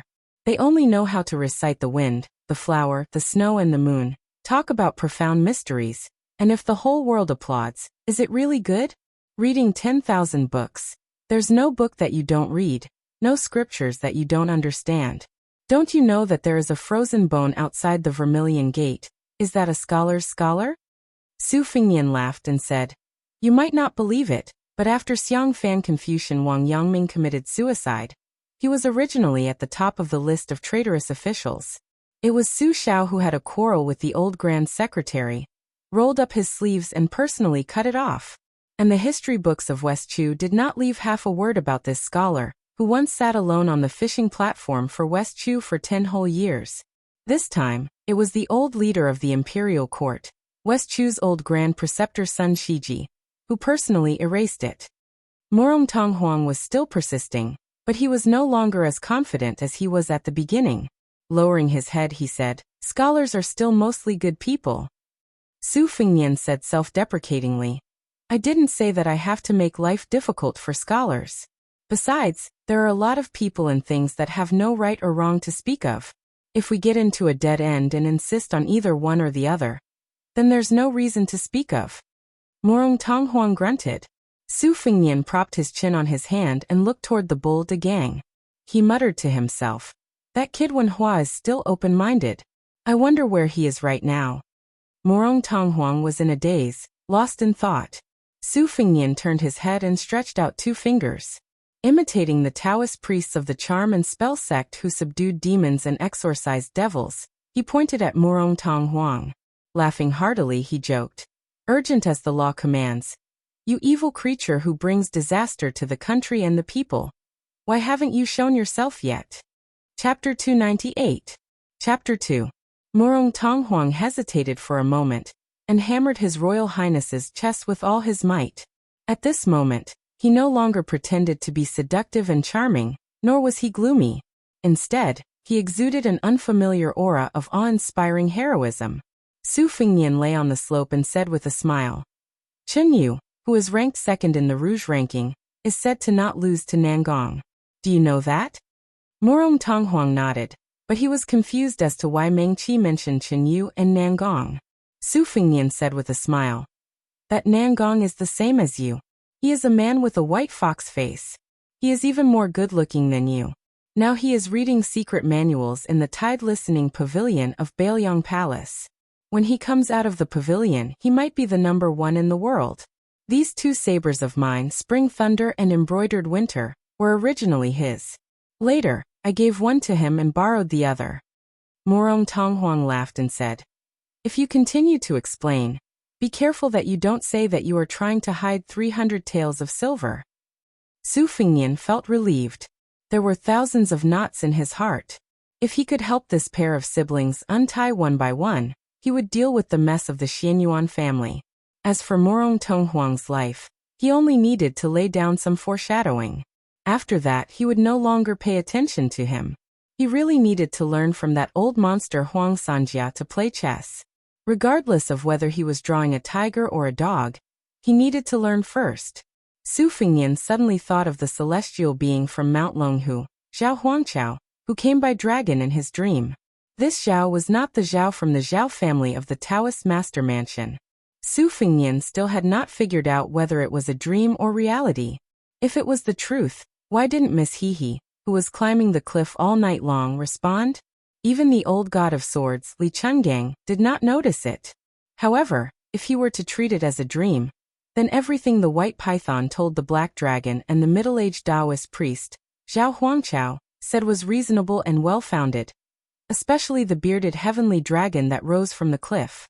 It was almost exactly the same as the one in the evil spring thunder flood dragon painting. This painting of the heavenly king and the heavenly maiden came from the hands of a great Qi practitioner, and was supplemented by an ominous prophecy. Su Fengnian frowned. For the time being, he did not dare to mention this strange matter to anyone. Perhaps he would only be able to mention it to Su Xiao and Li Yishan once he returned to Bailiang. His Royal Highness didn't know that not long ago, someone had coincidentally arrived at Mount Insignia. Xianyuan Qingfeng and his grandfather, Xianyuan Guoqi, were standing on the Wangjiang terrace of the Aspiring Cauldron Pavilion. The 2 of them were leaning against the railing. The Aspiring Cauldron Pavilion was built against the cliff, while the Wangjiang terrace was abrupt. The mountain wind was blowing, and it was very cold at the top. Xianyuan Qingfeng pulled the collar of his fur coat. The old man with white hair on his temples smiled and said, Are you cold? You mischievous girl. You're just like your father. Both of you are unwilling to work hard on the path of martial arts. Practicing martial arts doesn't necessarily mean you have to fight and kill.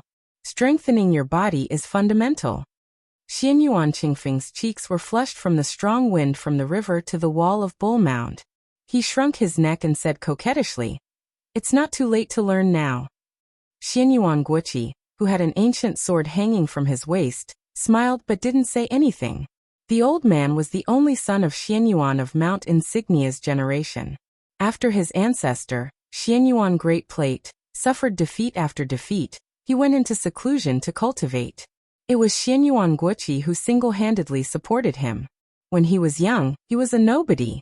He missed the opportunity to fight Li Chungang, the god of swords, who was known as the invincible god of swords.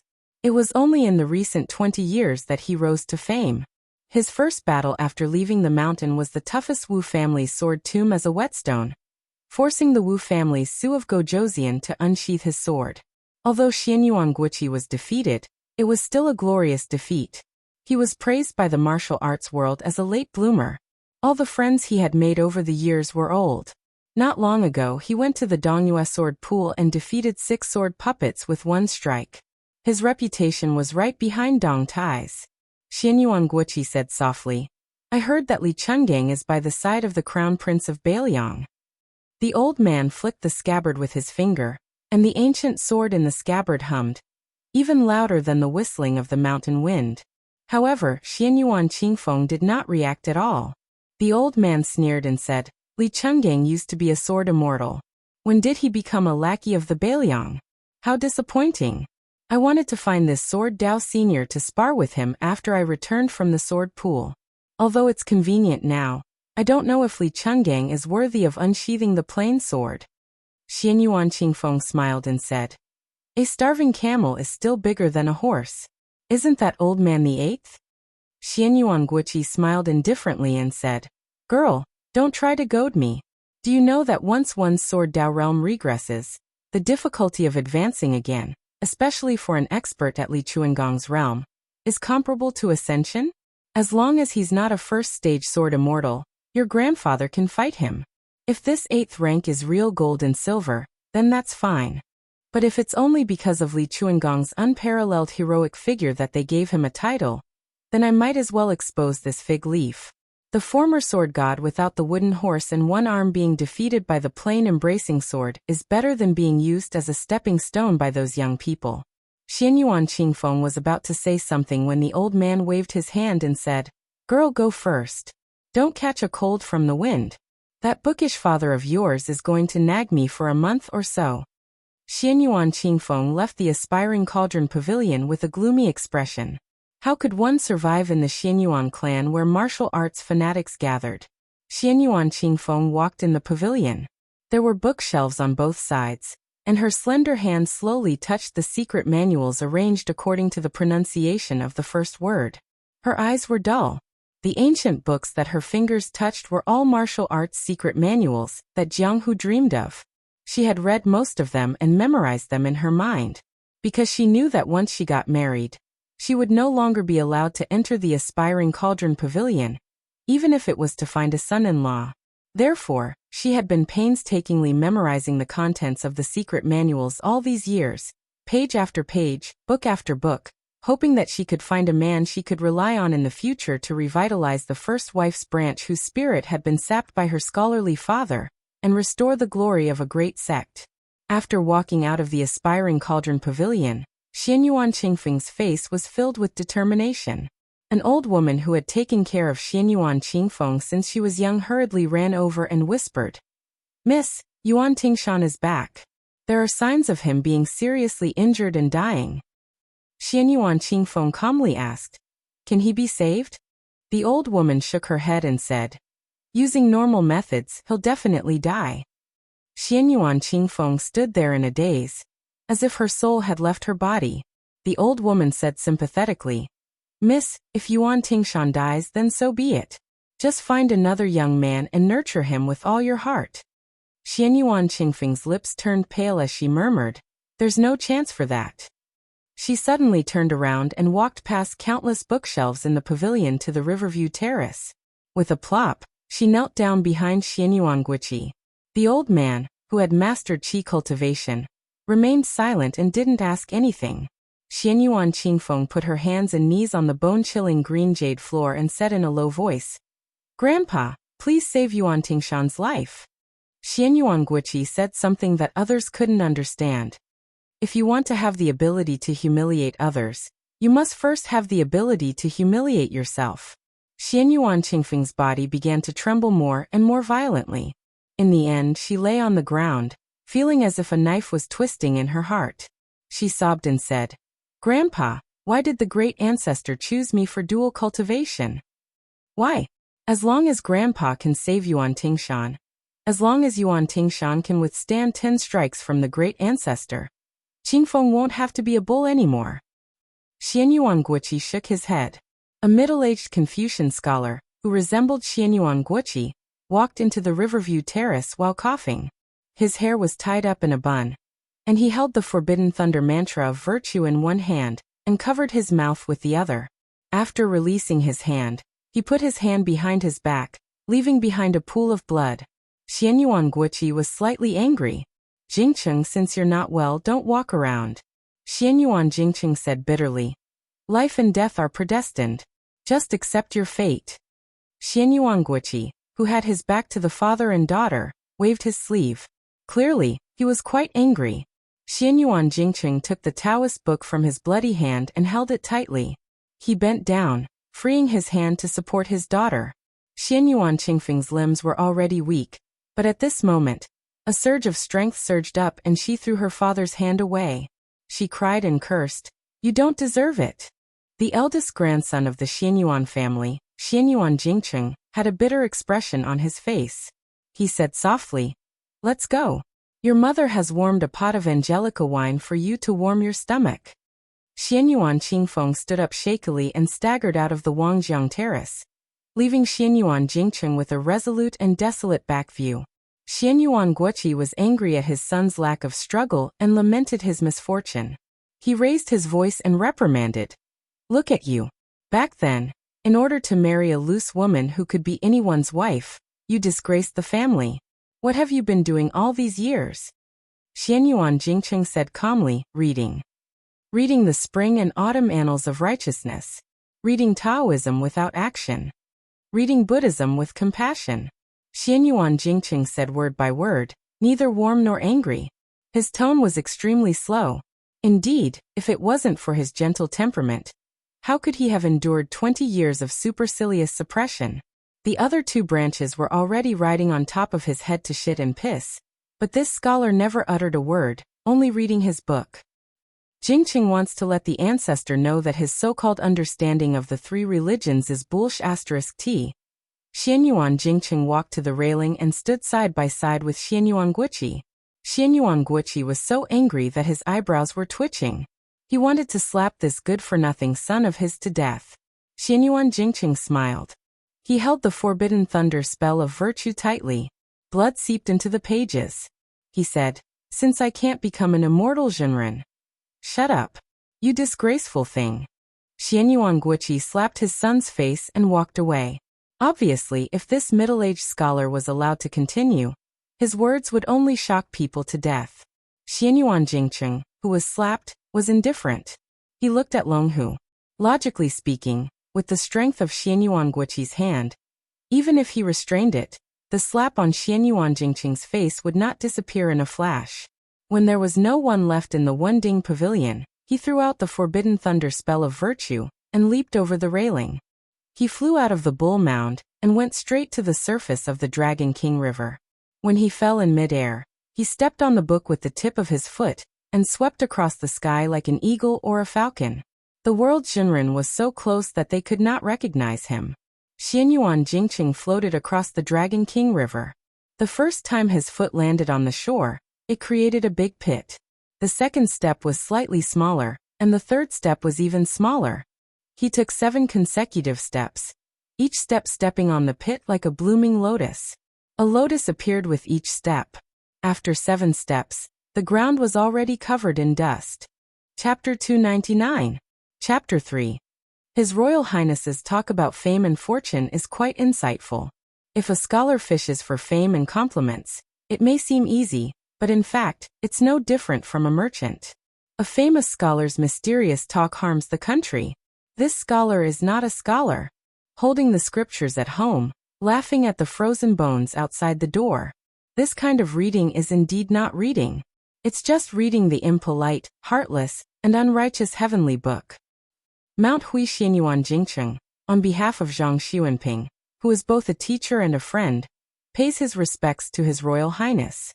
Xianyuan Jingcheng, on behalf of Wang Yangming, a scholar from Xiangfan, pays his respects to the king of Bailiang. Finally, Xianyuan Jingqing pays his respects to the king of Bailiang on behalf of all the poor scholars in the world. Su Fengnian widened his eyes and looked at the scholar in green who was walking towards him. He didn't know that this guy was eavesdropping just now, and he couldn't detect the flow of his qi at all. When they were 30 steps away, the man who called himself Xianyuan Jingqing bowed 3 times in a row. After straightening his back, he stopped moving forward. Murong Wuju, who was squatting beside His Royal Highness and picking hawthorns, dropped her hawthorns on the ground when she heard the 2 words Xianyuan. Murong Tonghuang was a little calm, but his knuckles were blue, revealing the panic in his heart. For the siblings, the Xianyuan clansmen on the Bull Mound were not the Jianghu individual immortals who enjoyed the good fortune of the land alone, but the devil who played Jianzhou in the palm of his hand. However, Murong Tonghuang still fiercely pulled away his sister who was trying to grab Su Fengnian's sleeve. He almost helped her stand up and walked away. It seemed that he didn't want to be implicated, but Su Fengnian and Murong Tonghuang's lips almost curled up at the same time after they separated. Obviously, they had a tacit understanding. Since someone from the Xianyuan family had taken the initiative to attack instead of defending, even knowing Su Fengnian's identity, Su Fengnian didn't dare to slack off in the slightest, even if it was the infamous Xianyuan Jingqing. This person had respectfully bowed 3 times, so there must be something fishy going on. After Su Fengnian stood up, he caught a glimpse of Huang Man, and Qing Miao approaching. They were both in a horn-like position. He smiled and asked, "Mr.'s 3 bows are enough to shock the heavens and make ghosts weep. I just don't know if Mr. dares to do such a thing on the Bull Mound?" Xianyuan Jingqing said calmly, "If you say I don't dare, His Royal Highness doesn't seem to believe it. If I say I don't dare, His Royal Highness will draw his knife on the spot." Su Fengnian stared at the eldest grandson of the Xianyuan family, who had become the laughingstock of the Xianyuan family. He didn't want to be deliberately mystified anymore, so he said impatiently, "Say it, why are you looking for me? If it weren't for your friendship with Mr. Sun, why would I talk nonsense with you?" Xianyuan Jingqing went straight to the point and said calmly, "Your Highness, do you know why my daughter, Xianyuan Qingfeng, made things difficult for you in Wuzhou?" Su Fengnian clenched the spring thunder in his left hand. He wanted to kill with one blow with the knife in his left hand. "You didn't go to Mount Hui to look for trouble with the Xianyuan family, but dared to come down the mountain to provoke me? When did the Xianyuan family have a scholar who worried about the country and the people?" Su Fengnian exhaled softly, the qi in his body surging like a river. He smiled and said, "Sir, please speak." Xianyuan Jingqing said calmly, "You look very much like someone. You look like 4 or 5 years old, but your spirit is very similar." Su Fengnian's spring thunder exploded and arrived in front of Xianyuan Jingqing in an instant. It was born out of Spear Fairy Wang Xiu's famous skill, Overlord Armor Removal. The spring thunder struck down, entering Xianyuan Jingqing's neck and coming out from his waist. With one successful strike, it was about to cut him in half. Xianyuan Jingqing frowned. His left foot didn't move, but the tip of his right foot spun, drawing a semicircle on the ground. His left hand held the book behind his back, and his right hand reached out with 2 pale fingers to pinch the spring thunder, following the momentum of Su Fengnian's knife to remove the force. The middle-aged scholar made a sound of surprise and was slightly surprised. The scholar's cuff holding the knife fluttered even though there was no wind. Su Fengnian turned the blade, and Xianyuan Jingqing let go of his hand and stepped back. The tips of his feet crisscrossed, and his figure was indescribably light and graceful. He continued, "And this person is the man that Qingfeng's mother couldn't let go of. If this man didn't die of illness, she definitely wouldn't have married into Mount Hui.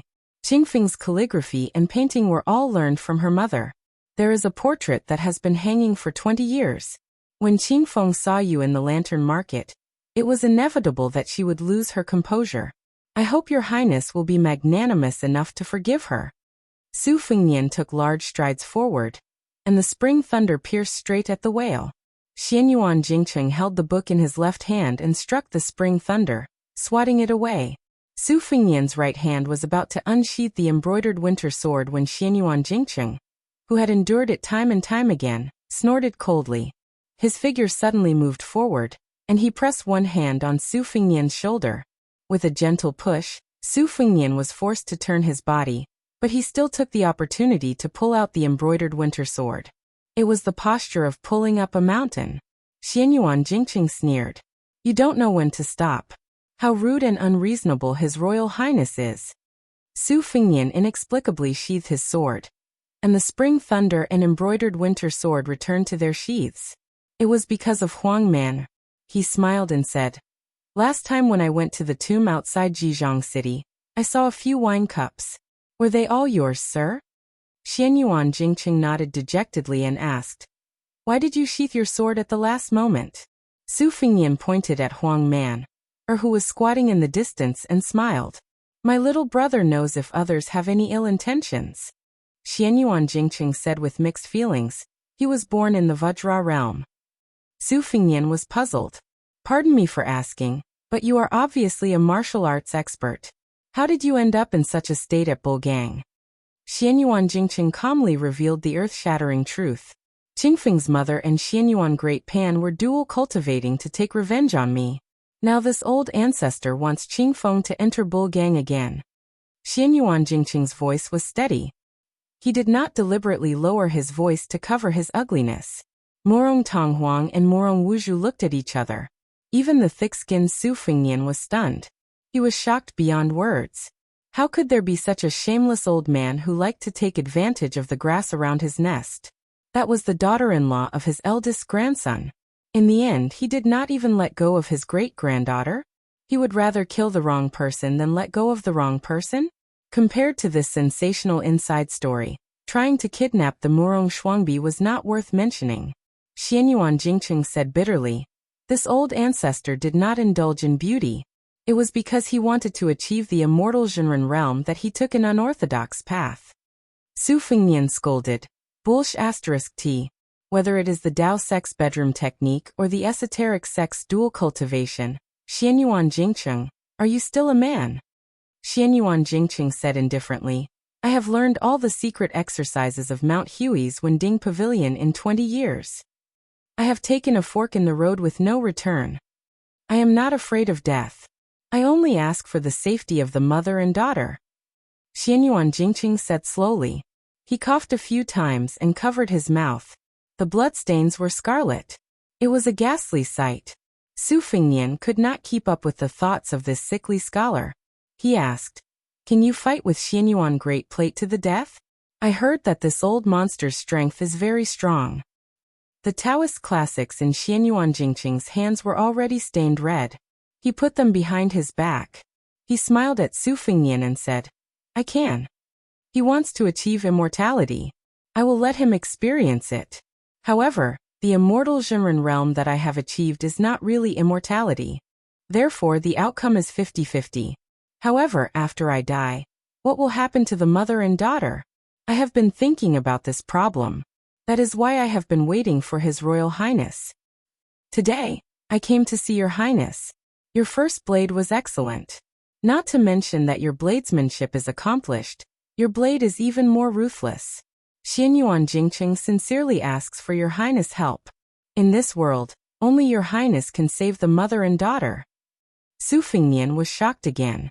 Xianyuan Jingqing continued. Once Xianyuan Great Plate dies, only my father Xianyuan Guoqi and my younger brother Xianyuan Jingxian will be troublesome in Mount Hui. If these two die, as long as Your Highness can protect Qingfeng's life, you can use her as a puppet to control the bull gang. Su Fengnian asked, Is this a trap set by the Xianyuan family? Xianyuan Jingqing shook his head and said, No. Su Fengnian was helpless. He shook his head and said, If it is as you said, it is not difficult for me to do it. However, you must help to get rid of either Xianyuan Guoqi or Xianyuan Jingxian. Otherwise, it will be too difficult for a helpless Xianyuan Qingfeng to swallow an elephant. Xianyuan Jingqing said without hesitation, All right. I will go up the mountain and kill Xianyuan Jingxian first. Su Fengnian was speechless. Was this man completely crazy? Xianyuan Jingqing looked at the navy blue bull gang and murmured, I am here. This mountain man went up the mountain to kill people. Chapter 300. This bull hill that confronted the mansion of Taoist master was really a mixed group of good and bad people. Enjoying the good fortune of the land alone? Su Fengnian sat back on the hillside and wrote a few names on the ground with the spring thunder. He asked Morong Tonghuang, "How much do you think Xianyuan Jingqing's words can be trusted?" Morong Tonghuang sneered. Even if Xianyuan Jingqing really endured the humiliation for 20 years, it's hard to guarantee that this lunatic won't attack His Highness. Killing Xianyuan Dandan and Xianyuan Jingxian, this person will definitely die. But Xianyuan, the Grandmaster of Swordsmanship, has been guarding Mount Hui for hundreds of years. How can His Highness's 100 cavalrymen easily suppress him? It's better to let two tigers fight than to lure the tiger away. I don't believe that Xianyuan Jingqing, as the legitimate son of Xianyuan sect, didn't have a few unknown schemes in the past 20 years. Once His Highness dies in the Bull Hill, Baoyang will only vent his anger on Mount Hui. The mother and daughter took advantage of the chaos to enter Jianghu. They are really free birds flying in the sky.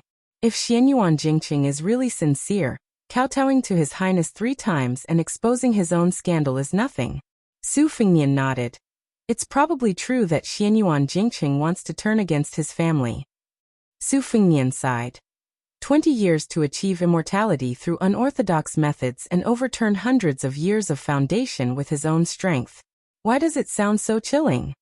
Morong Tonghuang had a pair of silkworm eyebrows, but he usually looked more charming than heroic.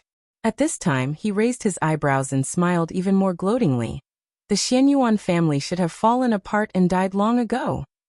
Su Fengnian took the hawthorn from Huang Man, and sat cross-legged.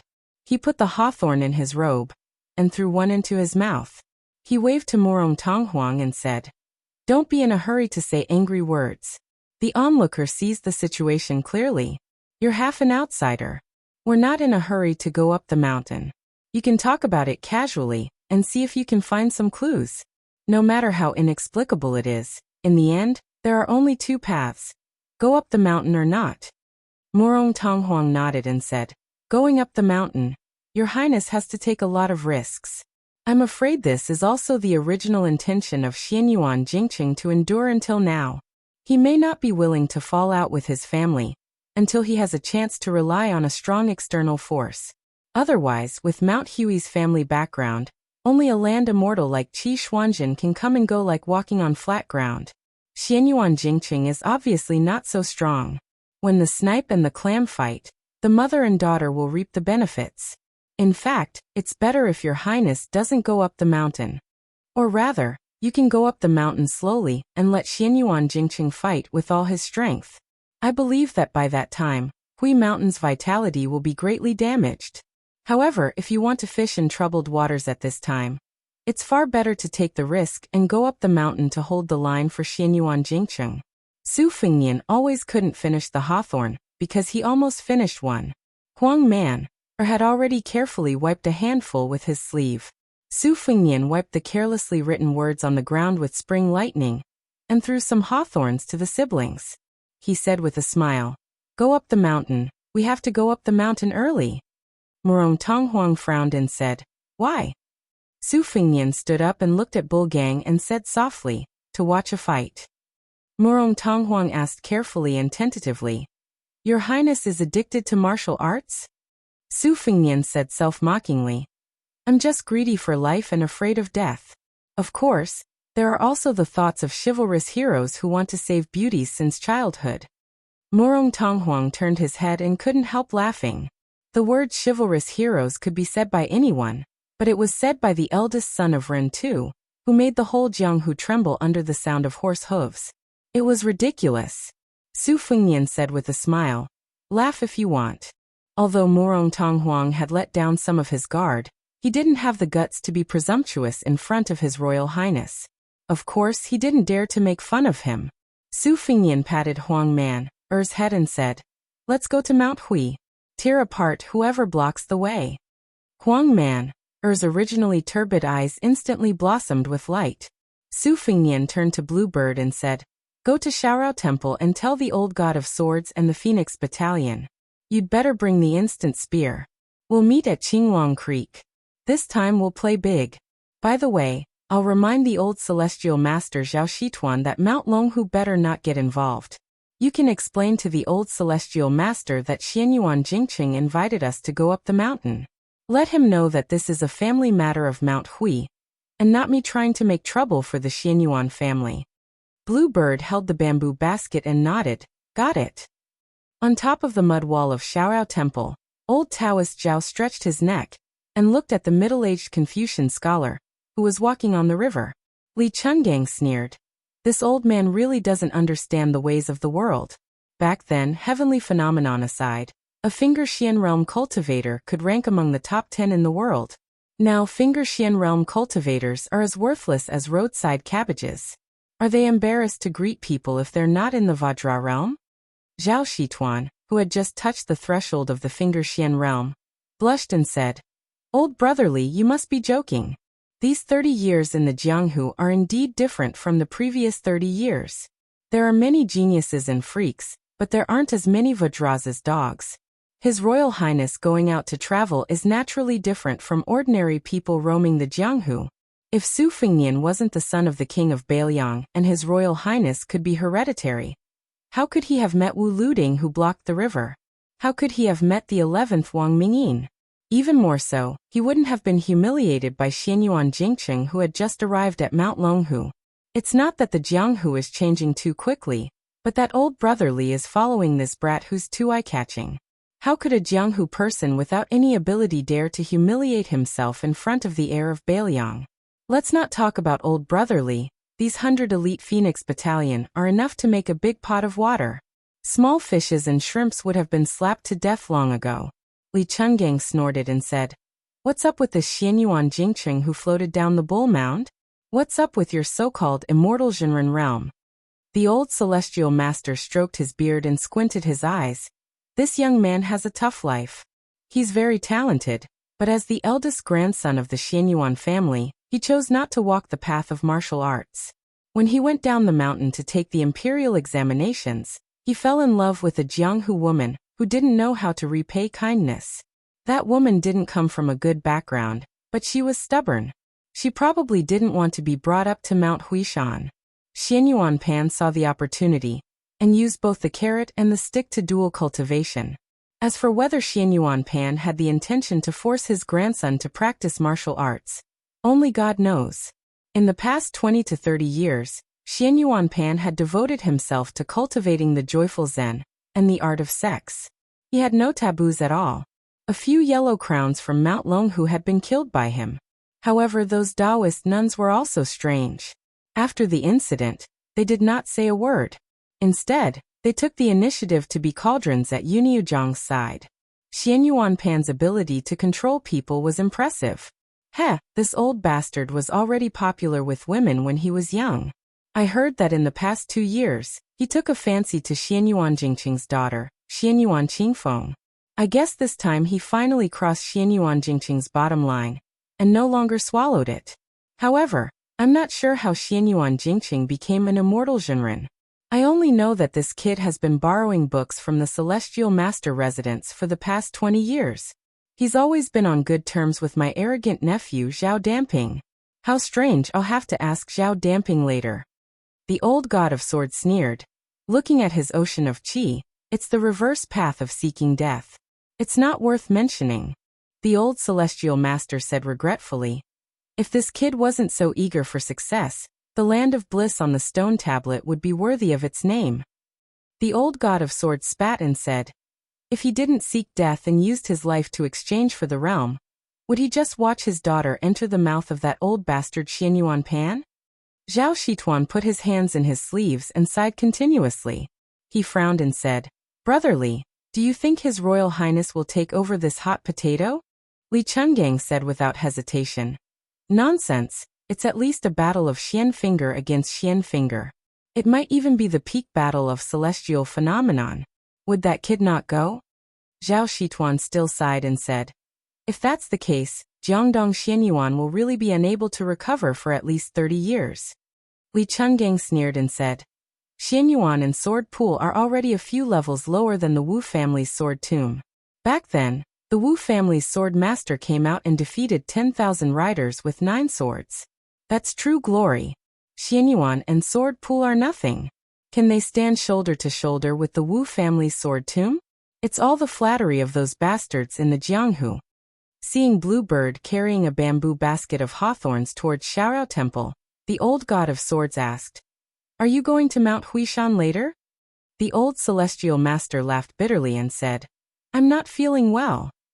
Li Chungang floated down the wall and said disdainfully, "Old woman, you still have such matters?" Zhao Shituan stared but didn't dare to refute. Li Chungang added insult to injury and said, "Aren't you afraid that your disciple will be at a disadvantage?" The old celestial master suddenly became spirited and said happily, "My disciple won't be at a disadvantage. It's not that I'm boasting, but the number of people who can hurt Huang Manor can be counted on one hand. But if you want to kill my disciple, there might be one or two in Mount Longhu, but there aren't any in Mount Huishan. Next should be a small climax." Chapter 301. The buildings on the Bull Mound were very particular, with a strict hierarchy and complicated rules. For example, the rear courtyard where the eldest branch lived was small, but it had everything. There was also a banquet hall, vermilion lacquer, carved red sandalwood, and flying beasts. A large plaque hung on the wall with the words, "Heavenly Eternal Winter." There was a courtyard in front and a garden in the back. The east and west wings had a building above them, and there was a large glazed vat half the height of a person in the courtyard. It could hold several thousand caddies of water, and there were 8 or 9 lotus flowers planted there. They were slender and elegant, their roots visible, and a dozen or so fat red carps leisurely swam inside. It was early autumn, and yellow leaves covered the bluestone tiles under the eaves between the red walls and green tiles. No one cleaned the place, so it was cold and cheerless. A woman in a gorgeous palace dress stood in front of the glazed fish vat, holding a small porcelain bowl.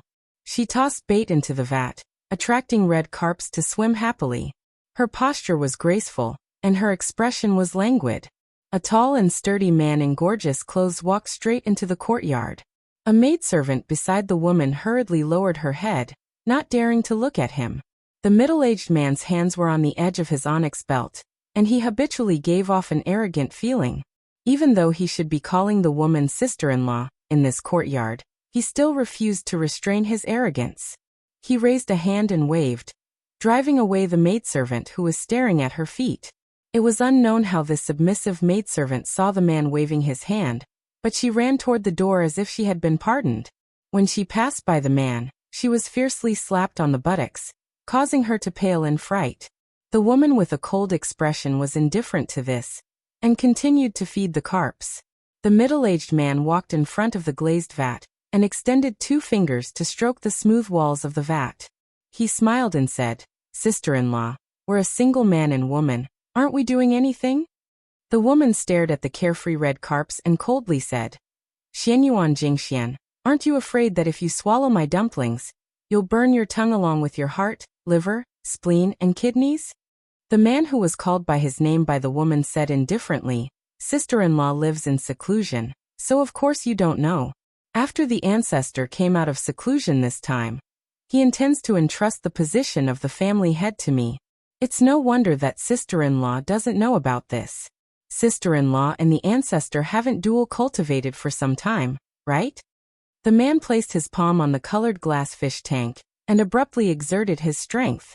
More than a dozen carps and lotus roots were pulled to the side of the tank and stuck to it, unable to move. He bent down to look at the carps that were struggling on their deathbed and smiled. "Xianyuan Jingxian has been drooling over sister-in-law for a long time. This is something that everyone in Mount Hui knows. Once I officially take over this large bull's nest, how could the old ancestor care about an old and worn-out cauldron? That bookworm big brother of mine worships you like a fairy, thinking that you're above the common populace, but he clearly doesn't understand a woman's thoughts at all. He's wasted all those sage books he's read. A woman in her 30s is like a wolf and in her 40s is like a tiger. Once she's tasted the sweet rain after a long drought, how could she endure loneliness? Isn't that right, sister-in-law?" The woman was humiliated in such a way, but she remained unmoved. She only looked at the carps that were almost suffocating to death and indifferently mocked. "Xianyuan Jingxian, what are you so impatient for? It won't be too late to vent your frustrations when you become the head of the Xianyuan family. That's right. Do you remember when you went to Southern Border 6 years ago? Sister-in-law just happened to see that loyal and unswerving wife of yours on the large bull's bed, but she was extremely seductive. When she first came to Mount Hui, she called me a depraved slut every day. Haven't you wondered why she shut up these past few years? I might as well make it clear to you. It was sister-in-law who pitied her for being lonely, so rather than wasting energy scolding others, she might as well save her energy to serve others in bed. Sister-in-law was so merciful that she earnestly asked old ancestor to shower her with rain and dew. Xianyuan Jingshuan's expression darkened, and he paused for a moment. His palm left the wall of the glazed fish tank, and the lotus flowers all snapped. Blood seeped out from the scales of the dozen or so carps, and their corpses floated to the surface. Xianyuan Jingxian said the word good 3 times in a row, then grinned maliciously. Xianyuan Jingqing, this big brother, can't do anything even after being beaten 3 times with a stick. I didn't expect sister-in-law to be so scheming, knowing how to use small tricks to retaliate. This is for the best. Today I'll carry sister-in-law back. I want to see if there's anyone in the eldest branch who can be as unyielding as sister-in-law. Or perhaps Xianyuan Jingqing will simply wantonly have fun with sister-in-law here. I heard that sister-in-law fell ill from longing for a portrait, so I don't mind hanging that portrait at the head of your bed to liven things up. Sister-in-law, what do you think? Isn't Jingxian much more amorous than Big Brother? The woman calmly gazed at the blood-soaked fish tank and smiled. Compared to Xianyuan Jingqing, you think too highly of him. Xianyuan Jingxian asked, Sister-in-law, when you're in bed later, you'll have to use all your skills. A woman's 18 types of martial arts. Xianyuan Jingxian, you're worse than an animal. An angry roar came from the door. When Xianyuan Jingxian heard the familiar voice, he couldn't be bothered to turn around. He laughed indulgently and said, Qingfeng, I heard that the bastard surnamed Yuan you thought so highly of is already half dead, so your mother's fate today will be your fate in a few years. Uncle has the patience to wait for that day. Uncle might even wonder if Qingfeng already has a young daughter by the time he reaches 60 years of age. In the past, I didn't understand the meaning of the words enjoying the blessings of the land alone on the stone tablet, but now I understand that this kind of blessings is truly something that only immortals can enjoy. Xianyuan Qingfeng stood at the door, his fingernails digging into his palms. When she saw her daughter, a trace of panic finally flashed through the woman's eyes. She coldly said, Qingfeng, leave this place. Xianyuan Jingxian clicked his tongue and laughed. What a touching mother-daughter relationship. Chapter 302. A series of untimely coughs could be heard. Xianyuan Jingxian was stunned and slowly turned around. When he saw a figure appear in the doorway, he was subconsciously startled, but he was immediately amused by his own panic. He stood next to the large glazed vat, and unbridled guffawed. The reason why he was surprised was because Xianyuan Jingxian knew that anyone could set foot in this large sect's inner court, except for the man at the doorway. And that man just so happened to be the husband of the woman behind Xianyuan Jingxian. How absurd was this? Back then, his wife in her prime would rather dual cultivate with the old ancestor, causing the eldest son of the first wife to become a laughingstock. She would rather stare blankly at a yellowed portrait for 20 years than look directly at her husband. No one would believe it even if he told them.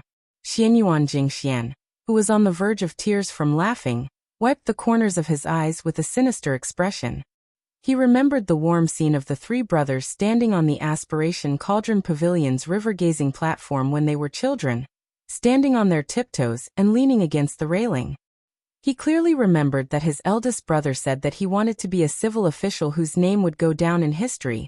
His second brother said that he wanted to revive the family's prestige and surpass the Wu family's sword tomb.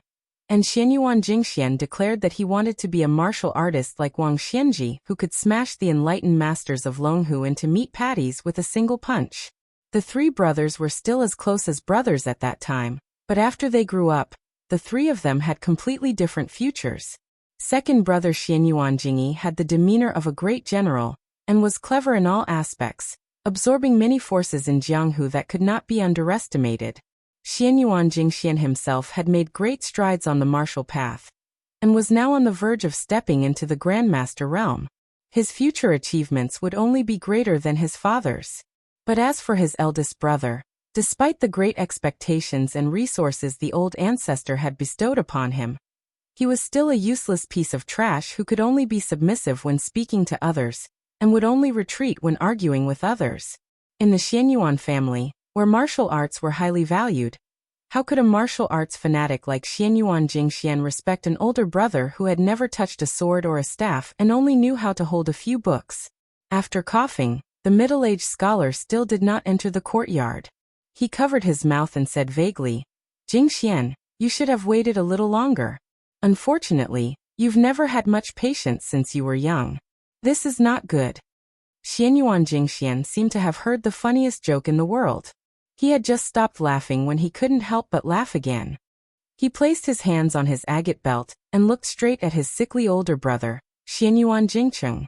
"Eldest brother, what do you think I should have waited? Should I have waited for you to become the head of the family with your righteousness and morals?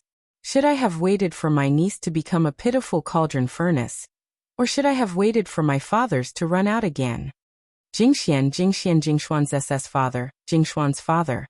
"But eldest, SSS use my eldest, even my S. Is tus zzzz."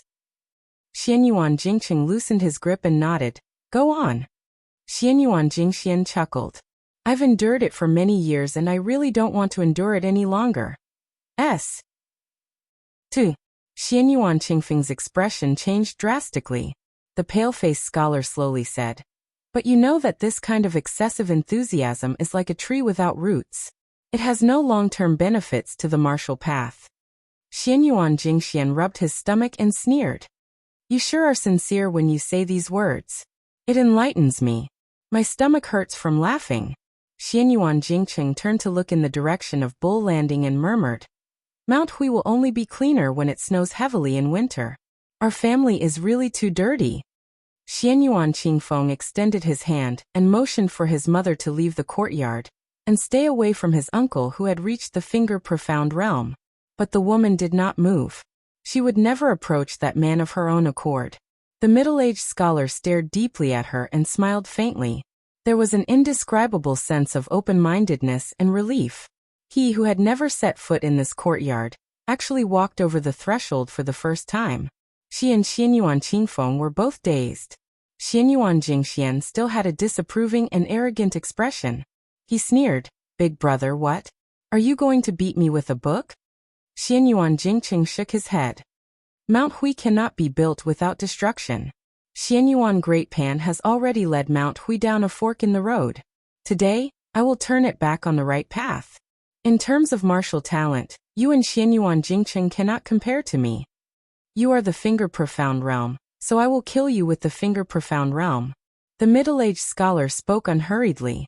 The sleeves of his wide green robe fluttered elegantly. The mother and daughter only saw this man who had stood aloof from worldly affairs his entire life walk straight toward Xianyuan Jingxian.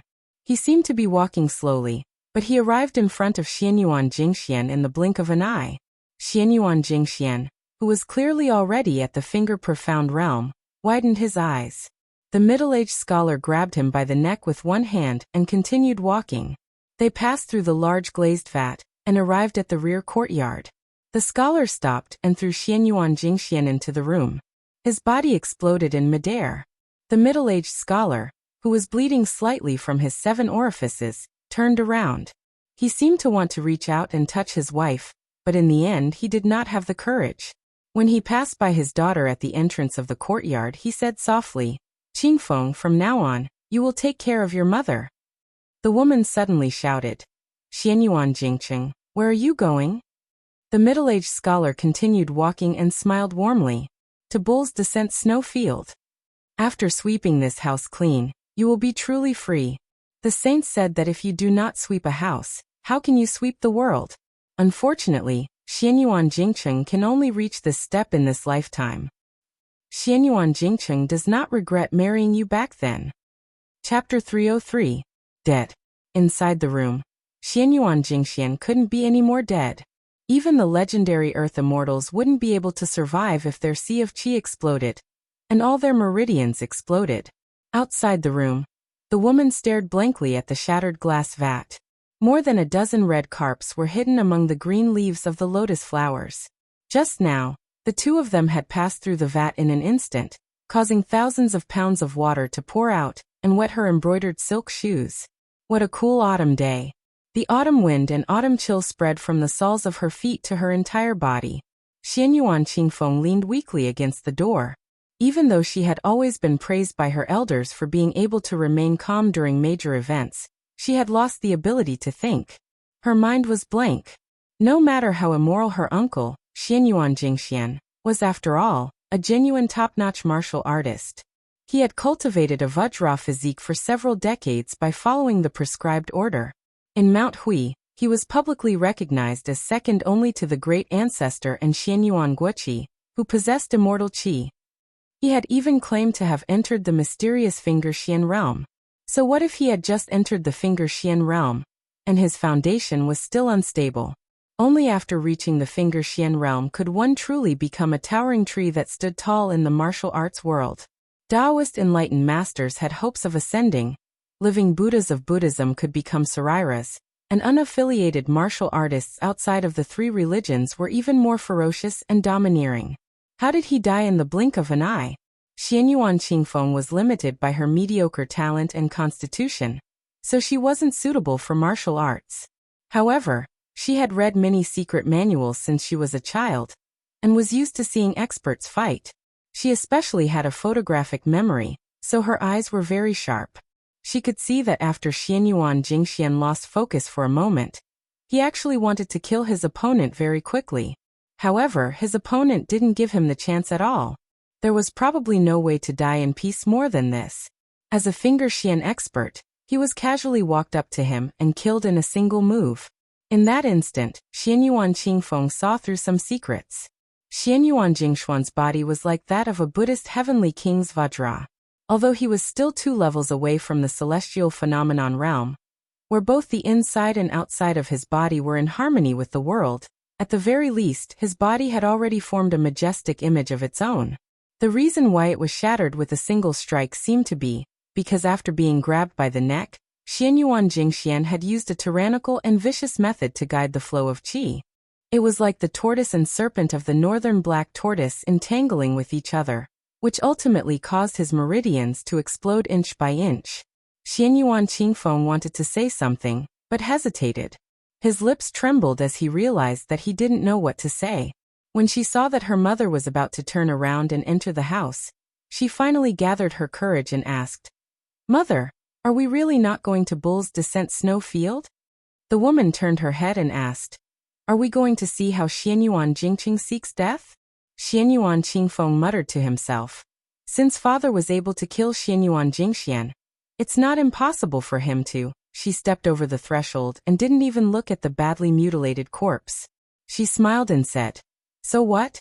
If Xianyuan Jingqing is not the Xianyuan Jingqing that we mother and son know, I will regret it so much that my intestines turn green, and I will cry like a weeping beauty to beg him to change his mind. Afterwards, we will treat each other with respect and grow old together at Mount Hui."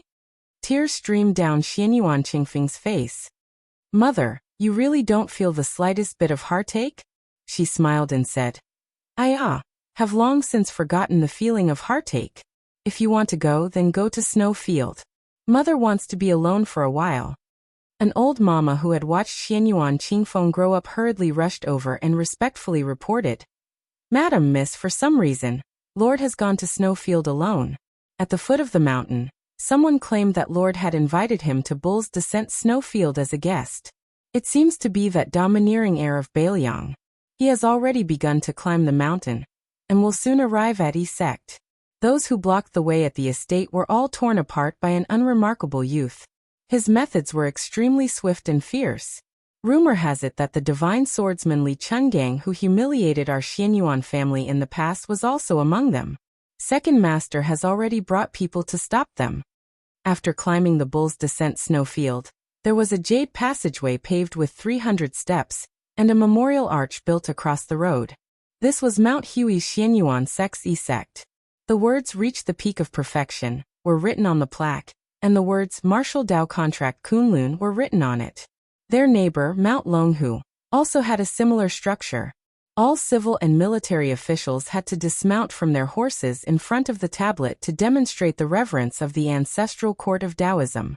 When it came to Mount Hui, it was a reminder to all the Jianghu people who came to visit to voluntarily remove their swords and sabers. It wasn't that there weren't arrogant and boorish martial artists who didn't want to follow the rules, but those who succeeded like Li Chungang could be counted on one's fingers. The vast majority of them were thrown off the bull's descent snowfield. The sallow and emaciated Su Longxiang was in a killing frenzy. He was simply invincible. Chapter 304. One must know that Mount Hui was said to be home to nearly 1,000 martial arts elites. The Xianyuan family dominated the southeast and could be divided into several types of people. The first type was the direct descendants of the family who were born with the surname Xianyuan. This branch was led by the third branch of the Mount Hui family. Under the head of the family, Xianyuan Guoqi, there were Xianyuan Jingxian and Xianyuan Jingxian supporting the family.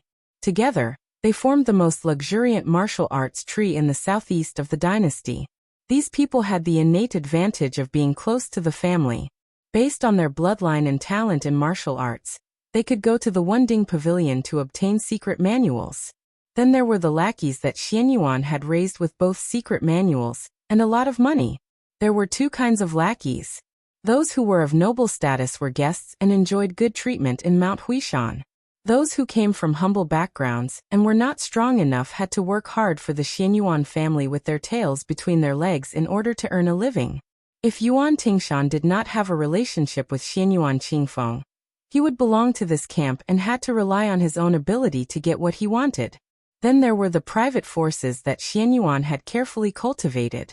There were two main forces. One was made up of 200 cavalrymen and 50 heavy cavalrymen who had spent a lot of money. The other was made up of 150 light cavalrymen who were relatively cheaper. The other group was made up of loyal men of sacrifice. Their identities were complicated. Some of them were warriors or rangers who had fled to Hui Mountain to seek refuge. Most of them were assassins who had been slowly cultivated by Xianyuan as pawns since they were young. Very few of them could live to 30 years of age, which showed how active the Xianyuan family was in the southeast Jianghu. His Royal Highness and Huang Manor stood together under the E-gate. Beside them stood the old man with the sheepskin fur coat. Blue Bird held the instant spear. Behind them were the halberd Ningame and 100 white horses. Near the two gates were a crowd of people. Sabers, spears, staffs, and all kinds of weapons were present. Xianyuan Jingxian stood on the steps with a gloomy expression. Close to 100 archers with outstanding arm strength held the geographical advantage, ready to shoot. More than 30 guests had turned out in full force. They were all experts who had been famous in the Jianghu for a long time. Su Fengnian clicked his tongue and sighed. What a turbulent Jianghu! Dark clouds had already gathered overhead, and there was actually a sign of heavy rain. A few decades later, Old Man Li, who was now one-armed and without a sword, dozed off while standing. He did not say a word. Su Fengnian turned his head and asked, "How far is it from here to the thieves' lair?" The elderly god of swords opened his eyes slightly and said lazily, "It's not too far." Outside of Bull Landing, there was a large piece of flat land, which was the snow plateau. If I'm not mistaken, Xianyuan Jingcheng will have a fight with Xianyuan Pan there. It is indeed a good place for people to die. Su Fengnian felt a headache coming on. There are so many first and second-rate experts and a few hundred men of sacrifice. How are we going to get past them? Li Chungang grumpily said. This old man can easily pass through by himself. As for you, if you want to fight force with force, then you'll have to wait to die here. Do you think that the foundation of a large clan that has been established for hundreds of years is just for show? Su Fengnian whispered. To catch bandits, first catch the ringleader? The elderly god of swords thought for a while and said, You mean to take down Xianyuan Jingcheng? Su Fengnian smiled and nodded, eager to give it a try. The elderly god of swords rubbed his chin and narrowed his eyes. If this old man were to personally take action, it would be simple. However, without this old man's effort, you'll just sit back and watch the show. Kid, let Huang Man or yell first to show your strength and tear a few people apart before talking about anything else. Then let this girl beside you who can play anything but the instant spear hold the fort. When this old man will take action, it will depend on his mood. Don't worry, I won't make you wait too long. This old man was also very curious about how high Xianyuan Jingqing could reach if he did not hesitate to exchange his life for his realm. It was not too rare for heavenly phenomenon experts to fight each other, but it would be interesting if both of them were trapped in a situation where they would fight to the death. If half a land immortal accidentally popped out, it would be a feast for the eyes. Kid, you don't have any other abilities, but you're just SOSO at stealing from others. Looking at Huang Man, taking large strides forward, the elderly god of swords said with slight sadness, "This old man's painstaking efforts back then have been wasted." Xianyuan Jingqing finally appeared after much difficulty, yet he still rebelled. This big tree has been hollowed out in the hands of Xianyuan Jingqing. In the end, it is still going to fall. Great Snow Plateau. The middle-aged scholar walked slowly against the wind. His sleeves fluttered in the wind, making him stand out from the crowd. After enduring silently for 20 years, he finally revealed his loftiness at this moment. Along the way, he kept coughing and blood seeped out. No one could see through him. Xianyuan Jingqing thought of many things, good and bad, honor and disgrace, ups and downs. Xianyuan Jingqing stopped and looked at the tall figure at the end of the Great Snow Plateau. He muttered, "I've finally reached here." That figure was abnormally tall and sturdy. This was an old man with a technique to retain his youthful appearance. The old man who had a head full of white hair 20 years ago actually had black hair at his temples. He stood at the entrance of Bull Descendant's mansion without a smile. One man guarding the pass with a majestic aura. This old ancestor, the only one on Mount Hui who had the qualifications to say that he enjoyed the land's blessings alone, had a sharp gaze and a loud voice.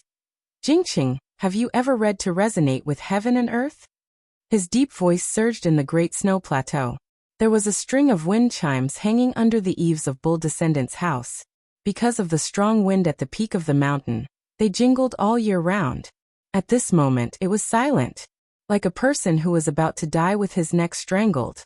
Xianyuan Jingqing said calmly, "Whether it is a celestial phenomenon or not, we'll know after we try."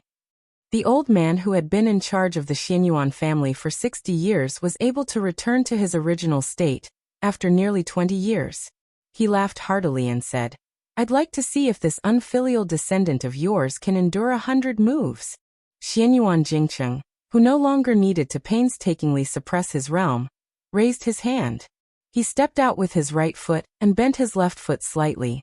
He stretched out one hand and pulled back the other. It was too wonderful for words.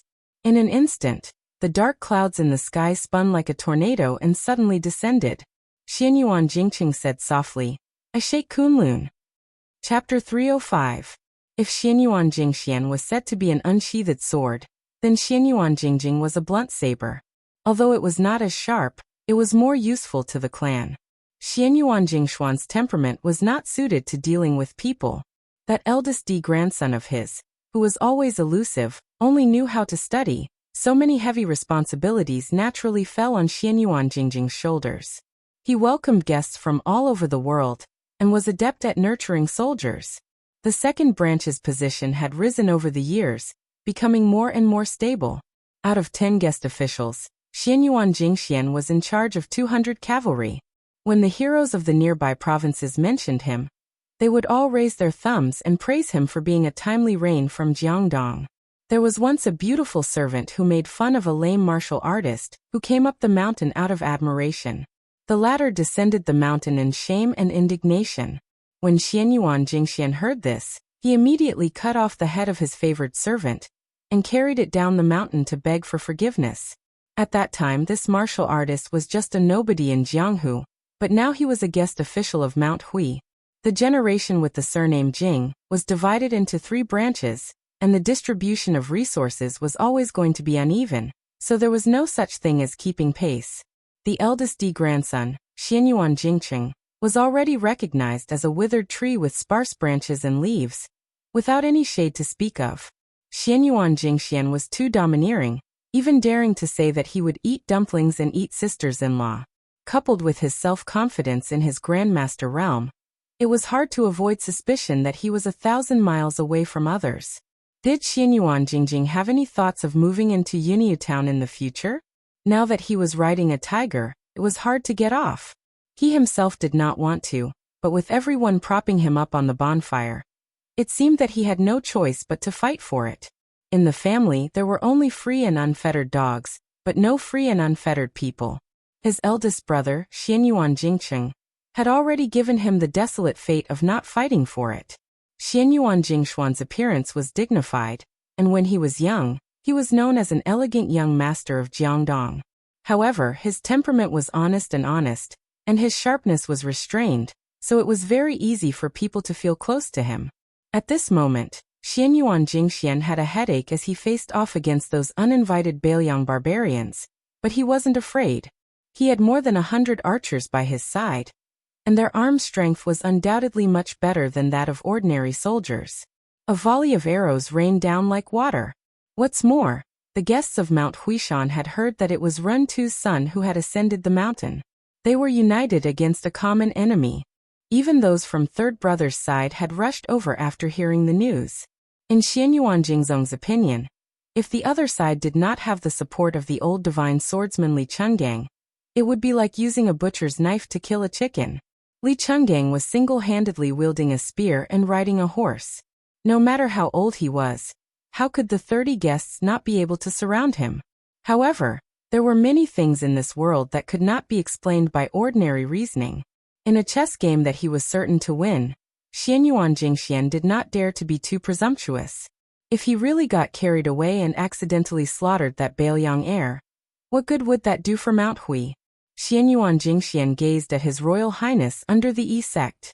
There was a great disparity in numbers between the two sides. Since victory was already in his grasp, he only needed to control the strength of his blows. Xianyuan Jingshuan's thoughts drifted. He was confident that his martial arts talent was not inferior to his younger brothers, but these past few years his father, Xianyuan Jingxian, had devoted most of his time to the sword. Most of the year, he was either in seclusion or exploring secluded places in search of otherworldly experts to sharpen his swordsmanship. Xianyuan Jingxian poured his heart and soul into managing an aristocratic family, so it was inevitable that his martial arts cultivation would be delayed. In his youth, his eldest brother, Xianyuan Jingxian, had not touched martial arts other than a few techniques to strengthen his body. Xianyuan Jingxian and Xianyuan Jingxian were equally matched when it came to martial arts. After reaching the age of 30, Xianyuan Jingxian had even surpassed him. After reaching the no-doubt state, he had to worry about the trivial matters of the family, and it was only then that his third brother, Xianyuan Jingxian, gradually began to leave. How could Xianyuan Jingxian not hate his eldest brother? If it wasn't for the fact that Xianyuan Jingcheng was unwilling to learn martial arts and take up the heavy responsibility. Thinking of this, Xianyuan Jingcheng couldn't help but laugh at himself in his heart. 10 years ago, he was still secretly grateful to Big Brother Ling for not fighting for power. It was only later that he realized that the glamorous position that seemed to be in his hands was neither enticing nor reliable. The guests on the bull mound were divided into 3 distinct groups. Those who had clearly joined Xianyuan Jingcheng and Xianyuan Jingshuan's camps were split into 2 groups. The rest were still undecided. The situation of who the next family head would fall into was still unclear. This group of Jianghu bigwigs clearly decided that they wouldn't act unless they saw a rabbit. Birds of a feather flocked together. The guests of Mount Hui beside Xianyuan Jingcheng all had relatively gentle personalities. They all had good reputations in Jianghu. They belonged to the type of heroes who eliminated evil and eliminated evil. Each of them was awe-inspiring righteous. When they saw His Royal Highness and his group walking up the mountain, they all showed expressions of righteous indignation. On the other hand, Xianyuan Jingshuan's group was the complete opposite. Most of them were fugitives who had fled into the mountains in search of protection, and they were all infamous for their ferocity. Among them, there were a few bandits who were among the best in the southeastern region of the dynasty, and there was also a notorious flower picker. The last group was both good and evil. They didn't adhere to morals. They were called the martial loose men by the orthodox people in the imperial court who had a good impression of Jianghu. These people usually didn't do great evil. When they felt like it, they would do some good deeds. Over time, they had accumulated some reputation. At this time, the two guests' gazes met and then immediately looked away, as if they were disgusted. Xianyuan Jingxian inwardly smiled. This was the result of his deliberate management. The number of guests in Mount Hui was astonishing, and most of them were quite strong. Even those who were mediocre in martial arts had some strange skills. However, Mount Hui spent a lot of money to give these guests a comfortable and luxurious life. If they wanted women, they gave them women. If they wanted secret manuals, they gave them secret manuals. But the important figures of Mount Hui had a clear account book in their bellies. There were only 7 or 8 people who really caught the eye of Bulldogong. Among these people, the chief guest Huang Fangfua and the second guest Hong Yu were the most worthy to be accepted. Hong Yu was the lame son of a nameless soldier. This person didn't disappoint Xianyuan Jingshuan's expectations. In Mount Hui Blessed Land, where geniuses were everywhere, his martial arts talent didn't lose to Xianyuan Jingshuan's. His cultivation improved by leaps and bounds. Because of Hong Yu's heroic character and heroic spirit, he was the most popular among the guests. Not only that, Hong Yu was also proficient in the art of war. After he was given the power to command the cavalry, he helped the entire second branch, which allowed the second branch to suppress the third branch. He could be said to be Xianyuan Jingshuan's lucky general. The chief guest of Mount Hui, Huang Fangfua, was the #1 martial artist in Jianghu. He was close to the realm of Grandmaster. When he encountered a big bottleneck in martial arts, he came to Mount Hui just to borrow secret manuals. Under normal circumstances, Bulldogong wouldn't ask Huang Fangfua to do anything. After all, guests weren't like the lackeys of the family who came and went as they pleased. These experts mostly followed the rules of guests who stayed and left if they didn't. Moreover, the most difficult people to serve in the world were the literati and experts. The originally arrogant and domineering Mount Hui was cultivated under Xianyuan Jingxian. For more than 10 years, they had been pursuing harmony and wealth. They didn't want to bully their customers. This unknowingly increased the status and arrogance of the guests, and their tempers became more and more crafty. How many people could be like Xianyuan Jingxian, who killed a concubine in order to win people's hearts? Huang Fangfua was also a very smart person. He was proficient in all kinds of martial arts. He had reached a higher level early and rarely met a worthy opponent in Jianghu. However, he was suppressed under the realm of Grandmaster. He couldn't understand why. During this period, he risked his life to go to the western regions and Beimang. However, he still couldn't reach the realm that seemed to be within reach. Finally, on the Spring God Lake, he had a sword discussion with Xianyuan Jingqi. They appreciated each other's talent and were invited to Mount Hui. Now Huang Fangfua was the leader of the martial artists. He only treated Xianyuan Jingxian and Xianyuan Jingxian with respect, but didn't see each other with sincerity. Instead, he often drank wine and talked about history with the useless guy of the eldest branch. A big clan that was committed to dominating Jianghu naturally had its own petty interests. However, it also had a grand plan to look at the entire Jianghu. Huang Manor walked to the open space in the middle of the square with his bare hands. Xianyuan Jingqi had already received the news that this skinny young man had killed more than 10 people on his way up the mountain. Their hands and feet were all torn apart while they were still alive. Xianyuan Jingqi was the flag of Mount Hui when his ancestor and father weren't present. He lived like a prince in a high position. He cared about his face the most. He wanted to show his royal highness who was in his power. He coldly said, "Release the arrows." The bowstring released an ear-piercing buzzing sound. The arrows flew like locusts towards the young man who didn't know whether he was dead or alive. The first-grade initial realm of Vajra was derived from the teachings of Buddhism. It meant that the Buddha's body was immortal. The Vajra Dharma body was known as the strongest body in the 3 realms. Immortal Lu Dongxian once wrote a crooked poem, having obtained the 3 pure immortality technique, having obtained the Vajra Dharma body. He said that this poem was crooked because it mixed up Buddhism and Taoism. However, the younger generation didn't dare to look down on it. Thus, the Vajra realm was seen as the minor immortality realm in Taoism. It was to show the difference between great immortality and great immortality. Most of the pre-celestial cultivators who reached the Vajra realm used the energy in their body to borrow the power of the immovable Kunlun. They were invulnerable to weapons and axes. Below celestial phenomenon, the Vajra finger and Xian finger were the same. Li Chungang said that there were as many Vajra realm experts as there were hairs on a cow.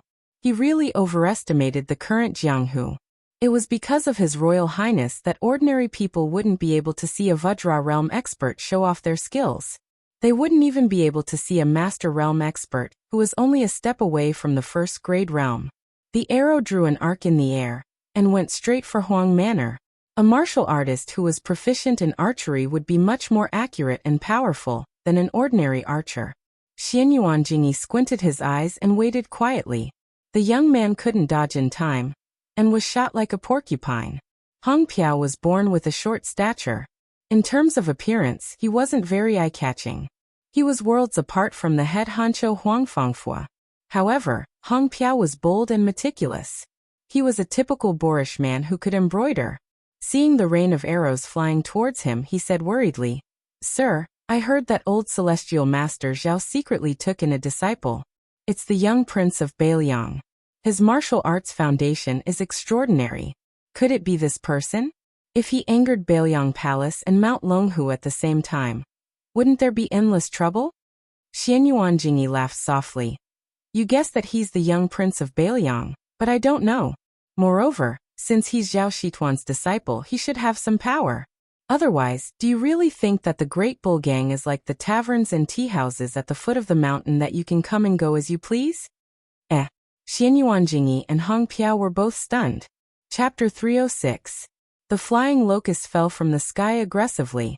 There was no sign of the young man's chi dynamic.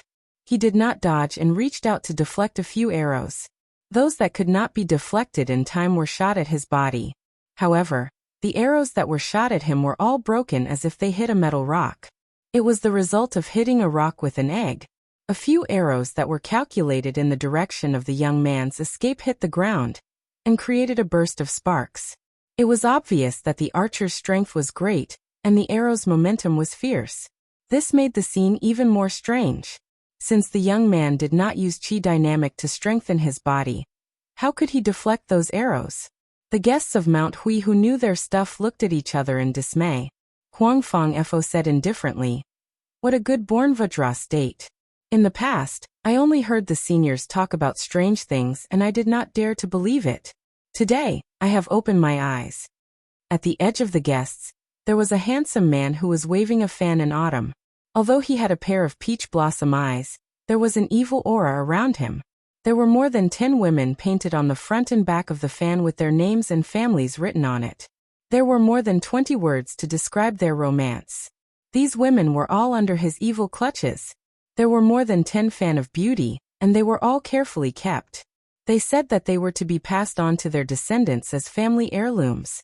This self-proclaimed master of love and painting had been unrestrained in these years. If he had not poisoned a county chief's daughter 2 years ago and completely angered the government, he would not have come to Mount Hui to live under people's skin. The mountain was not as happy as the foot of the mountain. It was true that Mount Hui had beautiful mountains and clear waters and beautiful women, but this land's happiness was exclusive to the direct descendants of Xianyuan. He had been dissatisfied for a long time and complained a lot. This person's reputation was extremely bad. It was hard to imagine that such a perverted thief who everyone wanted to kill could write so many heroic poems that said, "Life is only 100 years, but to scold to one's heart's content for eternity." When he saw the young man who was said to be the heir of Beiliang with a sword, he was quite displeased. There were 2 kinds of people he hated the most in his life. One was ugly women who would dirty his eyes. The other was men who were more handsome than him. He could ignore the former, but the latter would most likely be tortured by him until they were disabled. The young man's strength was amazing, but he thought about it and saw that the young man's expression was dull and dull. He felt that he was just a brute. He was not afraid of this at all. To be a flower thief, the most important skill was to be able to escape. Therefore, his lightness skill could be ranked at the top of Mount Hui where there were many masters. He felt that staying in Mount Hui was really boring. Some of the beautiful women were divided up, and could only be seen but not eaten. It was too annoying. Mount Hui was full of hidden dragons and crouching tigers. Climbing over the wall to pick flowers was no different from suicide. It was better to go down the mountain and out of sight. 2 years had passed and he was almost out of the limelight. It was time for him to reappear in Jianghu. Those juniors who only knew how to secretly use aphrodisiac to ravage women were really a disgrace to him. Flowers were not to be picked like this. The highest level of flower picking was to pick them and enjoy them before planting them back in the pot. This way, they would be more delicate and beautiful than rashly breaking them and losing their vitality. Since he was going down the mountain, he had been eating and drinking well in the bull gang for 2 years. He had to return a favor. Today's situation was tricky. He was sure that many of the guests in Mount Hui were afraid of the king of Beiliang's name and did not dare to make a move. But he was different. Behind the mountain, I don't care if you're the king of heaven or a different surname. Huang Manor turned around and looked at Su Fengnian. After getting permission from his eyes, he started to run. You're not allowed to use such a desperate move like the Overlord's armor removal. If you can't beat us, then run. It's okay to lose face. As long as there's life, there's hope. Sooner or later, we'll be able to get back at you. His Royal Highness turned around and teased Bluebird. As he spoke, he felt a little regretful. It was a pity that Wen Hua wasn't present. Otherwise, in such a lively scene he might not be good at fighting, but his scolding skills were definitely at the peak. He could scold people until smoke came out of their 7 orifices. His 18 generations of ancestors, generation after generation, he wouldn't repeat half a word. Su Fengnian, who had learned a lot of verbal skills from the village women, had to admit that he was inferior and was unwilling to admit defeat. That year, when he met Xianyuan Qingfeng, whom he mistakenly thought was Xianyuan Qingfeng, it was nothing more than a fart of 2 debauches refusing to give way to a well-bred young lady. Fighting was nothing more than swallowing the humiliation. But that bastard Wen Hua's mouth was really undisciplined and out of control. He called a dog his father, and called her mother. He even spouted nonsense about how her armpit hair had a body odor that could smoke mosquitoes. He even did the vulgar action of taking off his pants and revealing his 2 buttocks in public. Even if Xianyuan Qingfeng was a bodhisattva with a good temper, he would still get angry and beat him up. This time, on this trip to Mount Hui, he didn't have Wen Hua, who was comparable to a land immortal in terms of quarreling skills, to accompany him. Bluebird held her spear and rushed out. Her figure wasn't as surprising as Huang Manor's. First it was the foolish youth, then it was the delicate girl. Other than that old god of swords, Li Chungang, this Beiliang prince didn't have any other capable experts? Long Xuanyu followed the rules and asked Xianyuan Jingyi to fight. Almost at the same time, a guest elder with firm and fierce fist techniques also stepped out. Long Yuxuan saw the green-clothed female servant coming over with her spear. Xianyuan Jingyi didn't need him to say anything and signaled Long Yuxuan to deal with that impetuous girl. The youth was handed over to another guest elder to capture. The outcome was decided. Xianyuan Jingyi could be considered to have guessed the outcome, but the outcome was already decided on his side. Chapter 307. It was unknown if the guest elder, who was famous for his fist techniques, had underestimated him, but in just one exchange, he was forcefully blocked by that young man's fists. His body didn't move, but his feet sank deep into the shattered floor. Then, with a punch, the guest elder's head was chopped off. It wasn't accurate to say that it was chopped off. The entire head was smashed away by the young man. The scene was extremely bloody and cold. Long Yuxuan, who was laughing loudly and floating towards the lady in green, was about to tease her when he caught a glimpse of this scene from the corner of his eye. He was so frightened that he swallowed his words. As expected, the spear suddenly swung down and cut a 2-meter-long crack on the ground. Fortunately, he moved quickly. Otherwise, wouldn't that spear be like a watermelon being cut by a knife? That lady let the entire Mount Hui know what it meant to have a spear technique that was as strong as a swimming snake and explosive thunder. Long Xuanyu's Qinggong was undoubtedly excellent, but that red spear moved like a shadow.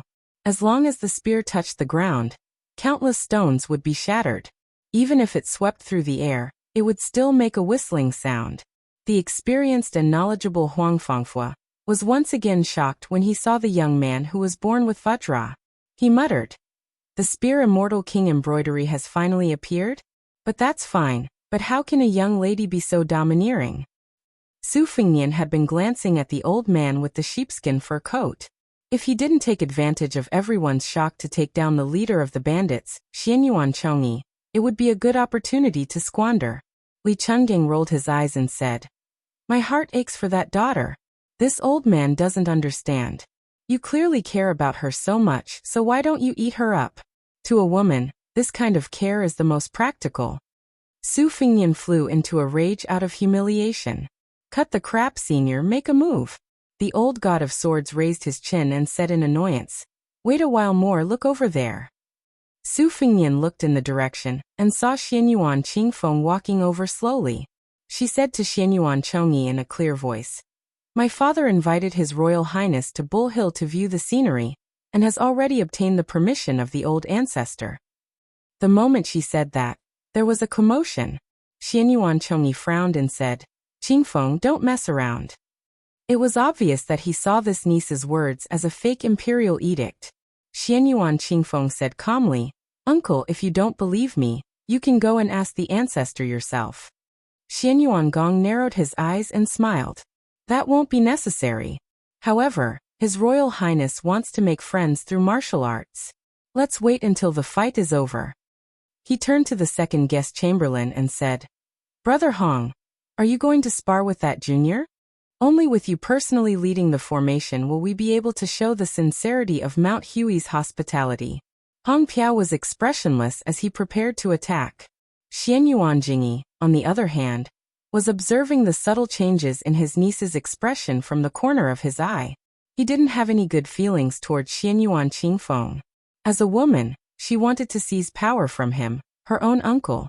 She truly had a heart higher than the heavens and a life thinner than paper. Xianyuan Jingzong waited until she spoke, and concluded that Yuan Tingshan, who was exhaling more than inhaling, had been abandoned by his niece. Instead, he had turned to cling to the thigh of the heir of Bailiang, hoping to borrow an external force to contend against the mansion of the old ancestor. However, did this infamous His Royal Highness have the ability to challenge the old ancestor? However, Xianyuan Jingyi understood his niece's feelings. After all, to any woman, entering and leaving Mansion of the Bull was a completely different world. Xianyuan Qingfeng's mind was already in turmoil, and she was wholeheartedly focused on smashing a broken jar. Naturally, she didn't care about Xianyuan Jingyi's erroneous guesses. In the backyard of the eldest branch, a young woman with a cold expression quietly watched the wine stove that was gradually heating up. The wine's name was Angelica, and it was sandwiched between tea leaves from Mount Hui's old tea before the rain, as well as osmanthus seeds picked every mid-autumn festival. The wine's color was golden and translucent, with a hint of green. The wine's aroma was a combination of tea and osmanthus. It was slightly bitter in the mouth, but when tasted carefully, it lingered for a long time with an endless aftertaste. This wine had the meaning of after bitterness comes sweetness, but it wasn't popular in Mount Hui. Mount Hui was also known as Yaozhao Mountain.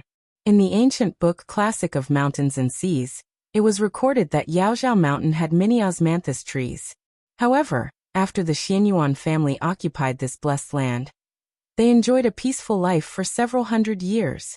Perhaps it was because their good fortune didn't last long, and their luck gradually decreased, causing the old osmanthus trees to die one by one. Last year, even the only remaining osmanthus tree named Tanguay, which had a lifespan longer than the 1,600 years of the Taoist master's residence on Mount Longhu, had withered. Therefore, apart from a few jars of wine brewed from the osmanthus seeds last year, this Angelica osmanthus wine had become extinct. Everyone in Mount Hui knew that the eldest son of the first wife, Xianyuan Jingcheng, was an absurd person who was addicted to drinking Angelica osmanthus wine from the books of the sages. The older generation remembered even more clearly that every year on Xianyuan Qingfeng's birthday, this scholar, who was once delusional enough to want to pass the imperial examinations and leave the mountain, and was unwilling to practice martial arts, would bring his young daughter to Tanguay to have his height carved. However, after the age of 15, the precocious Xianyuan Qingfeng treated this matter as a disgrace and didn't want to do it again. Thus he drifted further and further away from his father. These years, only a handful of guests like Huangfang Buddha, who could be counted on one's fingers, had the good fortune to drink a jar of bitter osmanthus wine. Xianyuan Jingcheng liked the bitter taste when he drank and lived up to his reputation as an eccentric. Every year, Xianyuan Jingcheng brewed 3 jars of Angelica osmanthus wine. 2 jars were sent to the courtyard, and he only had 1 jar left. Therefore he never had enough wine, but here he never drank. He let the 2 jars of wine sit idle every year. Year after year, the more jars there were, the more mellow the aroma of the wine became. She finally opened a jar of wine, and brought in a set of wine utensils that had been sealed for many years. The wine utensils were made by that man himself. In any case, other than practicing martial arts, that person seemed to be good at everything. Sitting alone, she filled a cup of wine and placed it on the table, as if she was hesitating whether to drink or not. She began to hate herself for no reason, and reached out to slap the wine cup away. After a while, she stood up to retrieve the wine cup. Only then did she discover 2 small lines of words engraved at the bottom of the cup. The handwriting was clear and elegant. Life is bitter, so long as the right person returns. Chapter 308. Dark clouds loomed over the great snow plateau. A storm was coming. Do you want to shake Kunlun? After hearing his grandson Xianyuan Jingcheng's words, Xianyuan Depan raised his head and laughed heartily. He did not mind the imminent battle. This was not because Xianyuan Depan was conceited. He counted the opponents that the hunchbacked old man had challenged before. When he was 20 years old, he challenged the family's ancestor and caused him to be seriously injured. When he was 30 years old, he fought the spear immortal Wang Xiao and was slightly inferior. When he was 40 years old, he single-handedly entered the sword tomb of the Wu family, and forced the sword crown of that generation to use the flying sword technique. Although he was defeated, it was still a glorious defeat. After the Battle of the Sword Tomb, he comprehended swordsmanship for 10 years, and was confident that his swordsmanship was comparable to that generation's sword god Li Chungang. Not to mention that Xianyuan Depan also competed with the immortal Qi Xuanjin during this period of time. It was natural that he was defeated. However, if his cultivation was ordinary, why would Qi Xuanjin, who had stayed on the demon-slaying platform all his life, fight? Xianyuan Depan seemed to have competed with others and lost every time. Therefore he was mocked as Xianyuan Invincible. However, not to mention Qi Xuanjin, the only person in 500 years who could compete with Ancestor Liu, and Li Chungang, who was invincible in the secular world at that time. Even the most inconspicuous Gu Jiantang now had extraordinary swordsmanship. If he claimed to be second, no one dared to claim to be first. In this way, how many people dared to underestimate this ancestor of the Xianyuan family? Xianyuan Depan had lived for nearly 100 years. He was different from Li Chungang, whose realm was declining day by day and eventually could not recover. Generally speaking, he had been steadily improving. People predicted that he had reached the celestial state when Xianyuan Depan was in charge of the dynasty. In these years he had devoted himself to dual cultivation and devoted himself to fusing Confucianism, Buddhism, and Taoism into one. With Xianyuan Depan's age and strength, it was not impossible for him to reach the realm of Earth Immortal. After Qi Xuanjin ascended to immortality, there was no longer a Zhenren of this realm in Longhu Mountain. Once Xianyuan Depan achieved immortality, the hatred of the past would be returned to the ancestral court of Taoism. At that time, even if Gu Jiantang's swordsmanship was superb, how could he be a match for an Earth Immortal? Those who were well-informed speculated about Li Chuangong's ascension. The one-armed old man wanted to use Xianyuan Depan to establish his authority. Most of them were not optimistic about the old god of swords, whose realm had declined greatly. The busybodies of Jianghu had specially placed bets on the outcome of Li Chungang, and the various first pin masters. Without exception, the odds were extremely high, indicating that they did not have high hopes for Li Chungang. As for the odds against Wang Xianji and the new god of swords, Dong Tai, the odds were about 5,000 taels of silver on Li Chuangong's victory. Jianghu was forgetful and fickle, just like the saying that scholars despised each other since ancient times. Xianyuan Depan's 10 years of seclusion showed that his realm had improved greatly. His sideburns had turned from white to black. It was a clear proof that he had returned to his original state. It was a mysterious sign of becoming an immortal Zhenren. When Qi Xuanjin was slaying demons on Mount Longhu, He was 70 years old, but his appearance was as handsome as a young man. Xianyuan de Pan was not in a hurry to make a move. He had waited for 20 years and finally, this day had come. Usually as he got older, his patience would get better. Xianyuan de Pan looked at his eldest grandson from afar, who was not tainted by worldly affairs. There was no emotion in his eyes. To him, blood relations could be heavy or light. If he was obedient and had the potential to become a dragon, then he would nurture him. If he was a good-for-nothing with mediocre roots, then even if he was his biological grandson, then he would simply abandon his intentions. Since when was Xianyuan de Pan the kind of elder who liked to play with his grandson?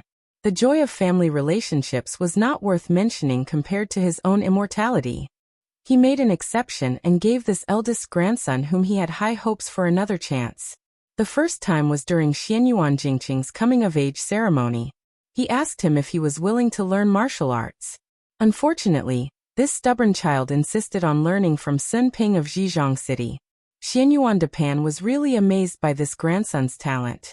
Even if he was an unpolished jade for the rest of his life, it would be good to just leave him at home and collect dust. Later on, Xianyuan Jingqing met the woman in distress and returned to the mountain to beg for help from his family. Xianyuan de Pan then gave him another chance. However, this grandson who had wasted his talent actually refused again. Xianyuan de Pan was furious and no longer regarded him as his eldest grandson. He turned to nurture the less talented but ambitious Xianyuan Jingxian. Later on, that woman actually took the initiative to ask for dual cultivation. Xianyuan de Pan was just going with the flow. Since he had decided to abandon Xianyuan Jingqing, it was fine to have a young granddaughter-in-law who was suitable to be a human cauldron. Xianyuan Pan looked indifferently at the tornado that was attracted by Xianyuan Jingqing's abundant qi. It was in the shape of a giant funnel, and the root of the wind spun violently on the great snow plateau as if it reached the heavens. It continuously tore down the black clouds in the sky, becoming more and more intense. Xianyuan Jingqing stretched out one hand and drew an arc, while his other hand slowly lifted upwards. He said softly, "Rise again." Another huge tornado appeared in the sky on the left side of the Great Snow Plateau. The phenomenon of heaven and earth revolved around the dragon axis, causing endless wind and sand to blow. In one go, Xianyuan Jingqing's aura skyrocketed, but it did not show any signs of weakening. He clenched his hands into fists, and his qi instantly climbed to the peak. He said slowly, "Rise 3 times." A tornado appeared on the right side. On the Great Snow Plateau, 3 dragons draw water. Xianyuan Pan's gray hair was messed up by the strong wind. He said calmly, "Stealing the power of heaven and earth, is this your heavenly phenomenon stage? This kind of opportunistic behavior is fine for scaring people, but if you want to hurt me, it's really laughable." Xianyuan Jingqing did not say anything. The 3 tornadoes surged with heaven's might and quickly moved towards the motionless Xianyuan Pan. The 3 dragons suddenly converged and pressed down on ancestor Huishan, who was in the center and did not bother to dodge. Good timing. Xianyuan Pan laughed loudly. His hands hooked into claws, and his left hand reached out into the 2 tornadoes.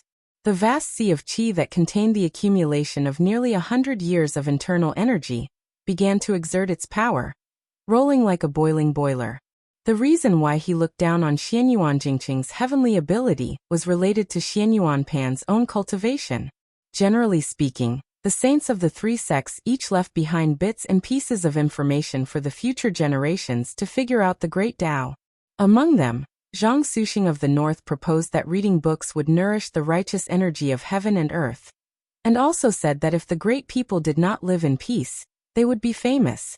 Therefore, the experts who entered the great realm of martial arts through Confucianism were extremely good at resonating with heaven and earth, and using their own strength to stir up heaven's secrets. This was undoubtedly an extremely grand and magnificent scene. But in the eyes of Xianyuan Pan, who used strength to prove his Tao, it was just a joke. This ancestor did not worship heaven and earth as a master, and only believed in his own 2 fists. He was the same as Li Chungang, who wanted to make the world tremble and gods weep when he used his sword. All the talk about not being able to achieve Tao and floating on the sea, and all the talk about suffering in this world and blessings in the future were all nonsense. The more Xianyuan Pan studied the profound meaning of the three sects, the more firm he was in his original path. He had 2 hands, and even the immortals, Buddhas, demons, and demons had to obediently retreat and get lost. Moreover, Xianyuan Pan had a clear goal, which proved that the path he chose was not only feasible, but also extremely correct. Wang Xianji of the martial emperor city. In today's world, there were only a handful of people who could fight with him, Xianyuan Pan. Xianyuan Jingcheng, the useless abandoned son of the family, was not worthy. Xianyuan Pan actually tore apart the 2 tornadoes. Without the foundation of the waterspouts, the black clouds at the top of the tornadoes slowly rolled as if they were dying, and finally drifted away and returned to the sky. Just as he was dealing with the last waterspout, Xianyuan Jingcheng tapped the ground with the tip of his foot, and a large pit was blasted out of the ground.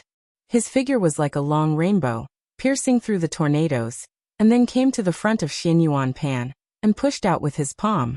Xianyuan Pan, who was not surprised, sneered, and changed his claw into a fist, and went straight for the center. Xianyuan Jingcheng turned his palm sideways, ignoring the turbulent fist force, and only placed it on the back of his fist.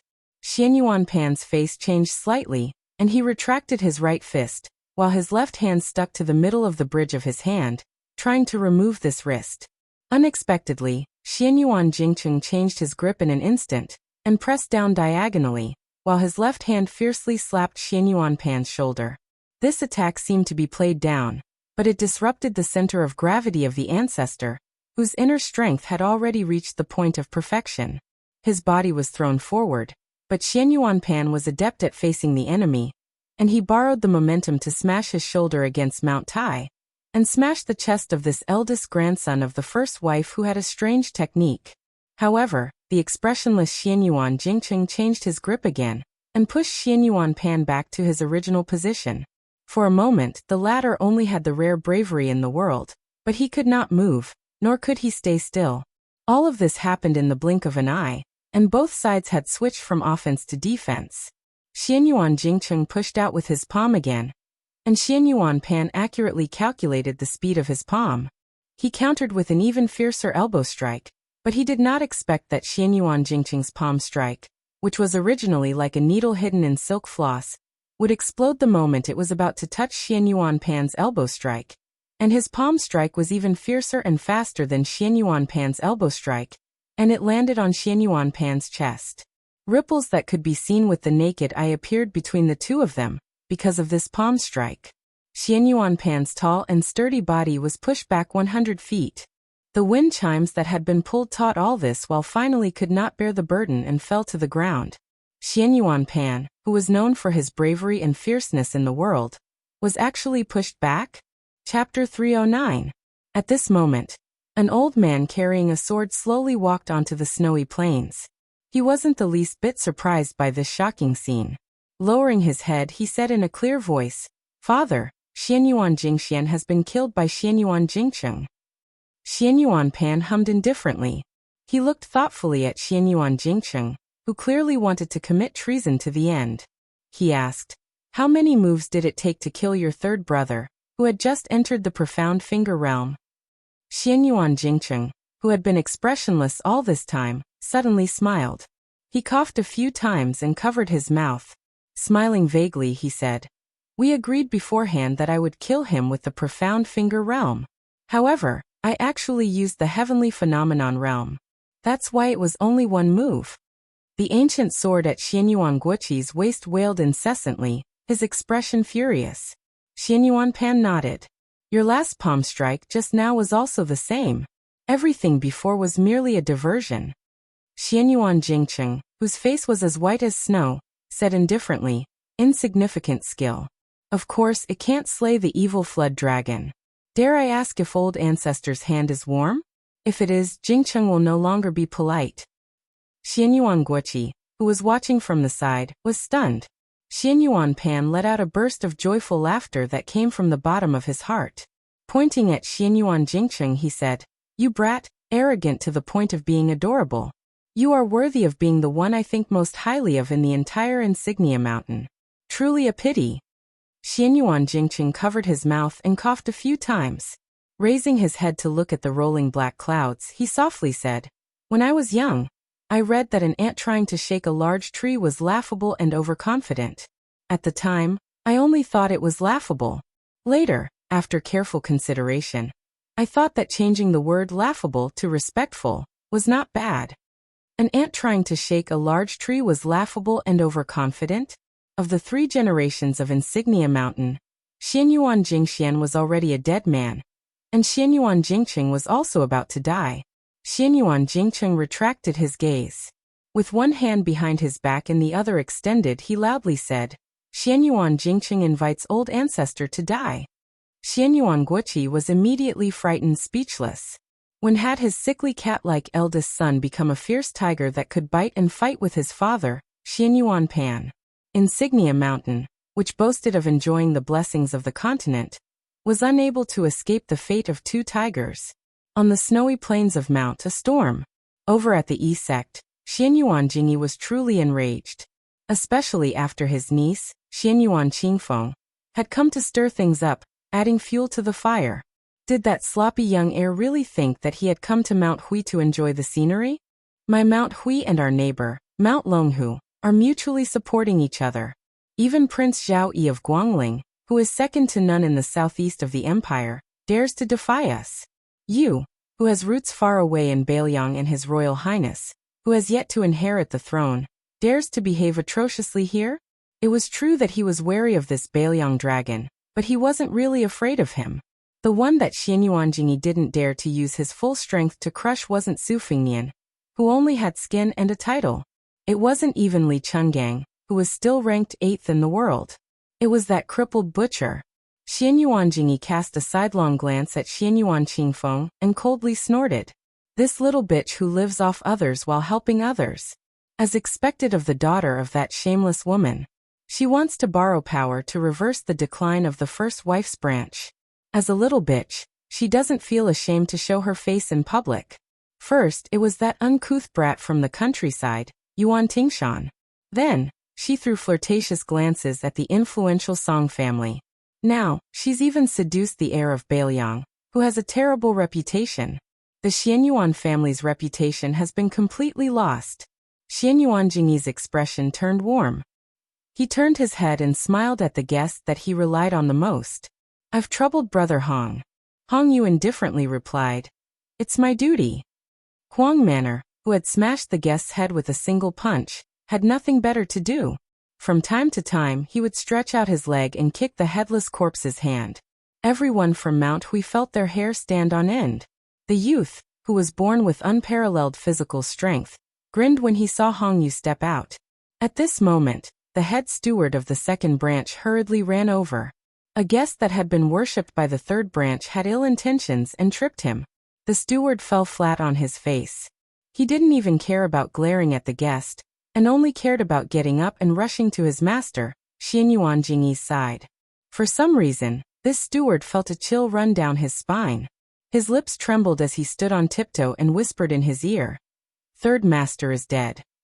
Xianyuan Jingyi thought he had misheard and frowned. "What did you say?" The steward's body trembled as he repeated in a trembling voice, "Third master, Xianyuan Jingxian is dead." Xianyuan Jingyi's eyes widened, but he immediately suppressed his shock and tried his best to remain calm. How did he die?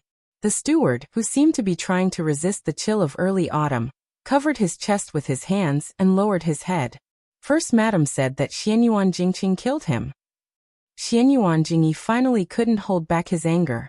"Bullshit," the steward said with a sullen face. "It's true. Third master's corpse is still lying in the courtyard. No one dares to touch it." Xianyuan Qingfeng, who was well aware of the situation, sneered. She had never felt so carefree and happy before. His Royal Highness, whose nature was to wish for the world to be in chaos, was moved when he saw this scene. Bluebird was currently chasing after the man with the fan like a stray dog. Su Fingnian laughed loudly. "Bluebird, come back, come back. This great bull gang's backyard is already on fire." Xianyuan Jingqing killed Xianyuan Jingxian. Brothers killing each other is lamentable and lamentable. The crowd was in an uproar. The guests weren't blind. Aside from a few martial fanatics who didn't know much about the world, Most of them were shrewd people. When they connected the dots with Xianyuan Jingyi's abnormal behavior, they knew that the Baoyang heir's earth-shattering words weren't too far from the truth. Was the towering tree of Mount Hui going to fall? When the tree falls, the monkeys scatter. Those who ran too slowly would be crushed to death by the tree. Especially those who tied their lives to the tree branches with ropes. They were destined to die the most miserable deaths. But would it fall? Would Mount Hui really change? Almost everyone didn't believe it. Even if Xianyuan Jingcheng really did kill Xianyuan Jingxian, as long as the Grand Ancestor was present, the situation wouldn't change. As for how Xianyuan Jingcheng killed Grandmaster Xianyuan Jingxian, no one could figure it out no matter how hard they racked their brains. They might as well not think about it. Instead, they turned their attention to His Royal Highness, who had caused a huge commotion as soon as he came up the mountain. Some of the more quick-witted guests of the martial arts world were secretly considering whether or not they could latch onto Baoyang Palace. There were many secret manuals in Mount Hui, but could there be more than the Tidehark Pavilion? Grand Ancestor Xuanyuan's martial arts were profound and boundless, but in the end he couldn't jump out of Jianghu. No matter how big Jianghu was, it was nothing compared to the king of Baoyang, who had coldly looked down on Jianghu from horseback in the past. The situation suddenly went completely out of control. Look! What's going on over at the snowy plains? Could it be a tornado created by human power? Good heavens, this is 3 dragons drinking water. Could it be that the Grand Ancestor has come out of seclusion? Is he going to ascend? Xianyuan Jingcheng turned his head to look, his face dark and livid. Su Fengnian struck while the iron was hot and spouted nonsense. Hey, old man Xian named Yuan Jingjing, if you don't let this Shitsi pass, everyone will miss a good show that is hard to come by in 100 years. Xianyuan Qingfeng very tactfully added flowers to the brocade and calmly said, Uncle, His Highness came up the mountain at my father's invitation and has the Grand Ancestor's permission. Xianyuan Jingcheng was hesitant. Dirty linen shouldn't be aired in public. If he let that jinx pass, he would lose face. But if he insisted on a deadlock and allowed the heir to slander him, the hearts of the people of Mount Hui would be shaken. Wait a minute. Xianyuan Jingcheng's mind immediately turned. If what the steward said was true, then his third brother Xianyuan Jingxian was already dead. His eldest brother had gone to the snowy plains to seek his own death, and his father Xianyuan Guoqi had no intention of becoming the head of the family. In the future, when the Grand Ancestor ascended to immortality, who would be in charge of Mount Hui? It was truly a case of searching high and low for something, only to find it by chance. Xianyuan Jingcheng was overjoyed, but he still looked like he was in a dilemma. Everyone held their breaths, patiently waiting for Xianyuan Jingcheng's decision. Is it going to rain? Su Fengnian looked up at the sky, then turned to Xianyuan Jingcheng with a smile. Let me pass, and an umbrella. That won't be difficult, right? Xianyuan Jingcheng's face was angry, but he clearly took a step back. He calmly ordered the steward beside him, Go get an umbrella. Su Fengnian brought all of his men to the snowy plains, but Xianyuan Jingcheng only brought his 2 trusted aides, Huang Fangfua and Huang Fangfua. Xianyuan Qingfeng brought up the rear. Some scenes that she thought she had long forgotten suddenly appeared vividly in her mind. That man who mocked himself for being tasteless if he didn't read for a day, had personally taught her how to read, saying that as long as she opened a book, it would be beneficial, but she didn't need to understand it. He taught her how to write, and said that at the beginning of the book, she could use clever phrases to attract people's attention, causing them to be amazed at first sight, but it didn't matter if she started strong but finished weak. He had once let his young self ride on his neck, saying with a smile that dogs don't bark well, and humans don't speak well. If she wanted to be a good person, she should learn from dogs. At that time, Xianyuan Qingfeng was still young and didn't understand anything. When she reached an age where she could understand, she only had prejudice and contempt for him because she was too stubborn. All these years, she only had disdain and ridicule for his poems and essays. If I don't open my mouth first when spring comes, which bug dares to make a sound? Easy to rise and easy to fall, easy to be left and right, easy to be a fence-sitter, easy to reverse, easy to overturn a petty person's heart. Eating tea and eating food is suffering, being able to eat is a blessing, eating more is beneficial. Now that she read and thought about it again, Xianyuan Qingfeng couldn't help but cry. The snowy plains were cloudy with wind and rain, with lightning flashing and thunder rumbling. The torrential rain poured down, splashing on the heads of the group. Mount Hui seemed to have run out of luck.